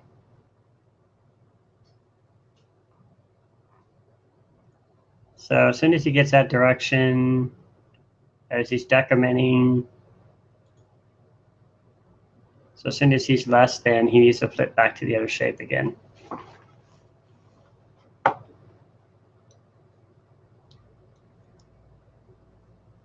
have to probably rename this reset alien pointer.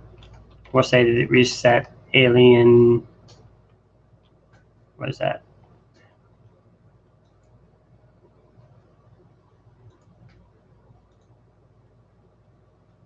It's alien left pointer.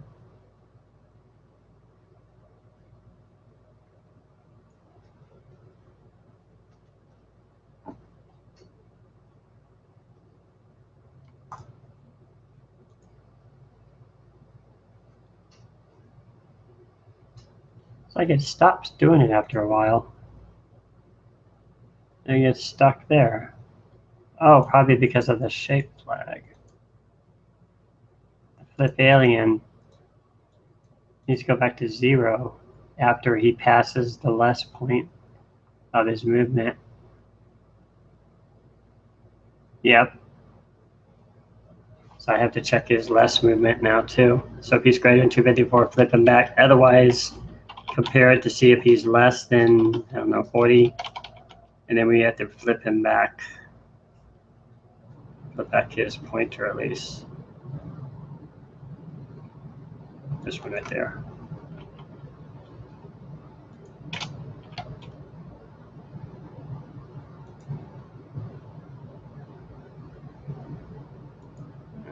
Let's see. So if his point's at 40 or less, flip him back.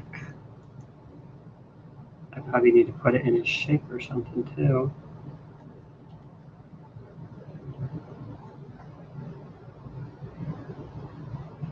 So if he's less than 40, I have to switch his shape over. Decrement. This touch alien is now moving to the left. So we probably need one for the right.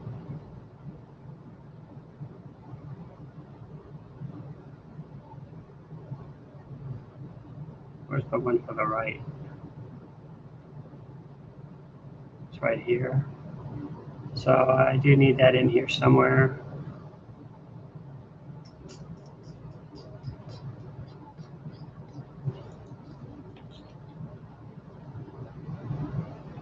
P and T needs to be in here.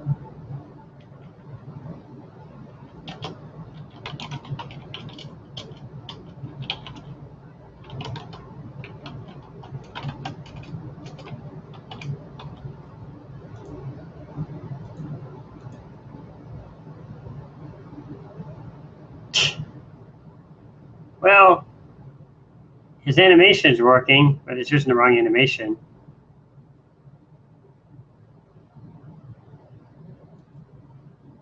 Get one thing working, you can't get another thing working. Almost like I have to slow down his animation now.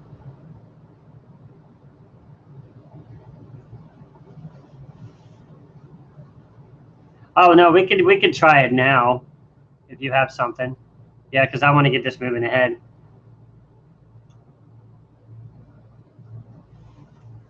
I got it so it's not crashing or anything on the alien, so that's good.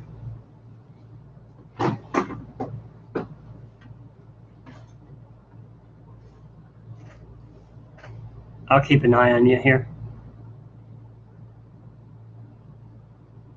Need 2 new bytes reserved as variables. So I'm going to go down here and put in some bytes.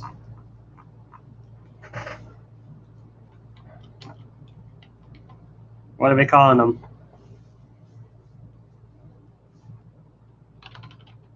Interesting name. Or be back.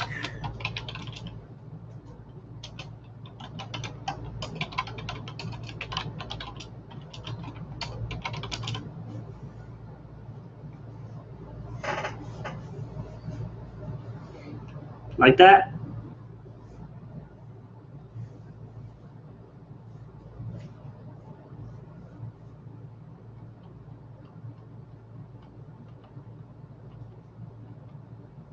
It's up here.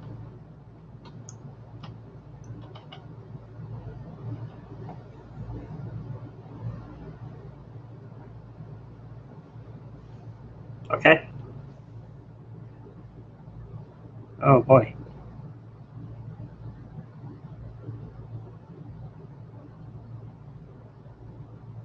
Where is this going at? Joystick LDA 56. You want that at the top up here?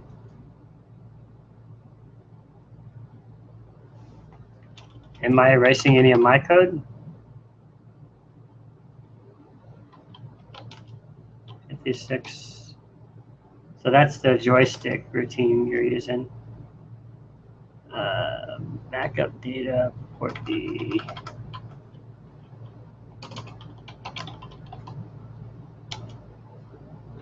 data port B state.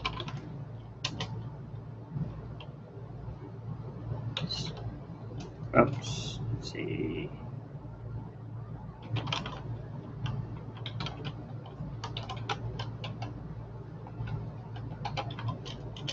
Some room here.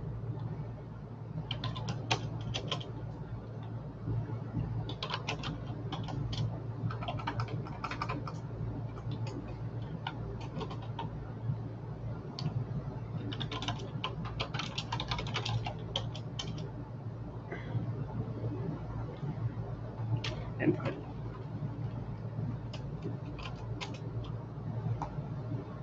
Set data port B or input.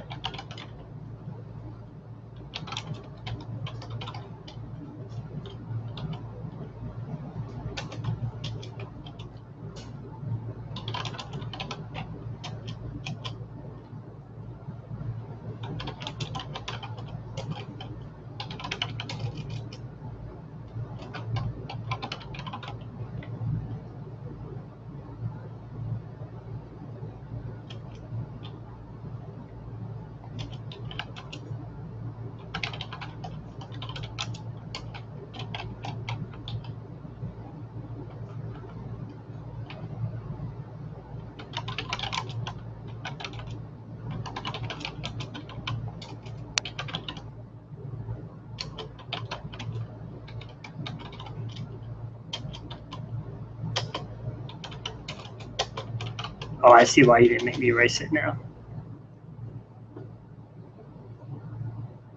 Oh. I thought we were jumping out of your routine, so you're going right into mine then.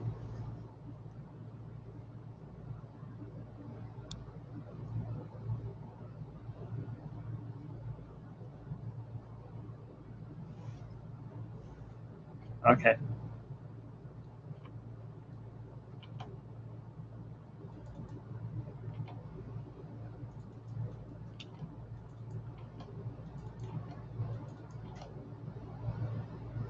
That's it.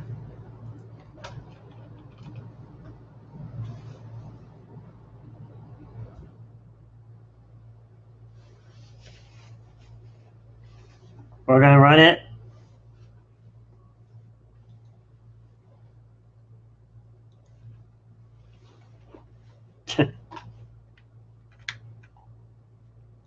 Nothing. It's not moving.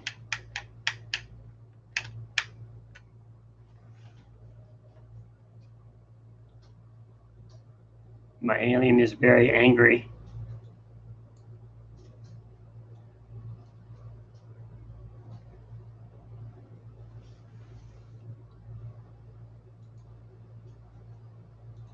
Let's go back and just double check to make sure I typed it all in right. 323. Data port B back. Claire. 056 323. Joy. Store Joy buttons. Data port B back. Store 56 323. CI. Everything's good except for the OTS that I took out. So looks good there.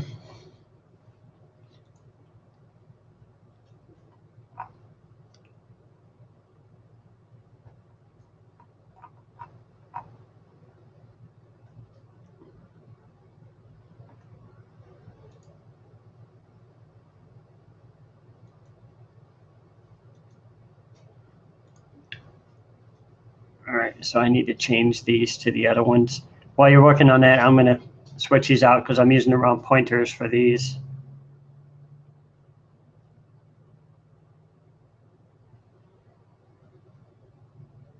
Just realized I have to do one for alien shape left and alien shape right. You see, change alien shape. Yep, I have to have one for the left and right movement.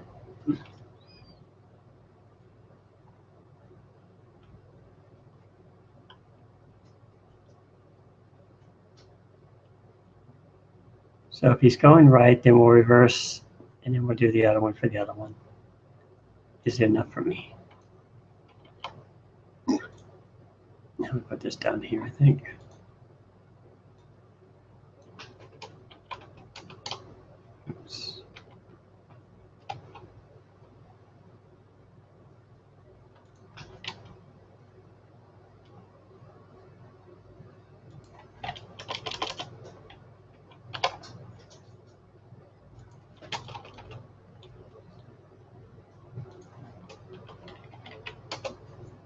I know it's frustrating when something doesn't work right, huh? After working so hard on it. So this is for the right alien movement.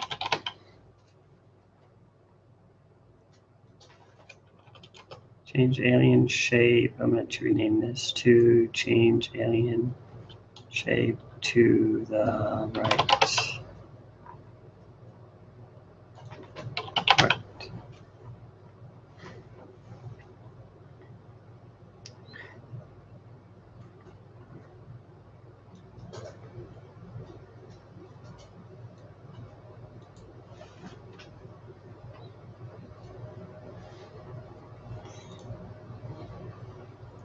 Change alien shape left.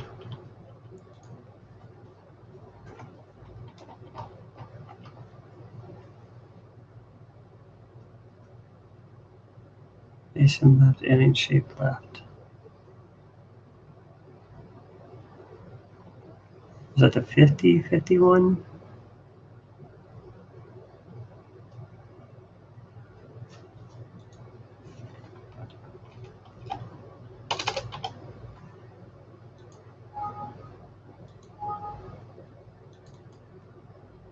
Oh, reset alien pointer left.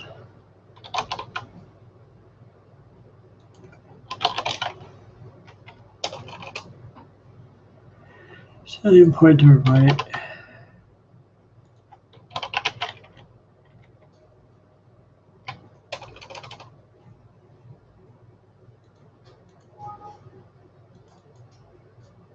Exit.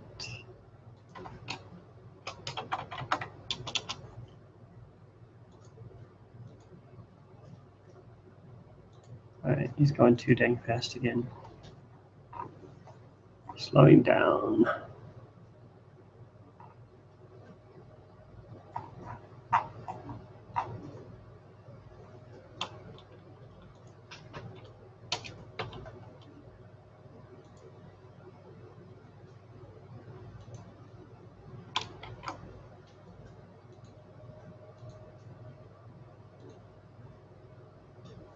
So I need to make him position farther over.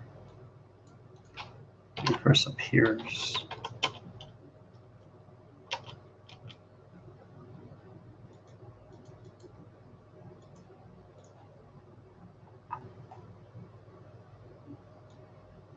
Oh, 53, 252. 210. Let's set him to like 5 or something.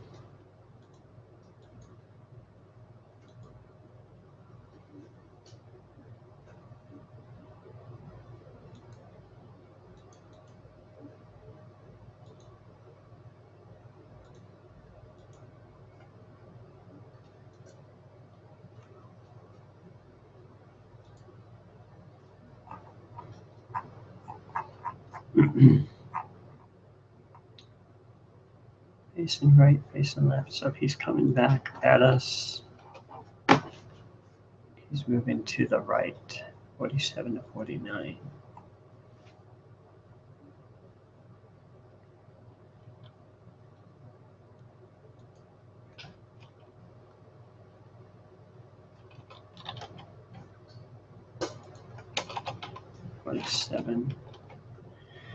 And somewhere in here, I got to work this in. So only change the alien shape based on certain flags. I got it.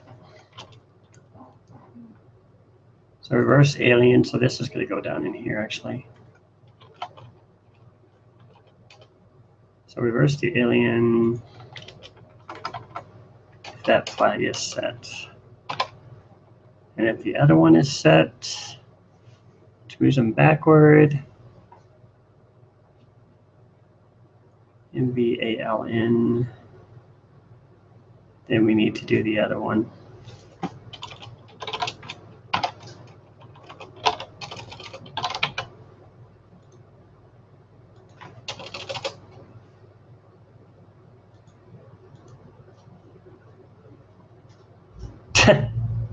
What the heck did I do?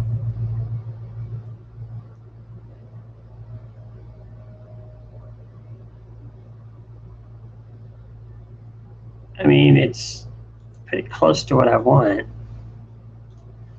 The pointers aren't changing. So I got it changing right when it's flipping. That's good. Alien shape right. Change alien shape right. But it's only going to activate it when it's hitting a wall. That's why. I wanted to move it before it's hitting a wall. Change alien shape right. Not when he's reversing. As long as he's moving to the right. Compare it, see if it's 254. If it is, reverse alien. So it'll be right here actually. And I stuck.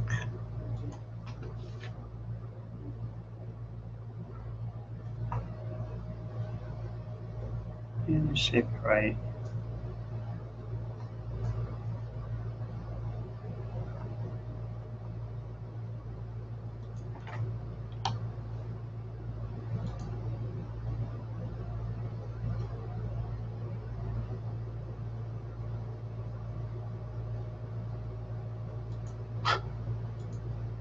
Whoops. So let's think about this. So as he's moving to the right, we want to constantly change his shifting position, which is what this does.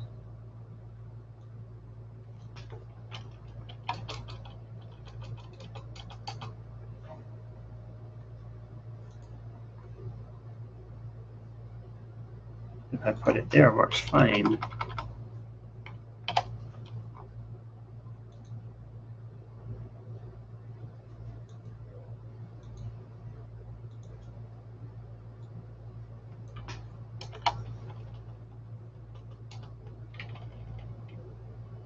If I stuck it right here.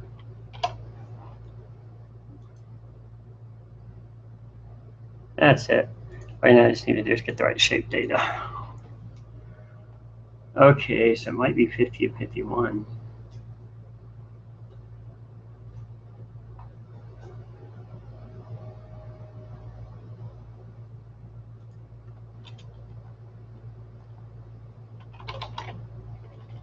$49 and $47.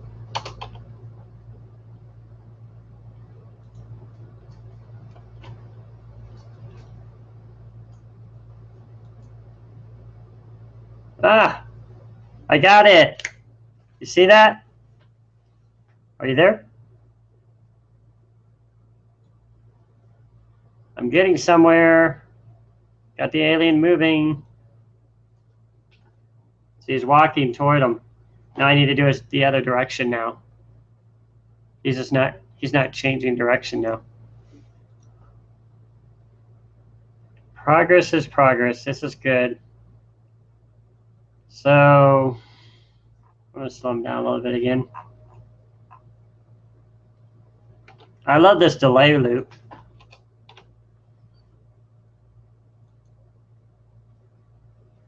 Actually, it's kind of sloppy. It's like you have to play with it.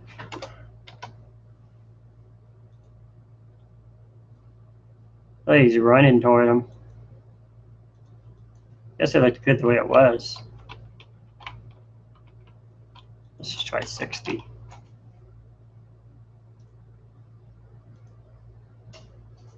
Yeah, 60 looks good enough. Wags his little tail. Okay, so on to the opposite direction. So I have it flipping here, it goes there. Otherwise it goes to reverse alien, and that's probably where I need to put it. Exactly where I'm going to put it.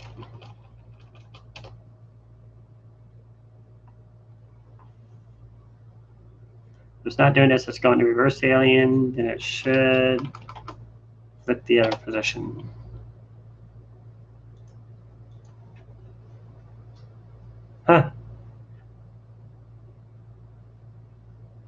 We got two different aliens going on here. Get closer. At least it's going in the right directions, even though the aliens... I just got the wrong shape data.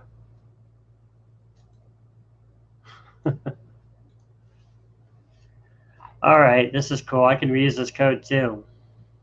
So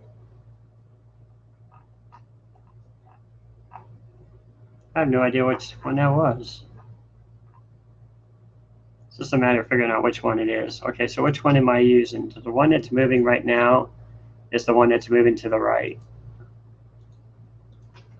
So the one that's moving to the left is wrong. So the right is right. 51 and 50. So you got 51 and 50. So it's probably 52 and 53.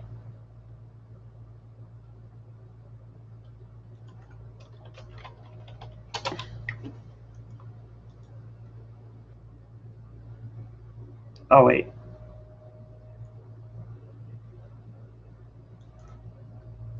Actually, that's the one for the other alien. So let me just put him back in. East and right, 47, 49. I think that's it.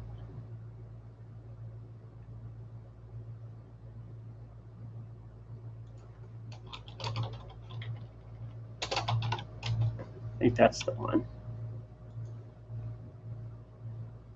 Oh, no, it's not the right alien. So I got so many aliens in this. You might see I had so many. Look at all these aliens.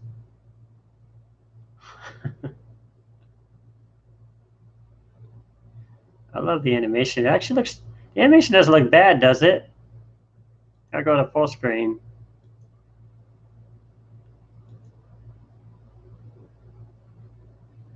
I don't think it looks bad. It's like his legs are moving.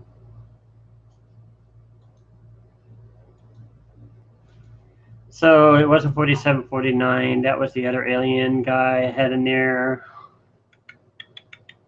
50, 51. Do I even have him in here?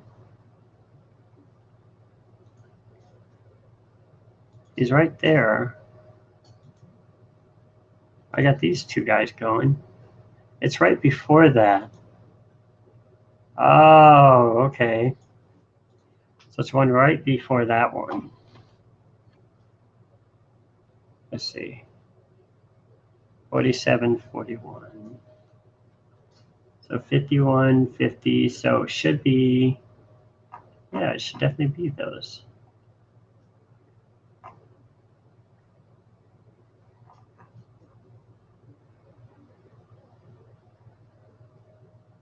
Let's see. Let's kind of follow the code here again. So if it's greater than 254, go to here. If not, then we're going to alien shape right. So that's the one that's moving them to the right. And that's 50 and 51. And 50, 51 is right before it. So it's the one right before that, which is, where did I put it in? Should be 47, 49 or something.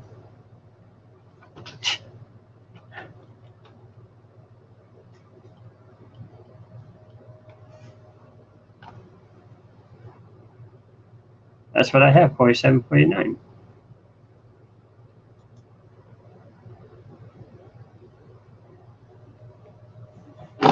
It's just a matter of time, like anything.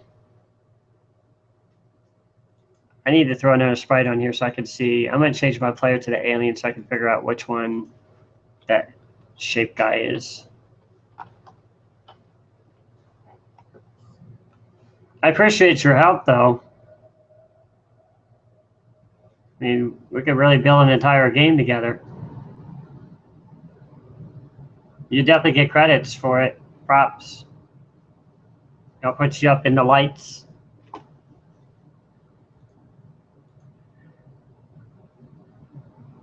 Um,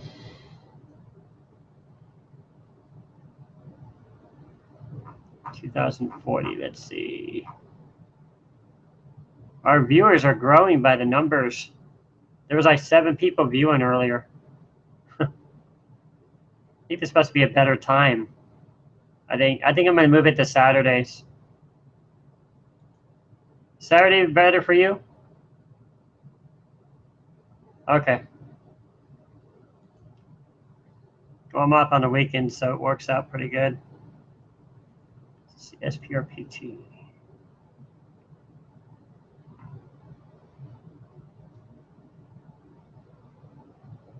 Oh, you're in the East Coast. That's right. Yeah, you're really up. You're like 2 o'clock in the morning over there, huh? Yeah, that's cool.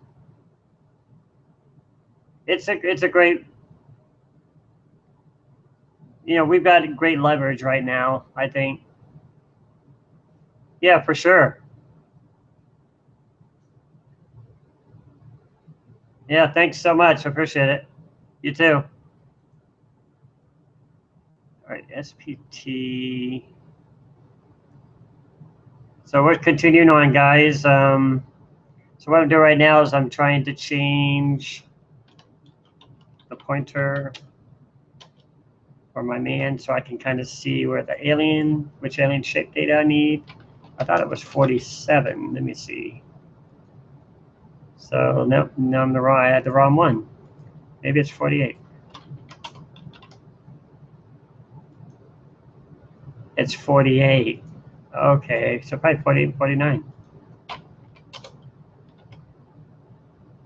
Let's see if 49 loaded. It did.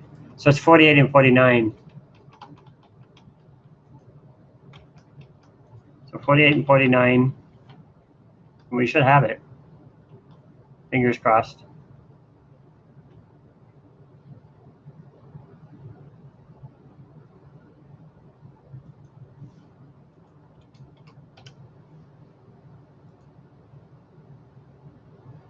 It's not animating, but at least he's coming back, facing the right alien again. So 49, greater than 49, reset alien left. ET2.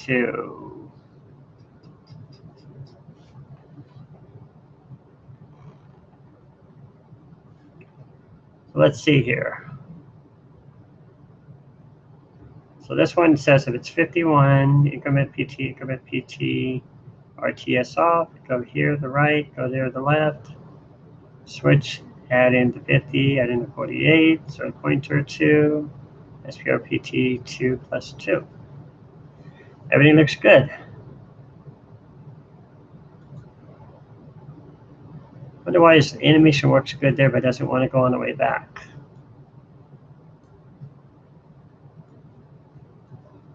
Looking pretty good though, huh? Walking dragon. There's so many things you can do with rasters. It's just so cool. But the problem is if we move the joystick right now, it still crashes the game.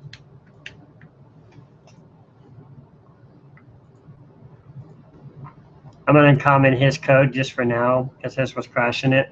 But like he says, we'll connect back on that.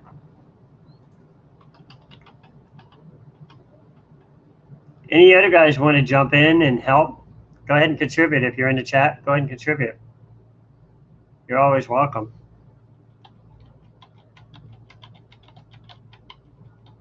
We'll save that later. And we changed all these buttons too, I forgot.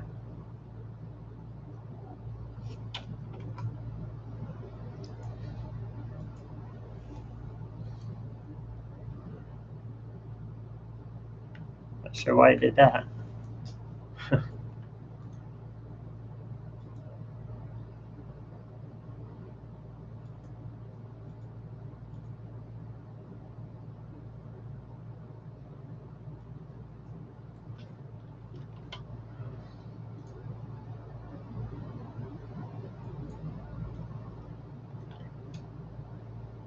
I think what I'm going to do is I'm going to save the code from what he had before,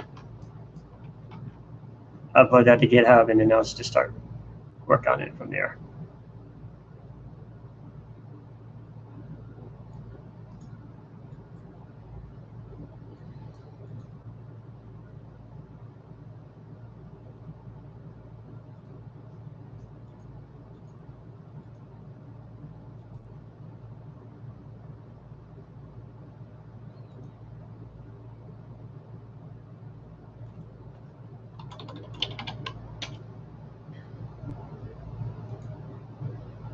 Add some comments here.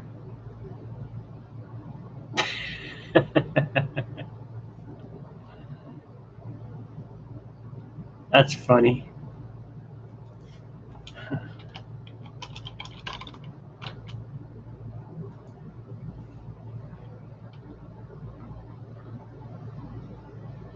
Okay, so get into GitHub here.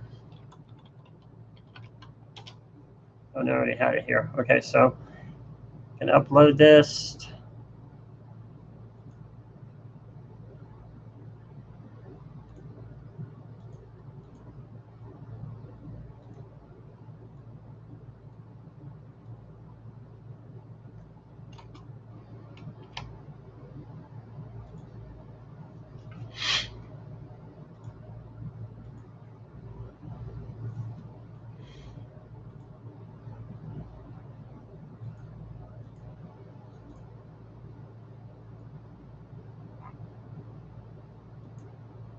I already had it open. I didn't know I had it open.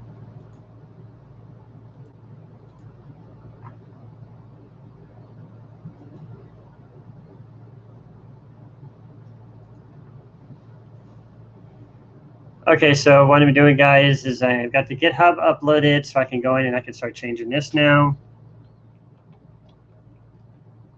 Whoops. I was going to comment out what he was doing.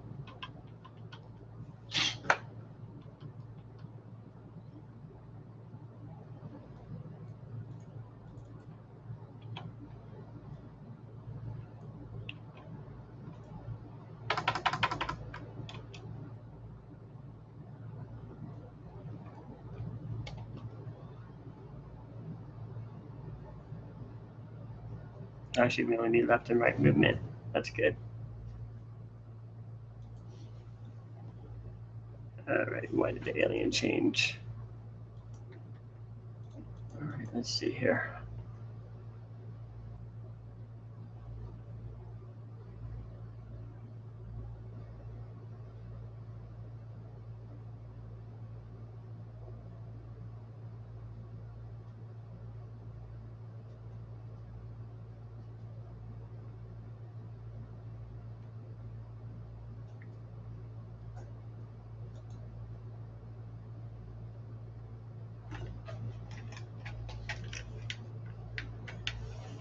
I don't know why the alien's not moving.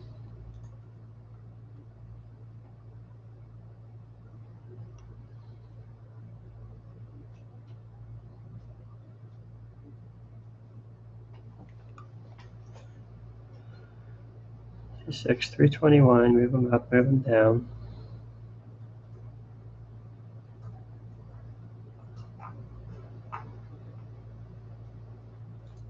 All right, let's go back here for a second. I don't know what he did to change it somehow.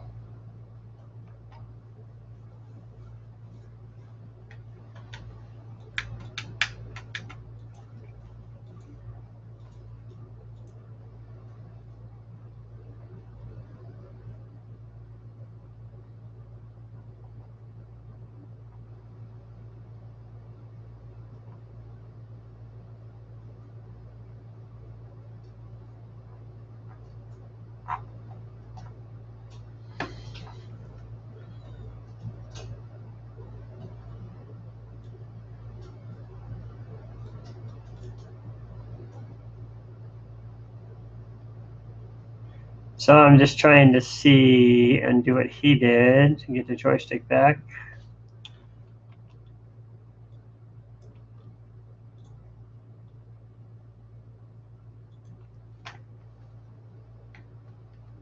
Right, and alien's back on. It's still not moving my player.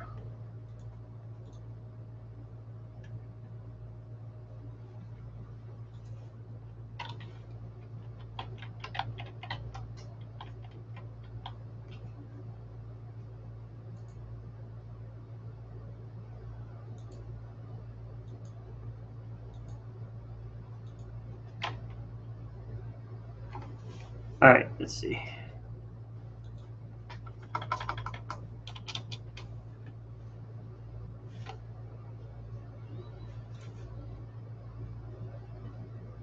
And T2. Somehow it froze my position. Let me make sure the joystick's on.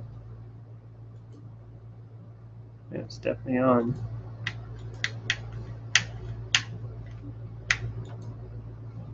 There's something he did to lock it.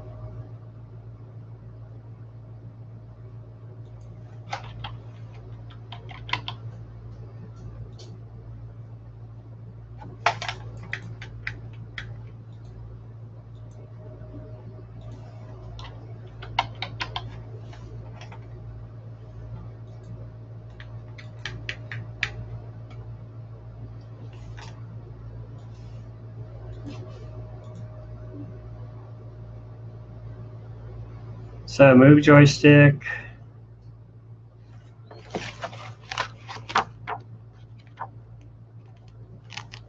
$321.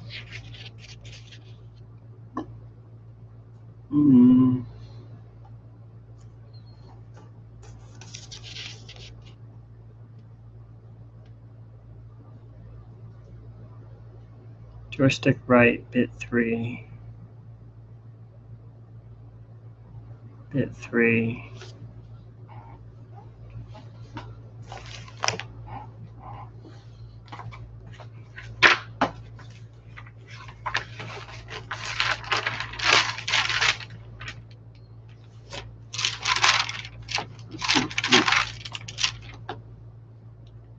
Bit 3 is 8.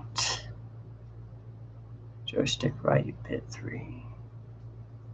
So I have bit 4 to 16.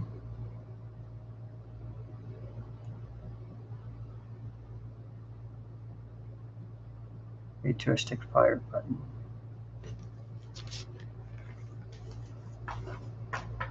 What if I got the right ones? First one is left. It says left is bit 2.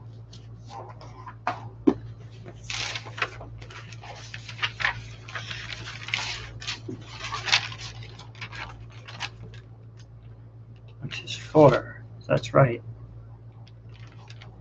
Yeah. Okay, so why it's not moving, I don't know. 53,248. Here, see these at the right edge.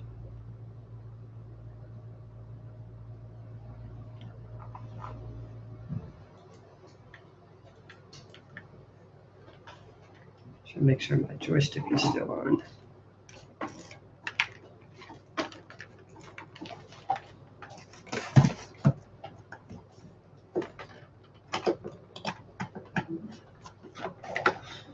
Okay, it's still plugged in.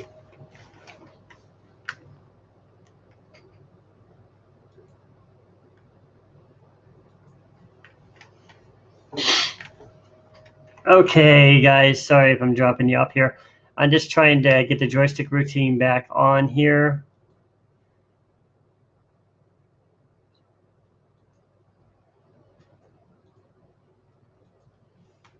I figure out why it got shut off.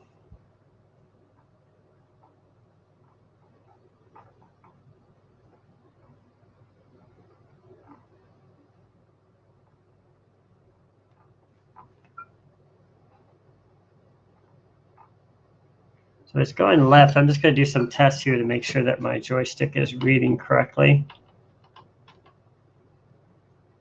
So we have our left routine, the right routine. So we can just kind of store values in the border to see if it changes colors. That way we'll know it's working. Aha, it's not picking up my movement.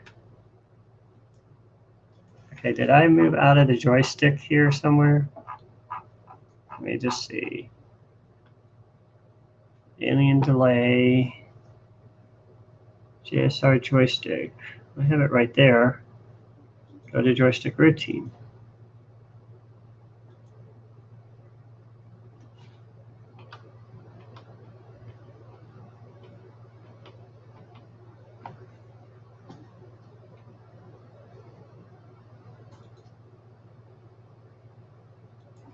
Do some more tests here.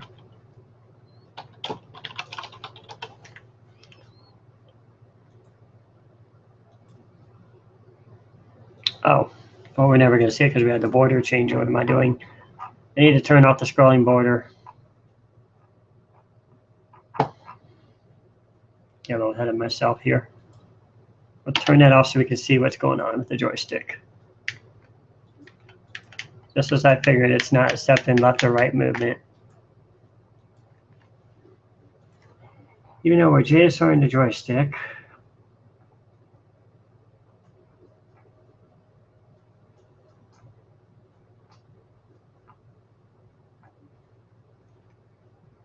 let's try some other stuff.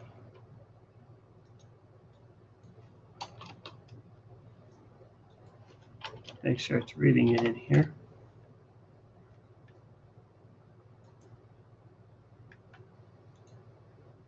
Okay, so it changed it. Somewhere along the line, though, it gets lost. I'll bet it's that clear interrupt.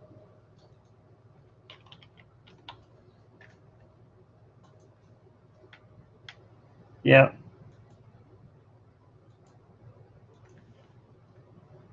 And a set interrupt.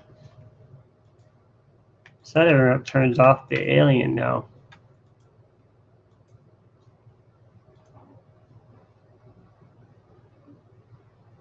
For some reason.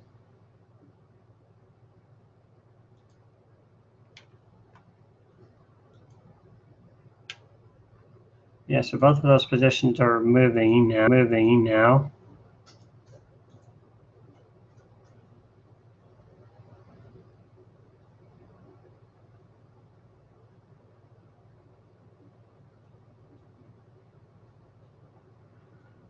All right, let's see here.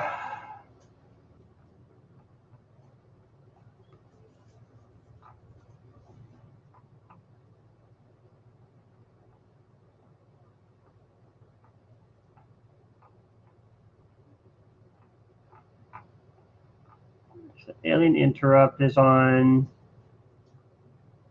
Go to the joystick, jump out of the routine. Move the alien. That's all good. We already had this problem, guys, earlier where the joystick was already crashing. For those who may be watching for the first time. And eventually there was a point where we actually had it all working. But after a while, it would still crash after so much movement. And I'm trying to see something here. Joy buttons. He's got those joy buttons here too. Oh, so I need to change all these too, don't I? Yeah, it's going to matter, but yeah, at least the alien's moving now.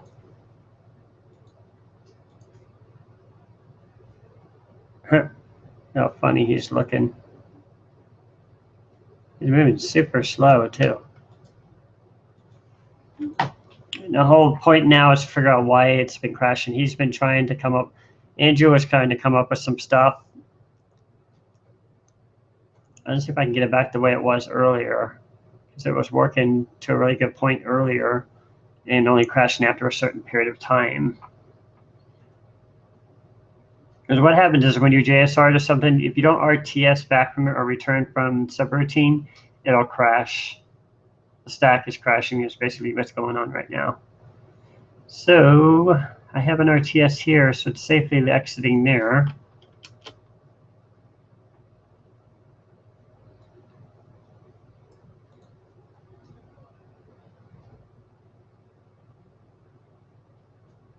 Joy buttons, none of these are being used. So it's like as soon as I go that direction, it crashes.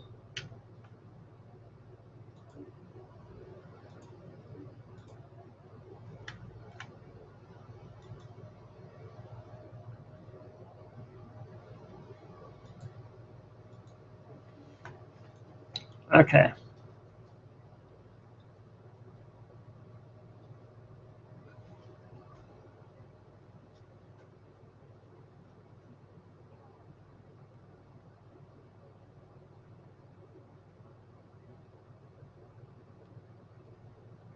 What we did earlier is we saved the stuff on the stack. I remember now. Let's see if we still got that going on. We did here. You might need to save it back off the stack again.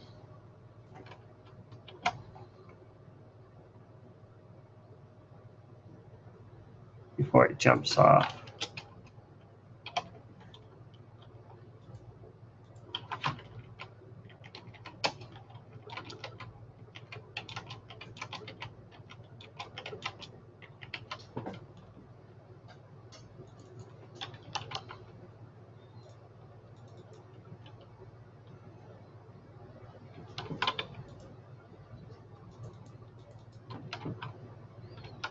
I think that's what he showed me earlier. Yep. Let's try that. Still wants to crash.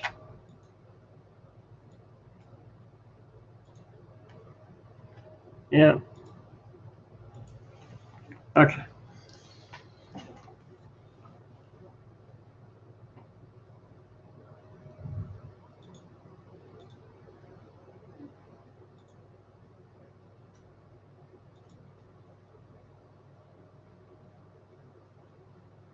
Let's sneak a peek and see if anybody's saying anything about this.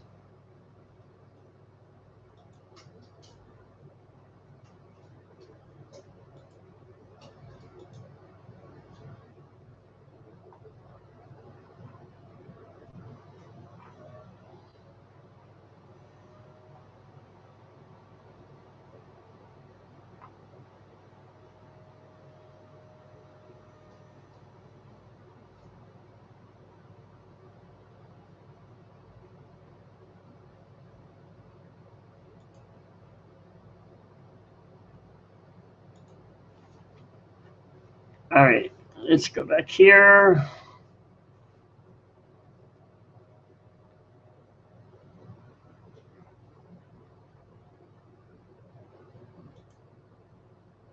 I did the clear interrupt earlier, I remember. Because I'm doing the SCI, I have to do the clear interrupt.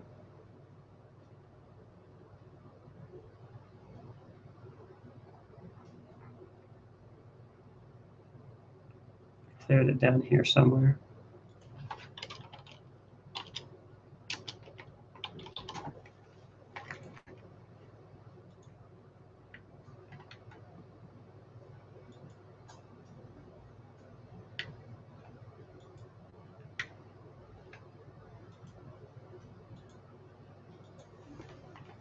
Okay, so it didn't like that. Let me just see if I set the interrupt. Yeah, it lets him go a little bit when you do that. After a while, it crashes, though. Like, because I have to see those registers. I probably have to do that on each and every one of them. Because I'm SCIing, I'm clearing here. And let's see. Joystick. Yep, because otherwise it'll never clear here. That might be it. Might have to clear off on each one. I think that's what he was telling me earlier. We'll try that just for the right routine for now.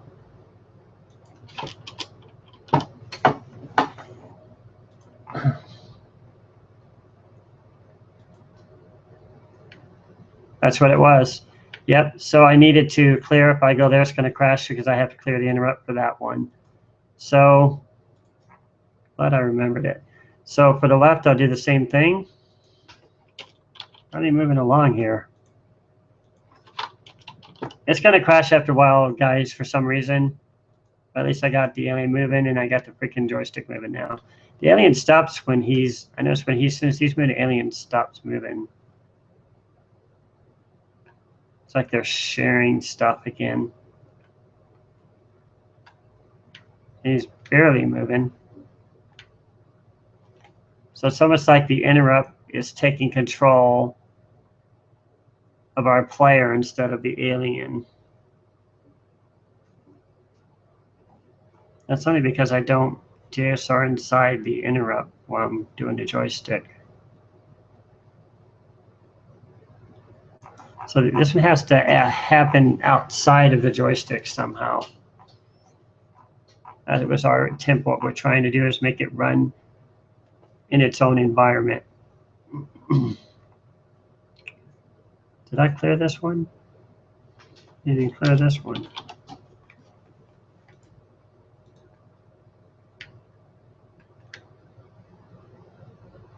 Oh, look, that part's actually working now. That's interesting.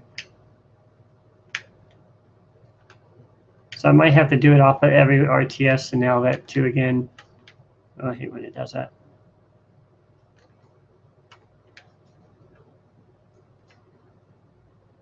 Yeah, because that one's working. The movement has to probably clear the interrupt too. It's a lot to handle, guys. I know it's like, oh, I heard one guy say his brain had it for the night. I'm like, simulating language is not for the faint of heart. You know, you really have to really stick it out and try to figure out, make something work. If something doesn't work, and try something else. I'm going to set all these CLIs and see if I can get it back off the stack.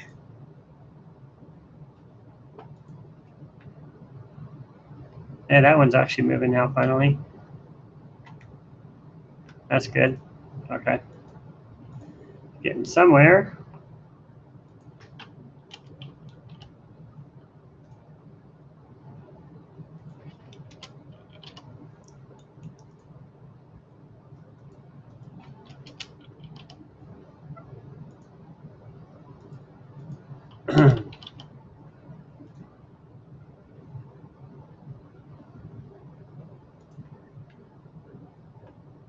Now it doesn't even want to move. Okay, so let's undo some stuff here.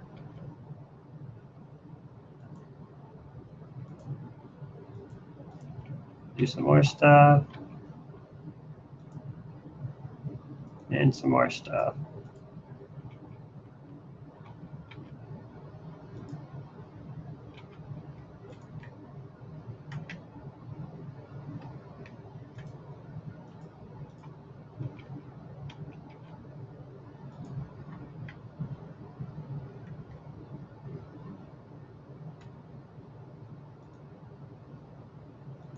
Okay, let's leave it that way for now.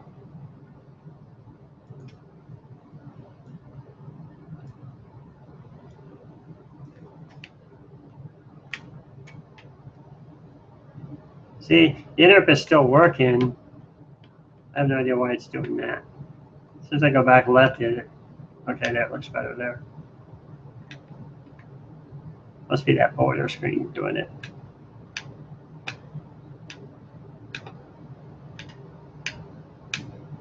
So you can still see his legs are moving. But he's not, his delay is somehow being shared. I think it's because of that JSR pause or something. I don't know. It's just really weird.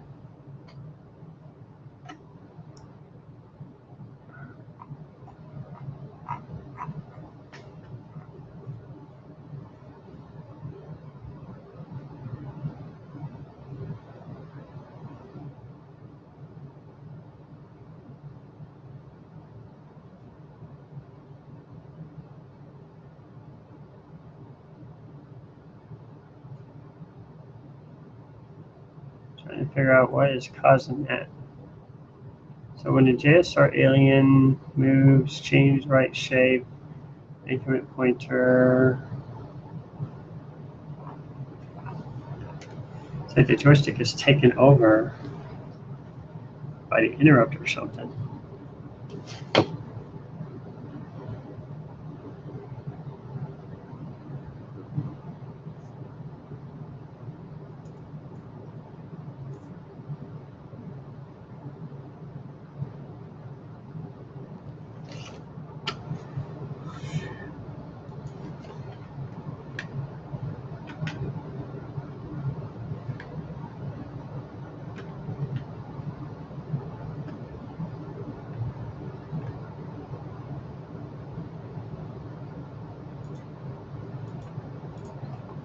I'm going to speed up the alien again.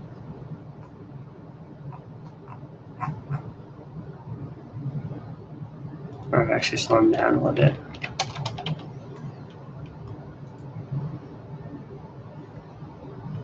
run that.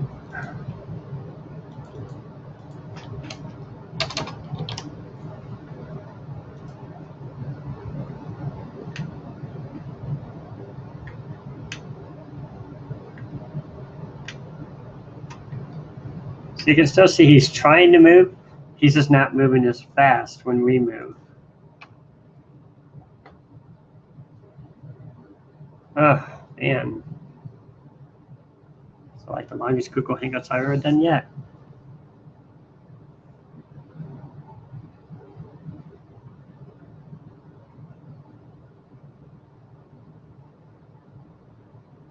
Main LP. JSR joystick. Jump in the interrupt. So the interrupt is not taking over after that for some reason. JSR NV alien. Oh, this is NV and alien. So this probably isn't coming back either. So I notice after this NV alien here, as it moves the alien, it's not coming back. It's going right to the joystick. So this probably needs to stay in the same routine. And just jump back off to the interrupt. Hopefully it doesn't crash. No. Somewhere it needs to exit the interrupt somewhere again. Let's see. Main LP, jump off the stack.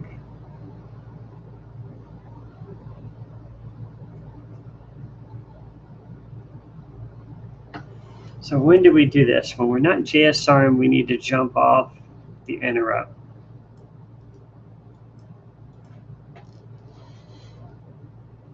So let's see, when he's at 40, less than 40, main LP, and commit the delay.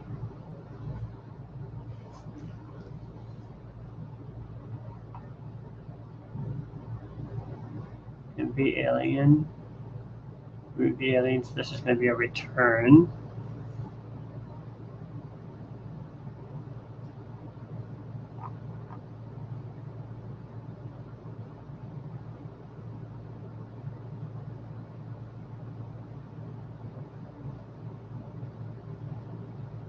Why do I have another SCI here? Oh no, that's right, because this is the first one, that's the second one. So here's the first one, second one, first one. Yeah, we have two in here. Why do we have this one? I have no idea.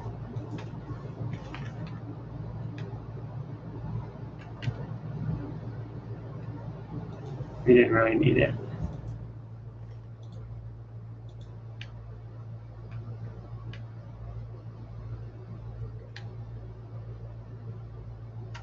This is not crashing the joystick anymore.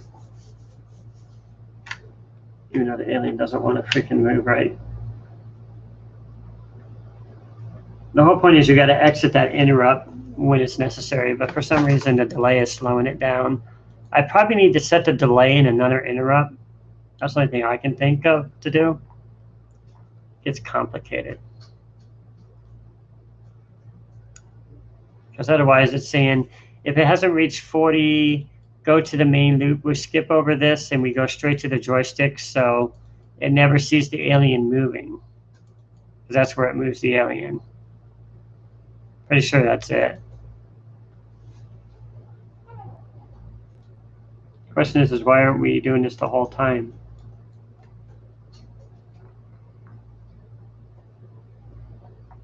I think we can get away with leaving that up there.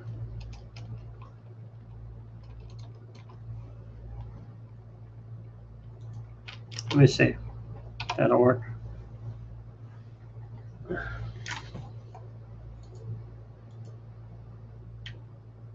Well, it's letting me move while he's moving, but he's moving super, super fast. Looks like the compare is not working or something. Okay, so that probably wasn't going to work. Because we don't want to move him until the timer has elapsed. Of course, if the timer's elapsed, then it's still going to jump out of the routine. So I think that all still works fine because it's still moving the alien guy. It's the joystick one is the issue. It's just when it's in its MMP, it jumps over here. That's why it's freezing them, because it hasn't hit 40 yet and the player is free to move.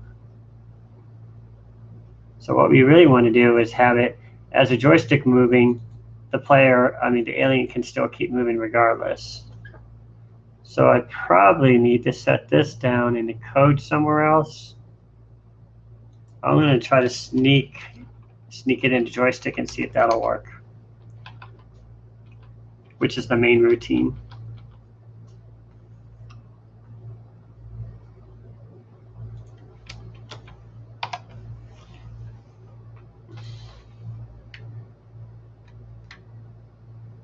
Nah, it kind of freezes them, and it turns off the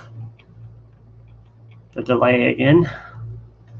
It's just going to take some work, guys, because you have to think of it from a logic perspective. So the alien delay, which is counting the number of cycles before we're going to be able to, before we move the alien so he's not moving at lightning speed, is going to pause him.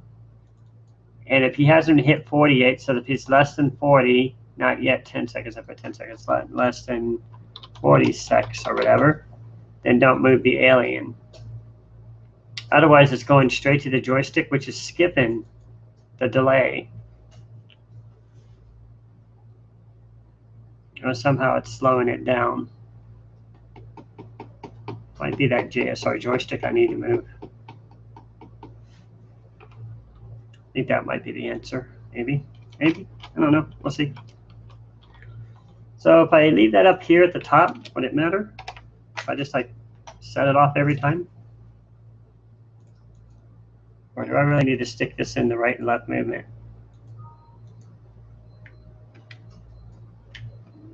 Now he'll never move it all that way. So they'll never get to it that way.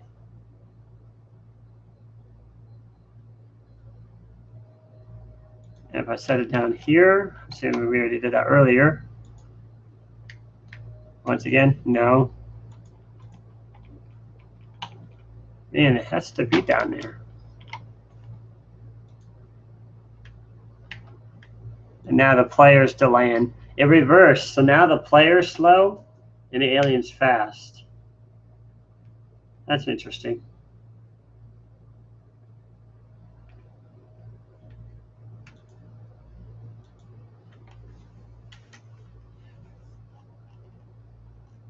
It's because the alien's taken priority over the joystick right here. I'm pretty sure I just need to move it while the alien is moving. I'll put it back the way it was.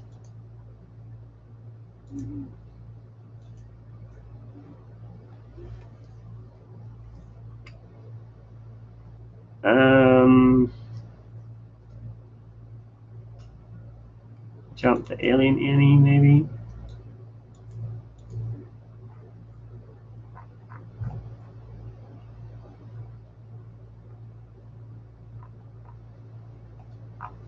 This RTS is going to send it back.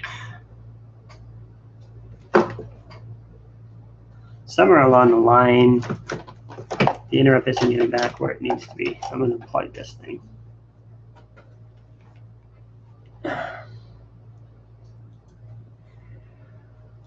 Well, we figure out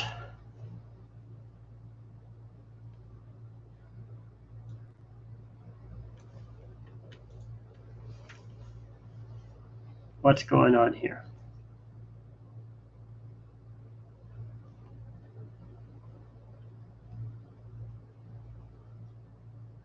What it's really going to do is make me go back and start looking at some of the other examples I did with rasters. Like in my Atari example, I did a lot with those, and I was able to understand it better of how the interrupt process works and how to exit back off the stack. At least it's not crashing, but it's just pausing the alien guy there while we're free to move.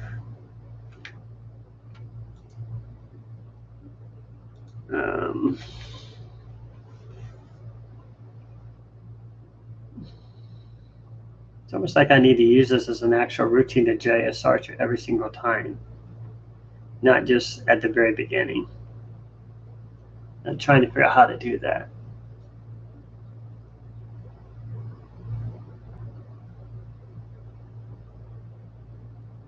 I wonder if this is the answer. This is what always calls it. What if I JSR move alien, what would that do?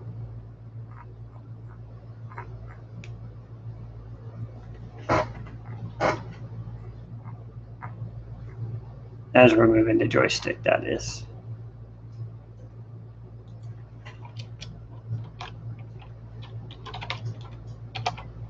We'll start with the right movement. No, that didn't work. Seems to freeze my player position.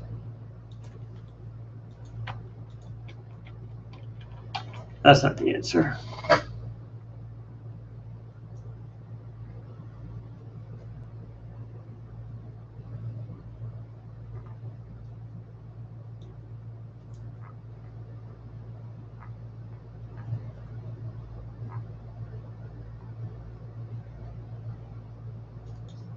I'll look at something else here. Something else I'm just now remembering.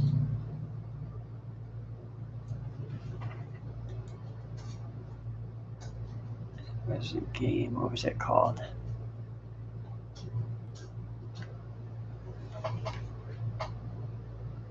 Scrolling, I think it was something scrolling.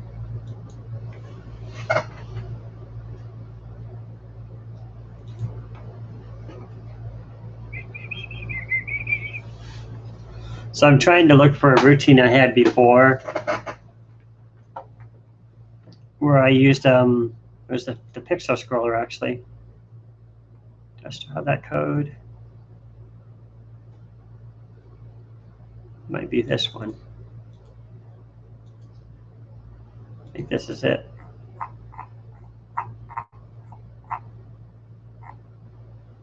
Yeah, this is the one. So I'm curious if this is an exit routine. What if I use that one? Maybe I'm using the wrong one. Change these to 599.53.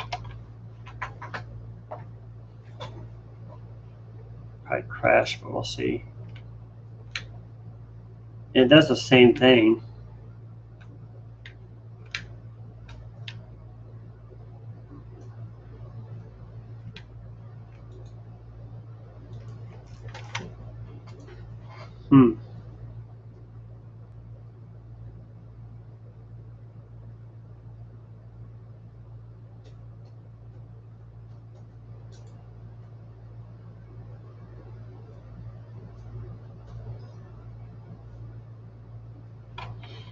I just take that one back out.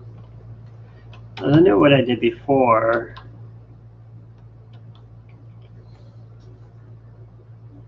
What if I just jumped off at the 599.53 every time? That would always take it back here instead of just RTS. And it'll probably crash, but we'll see. Let's just test it right there for to begin with.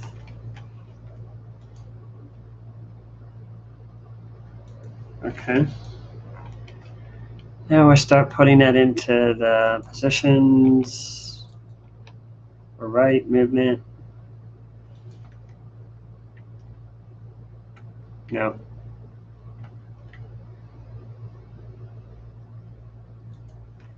Worth a shot.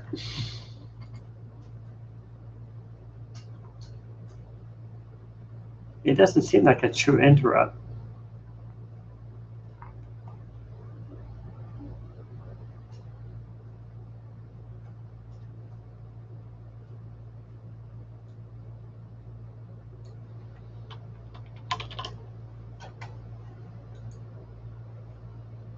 I didn't like that.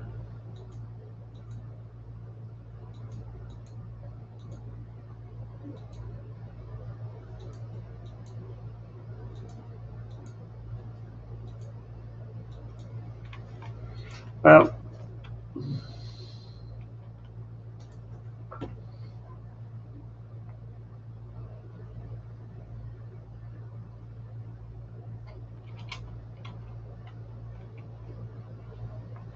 Guess we'll leave those that way.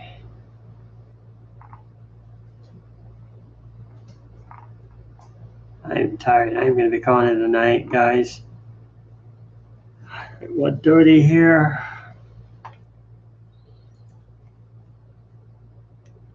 There's actually 5 people on.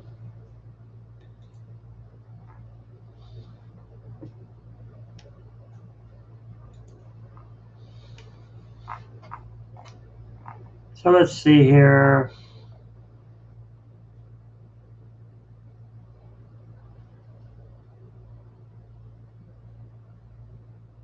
SEI jump 53.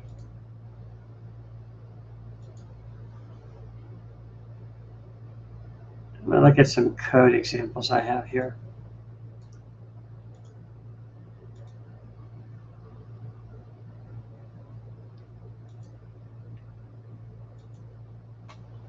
Is there a what?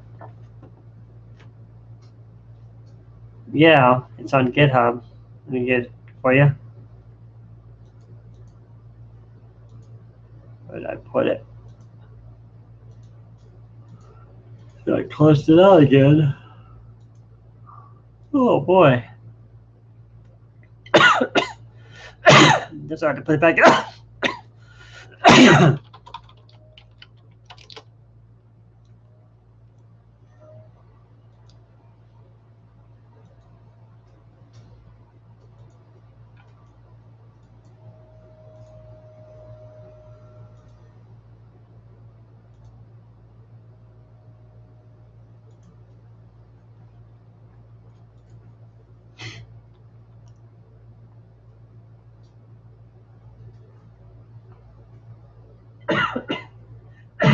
It's hard to put it back up.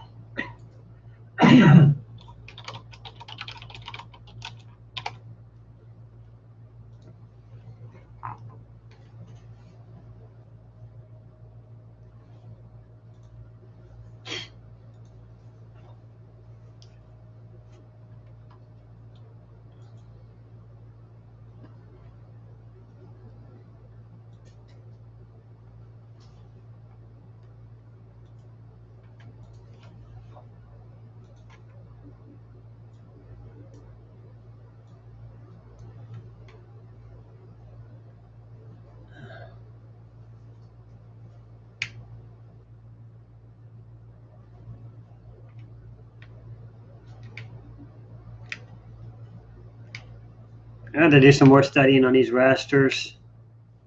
It's stumping me right now.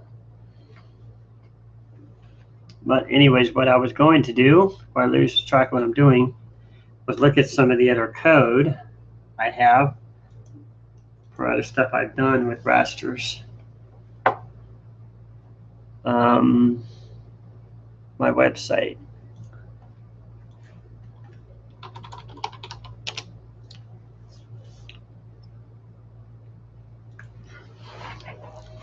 It'll take a while to load this sucker again.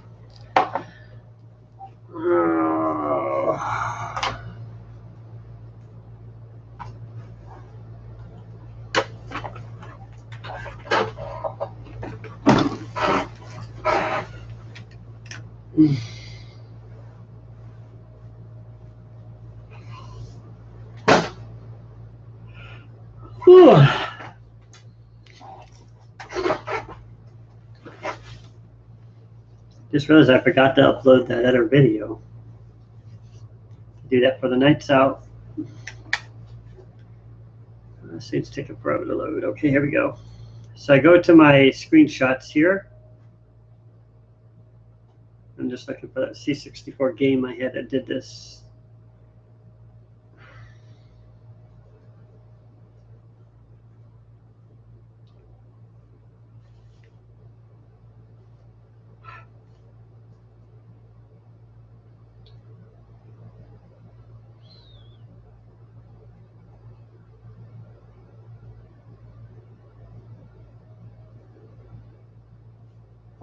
Okay. And then I just go to C64 games.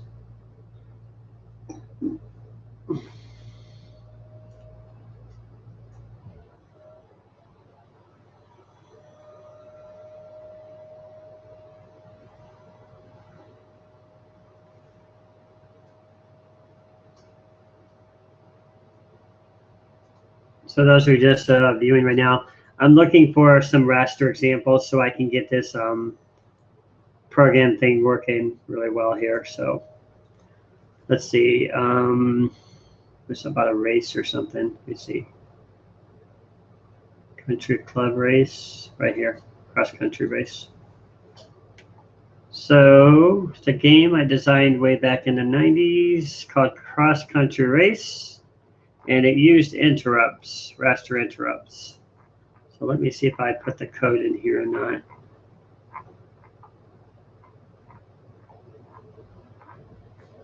Actually, it didn't. Guess I'll have to study the code.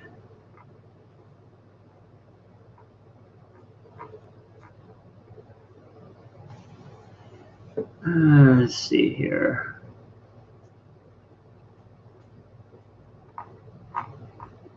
Where's the machine language for this stuff? Oh, it's right there.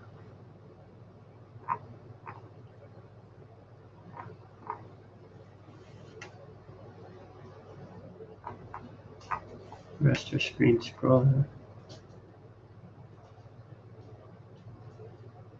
I always jump from the interrupt every time.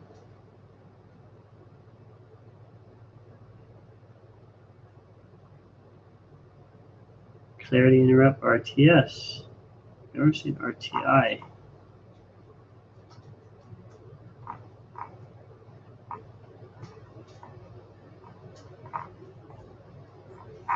So anyways, it's in here. Pretty sure I jumped off every time. So I jump from the interrupt right there. I jump from the interrupt right there. I jump from the interrupt right there. It's always a jump. It's not an RTS. It's a jump.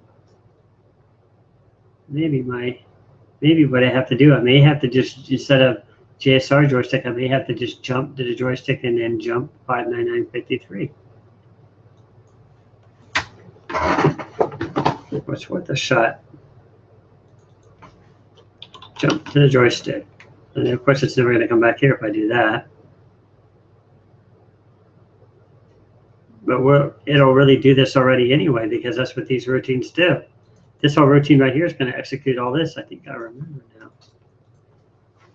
Albeit that was it this whole time. I don't know how it's going to get back to the alien, but we're going to see here.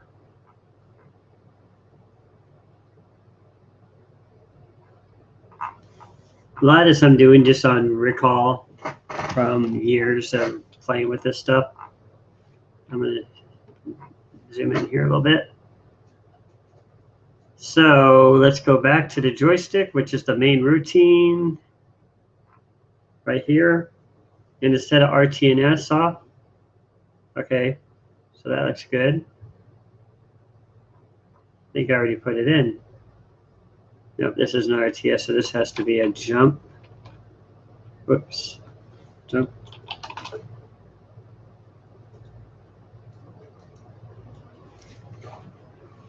Same for these down here. Jump. And same for this. Jump.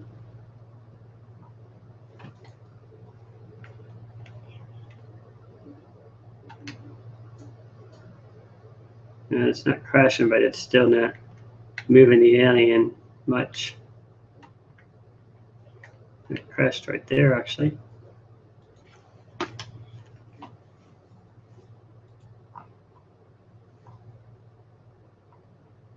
Oh, I forgot to do the left.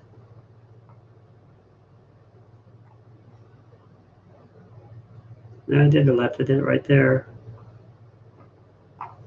So this is jumping off. This is jumping off. This is jumping off. I didn't do this one. So everywhere I do an RTS, I have to do that.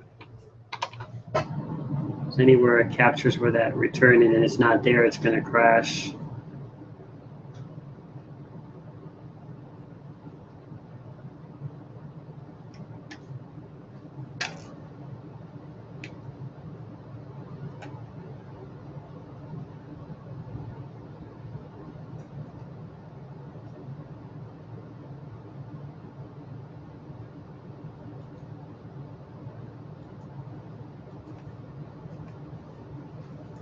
Hmm.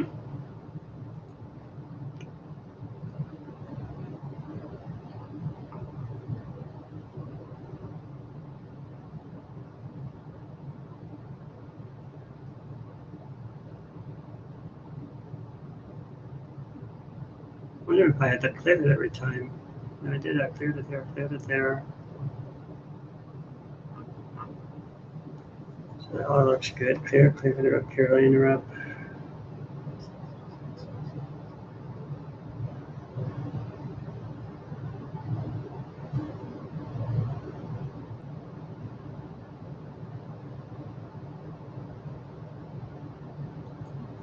If I take these out.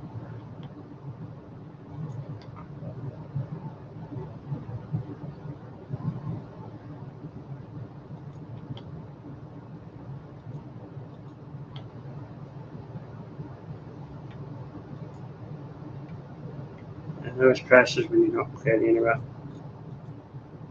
It needs those clear interrupts. Can't get away with that. We tried.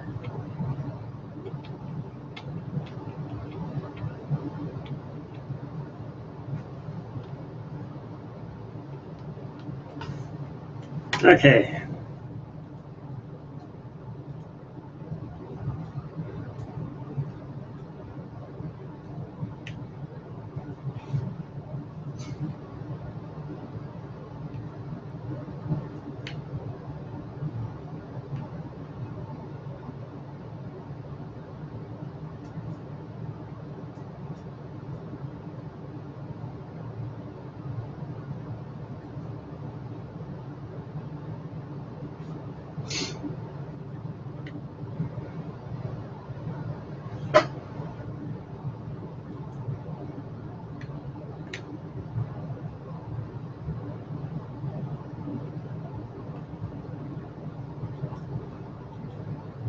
The interrupts are still taking over. So somewhere there, my actions are forcing it back off the stack. It's crashing too soon.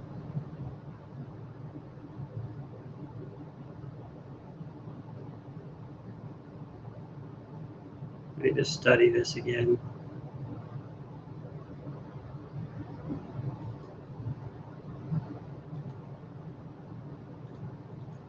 This is a round assembly for those who are just now watching. I showed this to Andrew earlier, who was with us. So this is where that EA31 is at 59953 routine is happening. And this is a ROM disassembly showing you what's going on in your computer's memory. So if you want to know how BASIC works, disk drive works, it's all in this book here. Let me just see what page I'm on so I can save it. I'm on page 96. So if you want to check it out sometime, just go to bombjack.com and look for the complete Commodore ROM disassembly. Really a cool book. Really shows you the whole disassembly. Just back to page. And let's see here. So this is where all the interrupt cycle happens at. As it goes through here, it definitely pulls everything off the stack. And it is an RTI. That's interesting. Maybe I don't need RTS. Maybe I need RTI.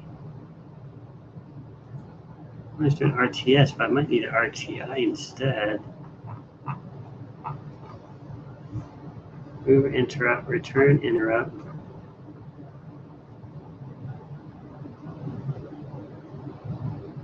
Instead of clear, I might just need an RTI. I was doing an RTS, but I might work. I don't know.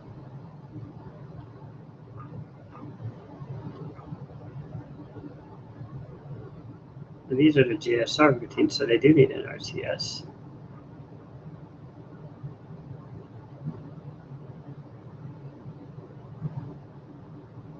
And the main player jump routine.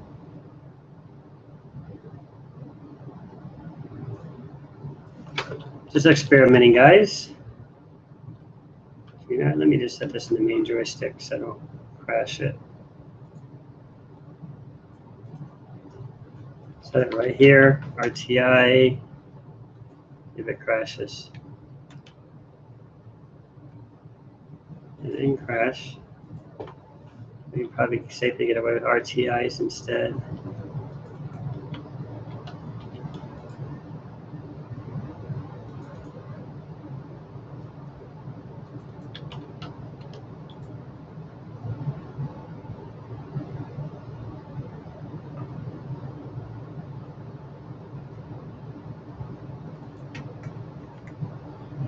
I don't think it really matters. No matter what I do, the alien's just going to go so slow.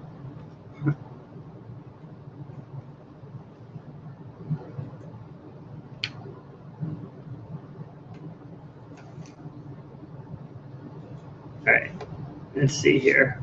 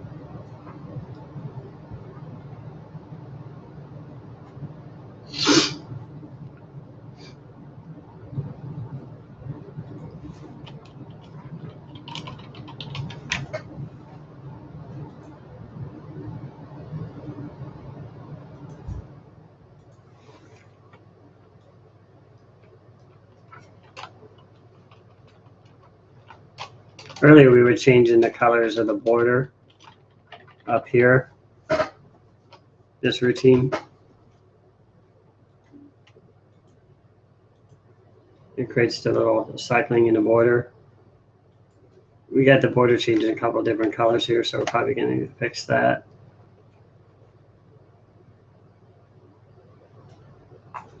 It's changing it green somewhere. Let's see.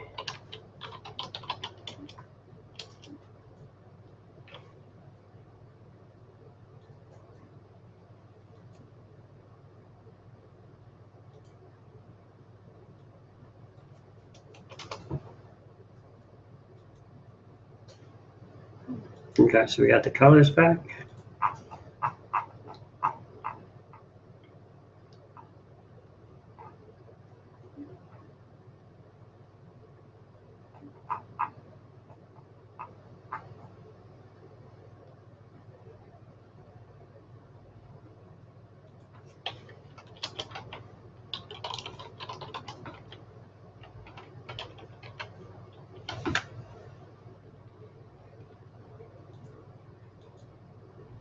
There we go.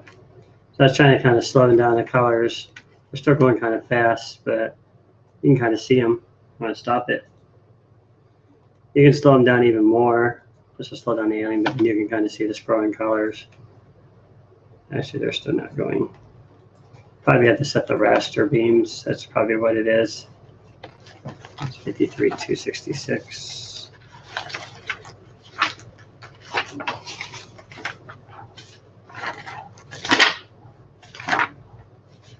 Yeah, 53,266.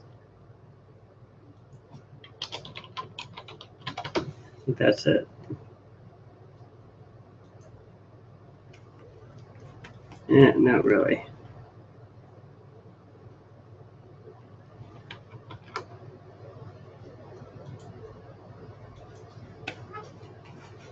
Maybe it wasn't 53,266. Yeah, that's the one.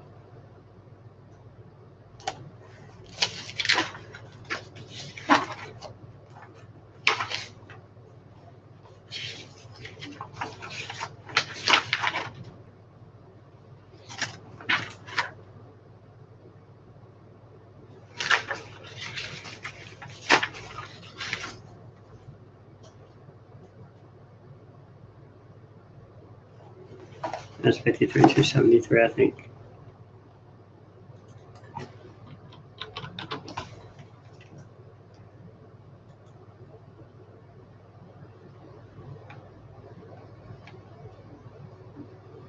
You associate the colors changing.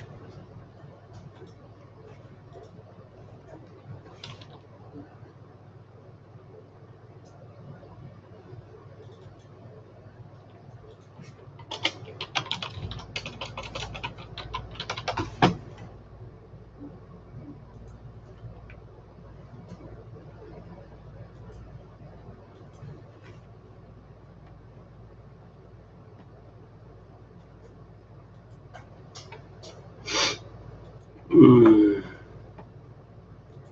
3266, 53277.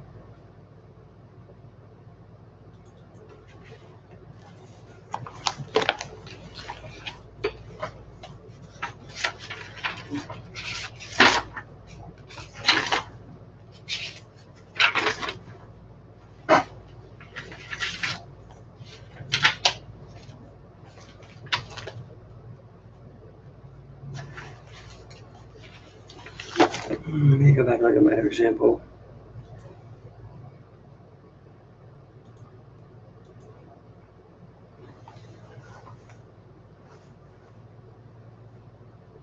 $252 compared, so it's at 252. So I guess you have to kind of check them where they're at. If it's at 252, go to raster 2.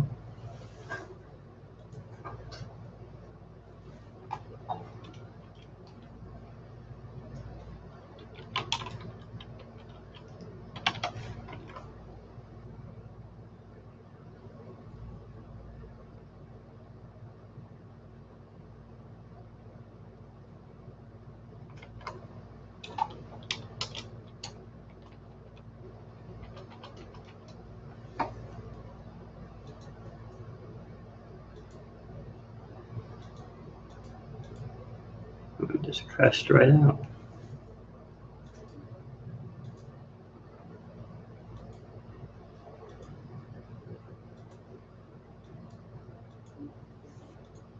I forgot why that crashed.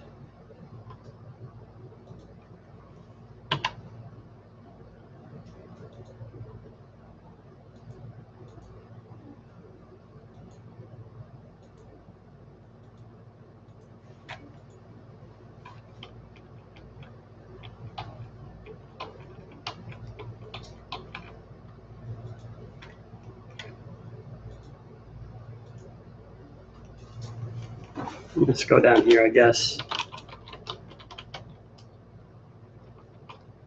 What was it? 53 to 70.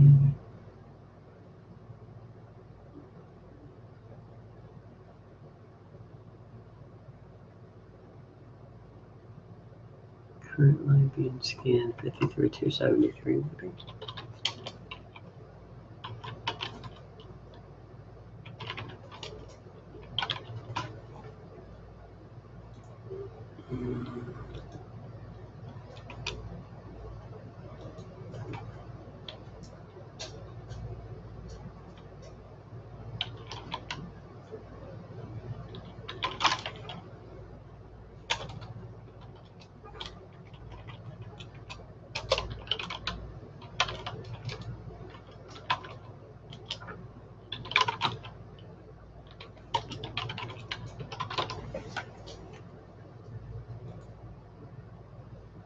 I was trying to slow them down.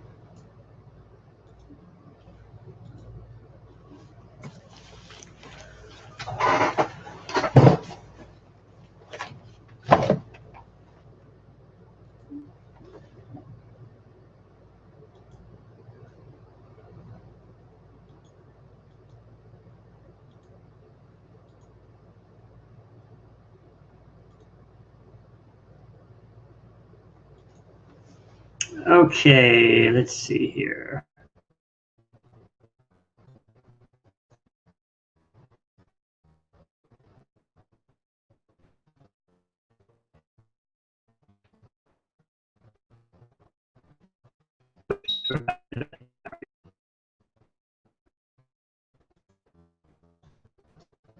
Like that. I'm going to turn that off.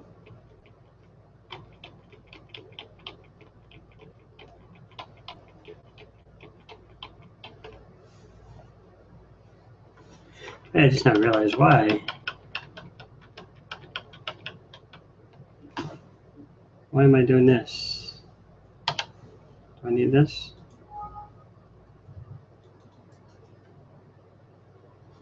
Oops.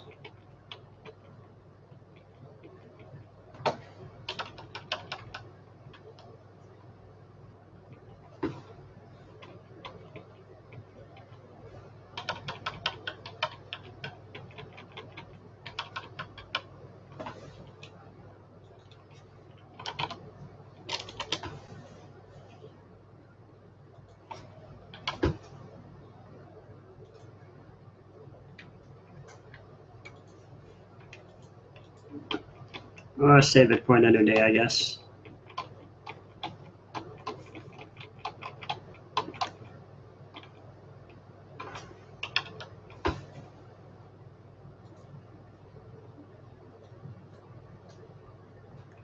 There's a way to really slow down these beams that are going through here. Those are raster scan lines.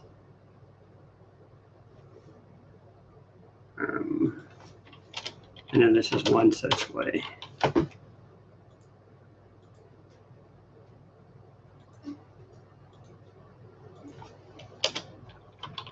think that's another way.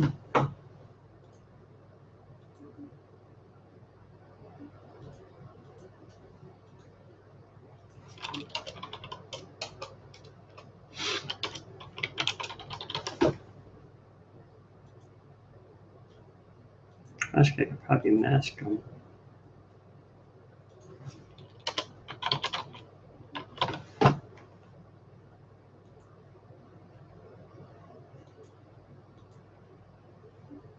Oh, I need to load it.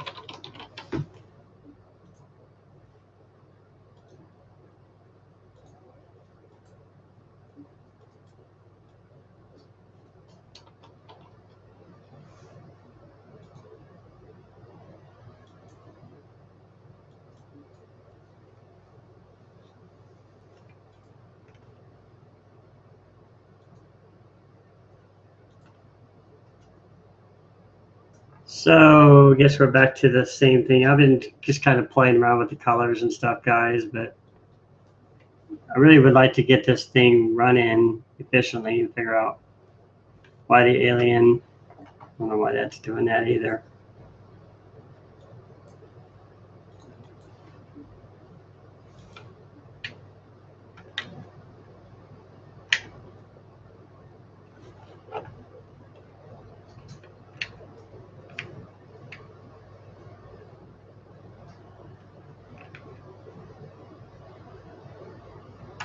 Yeah, when you go backward, it crashes after a while.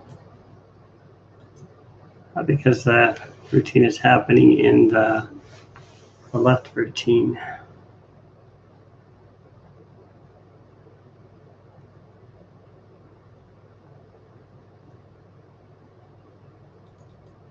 RTS.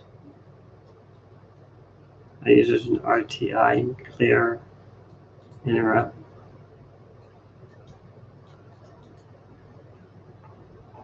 When I leave the root, when I leave the edge, I probably need to do the same. Where's the left or right edge?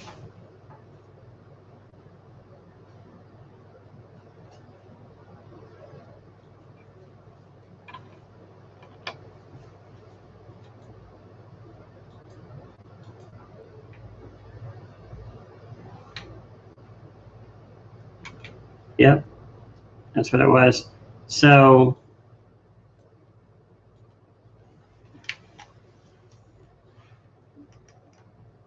see if it'll work all the way over now. Just curious. I actually got it working with no crashes.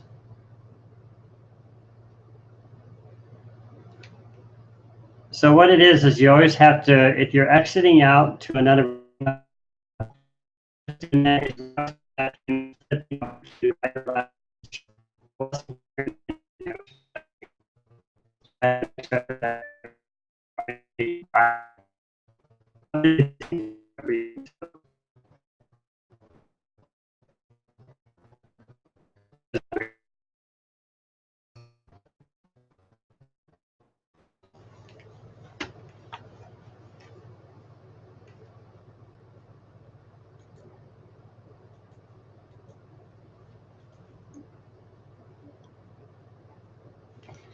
So let me just double check all those.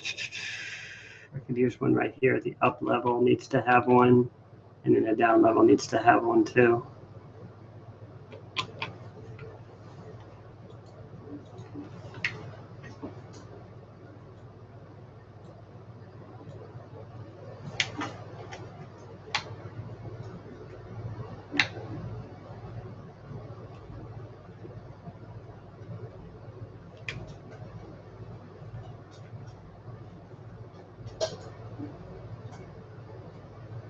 See with rasters, you could even like animate the water in the background. You see the water up here? We could animate this with an interrupt. You just have to shift through the characters to do it. Maybe I'll do that later. It's coming along, I think, pretty nice. Never did get his left movement fixed on his legs yet. Let me slow him down a little bit too again.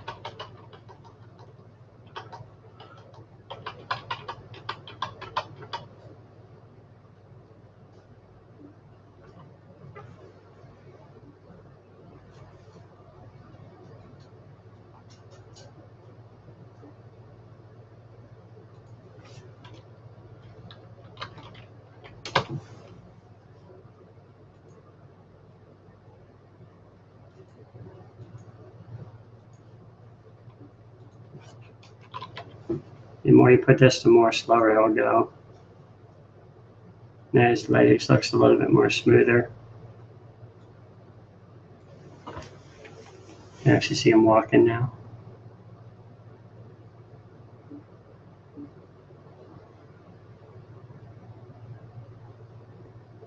I like his tail wagging. Pretty cool. So,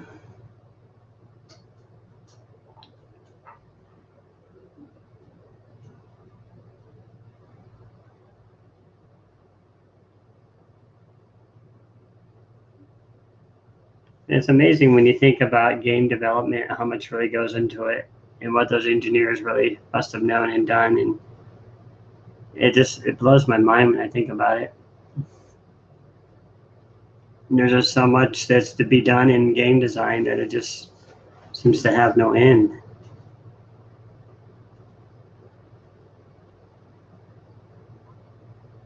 I made some pretty good accomplishments tonight with the help of people. I was able to get the interrupts going, which I thought I was never going to learn, and able to get the animations moving backward and forward with the aliens, added more sprite animations.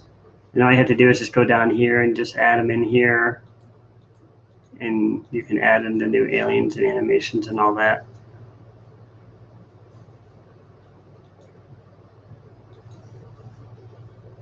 So the normal game, the alien wouldn't be just straddling back and forth like that. He'd actually be doing something, maybe stop and then, trying to attack the player or something like that.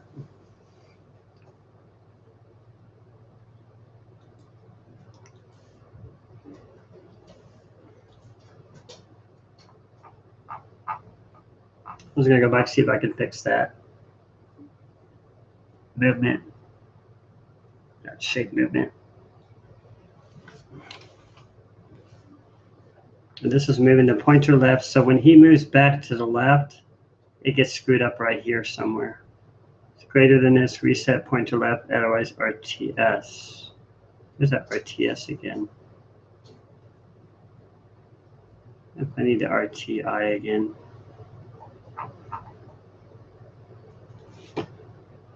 RTI and clear interrupt.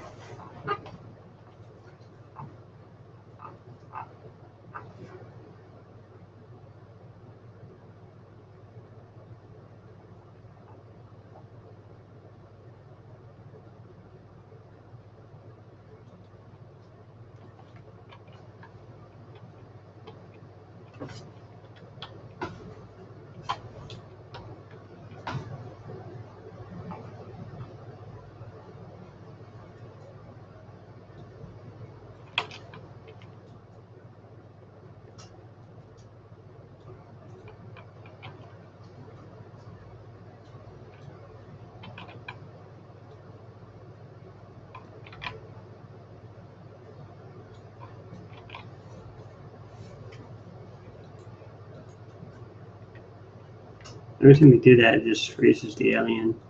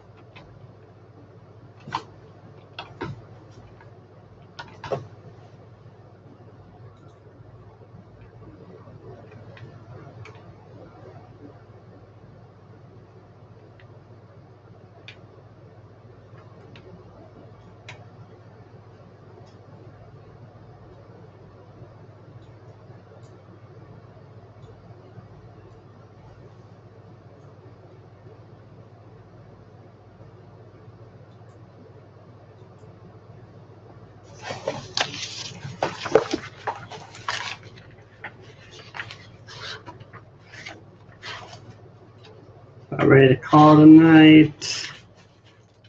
It's almost 2 o'clock here and I am just beat. Okay, I'm going to play with a few more colors here. E3 282.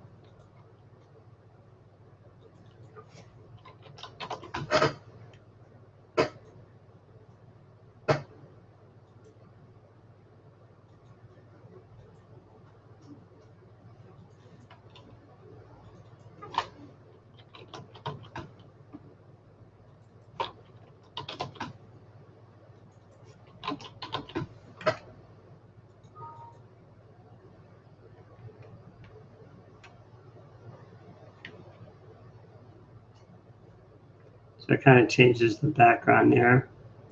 You kind of see the little background changing. Set this to 83.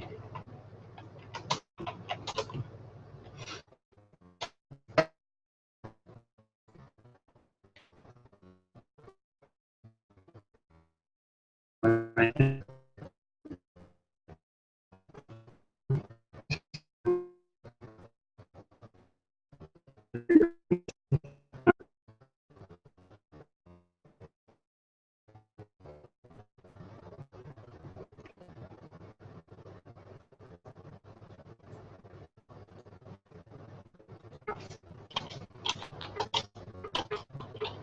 I'll slow it down some more.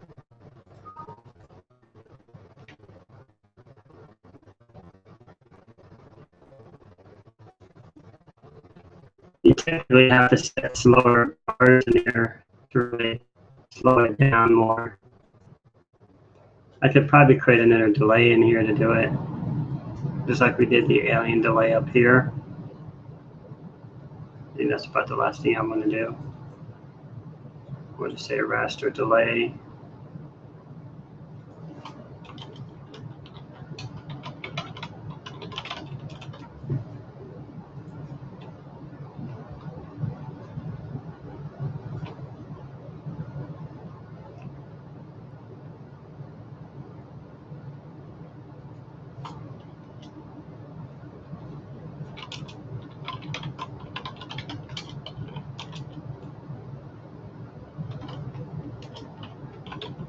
If it's not, it should skip over our color.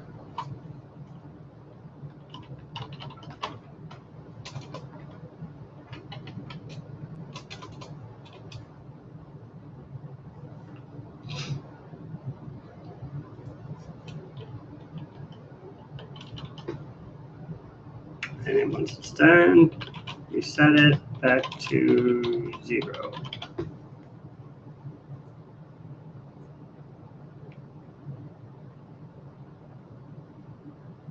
I think it slowed it down much. And make sure it's not up here anywhere. Probably is right there.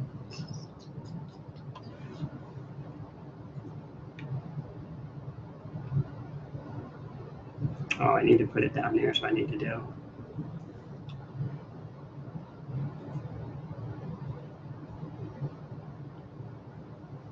wonder why it didn't change. Here, see if it's 10 less than.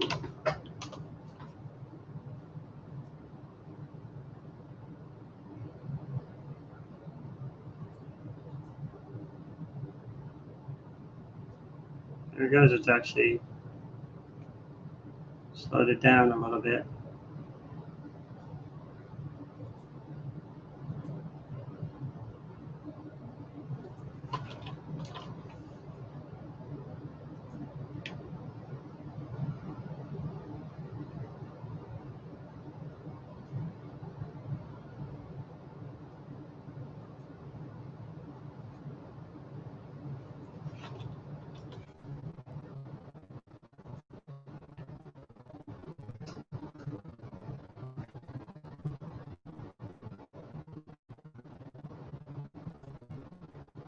So yeah, you can have this kind of fun with these things. That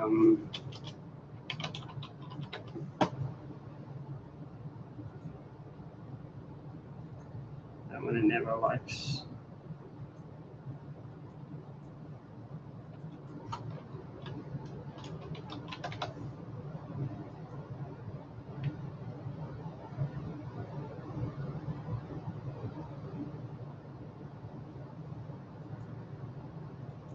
Maybe I'll put that in the border or something.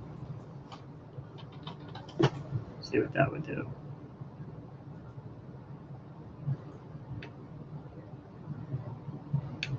Totally crashed it.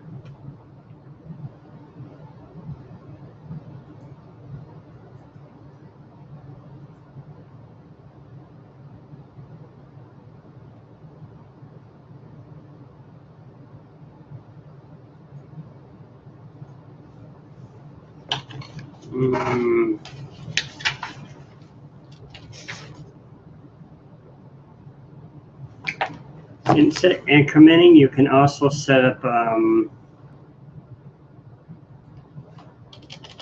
color tables. Color table to change the colors. So here are the positions to change them at here. And you can load these colors in so that it changes the colors based on where it hits the cycling at. I'm trying to figure out where to put this. I'll get here somewhere.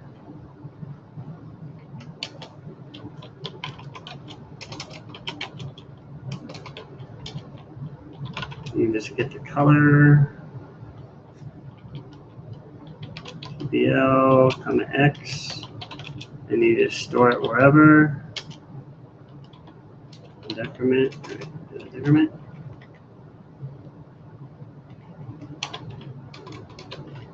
Decrement equal color.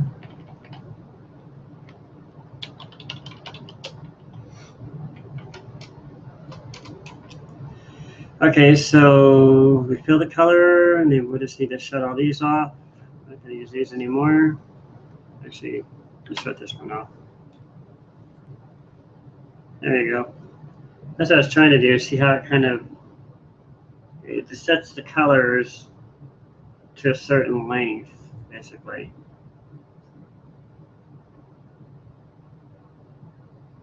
This is basically cycling through these colors to get what it needs to do.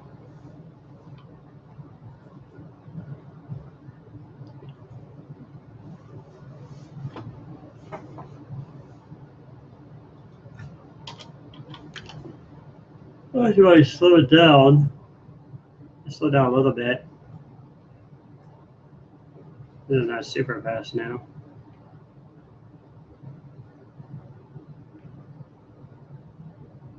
There's so much you could do.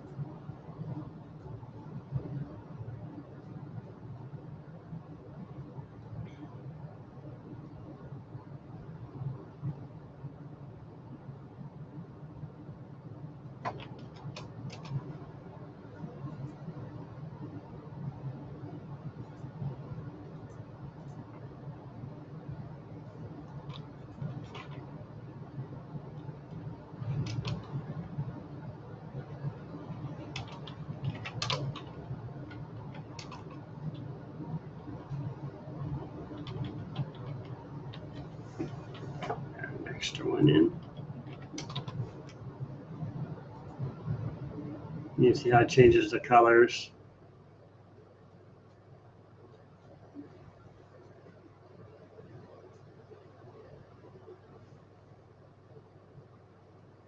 All right, there's no more viewers left, and it's time for me to hang out for the night. So this was probably the longest Google Hangouts I've done in the longest time. I appreciated you guys for watching. I am turning in for sure. I'm so tired. Please join us next time. We'll be doing some more Google Hangouts next week, and please like and subscribe, guys. Thank you so much, everyone, for watching. Appreciate you guys. Hope to see some of you guys on, in with microphones and just be able to talk to people and stuff like that. But yep, have a good night. I'm outie.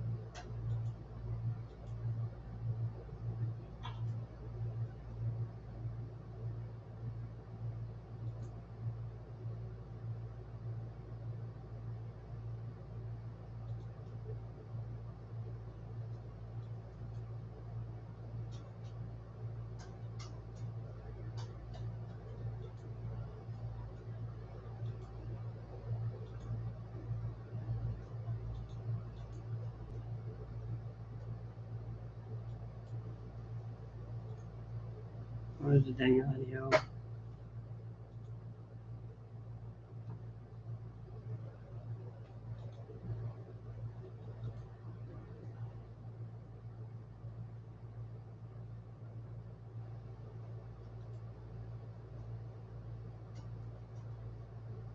I saw it earlier.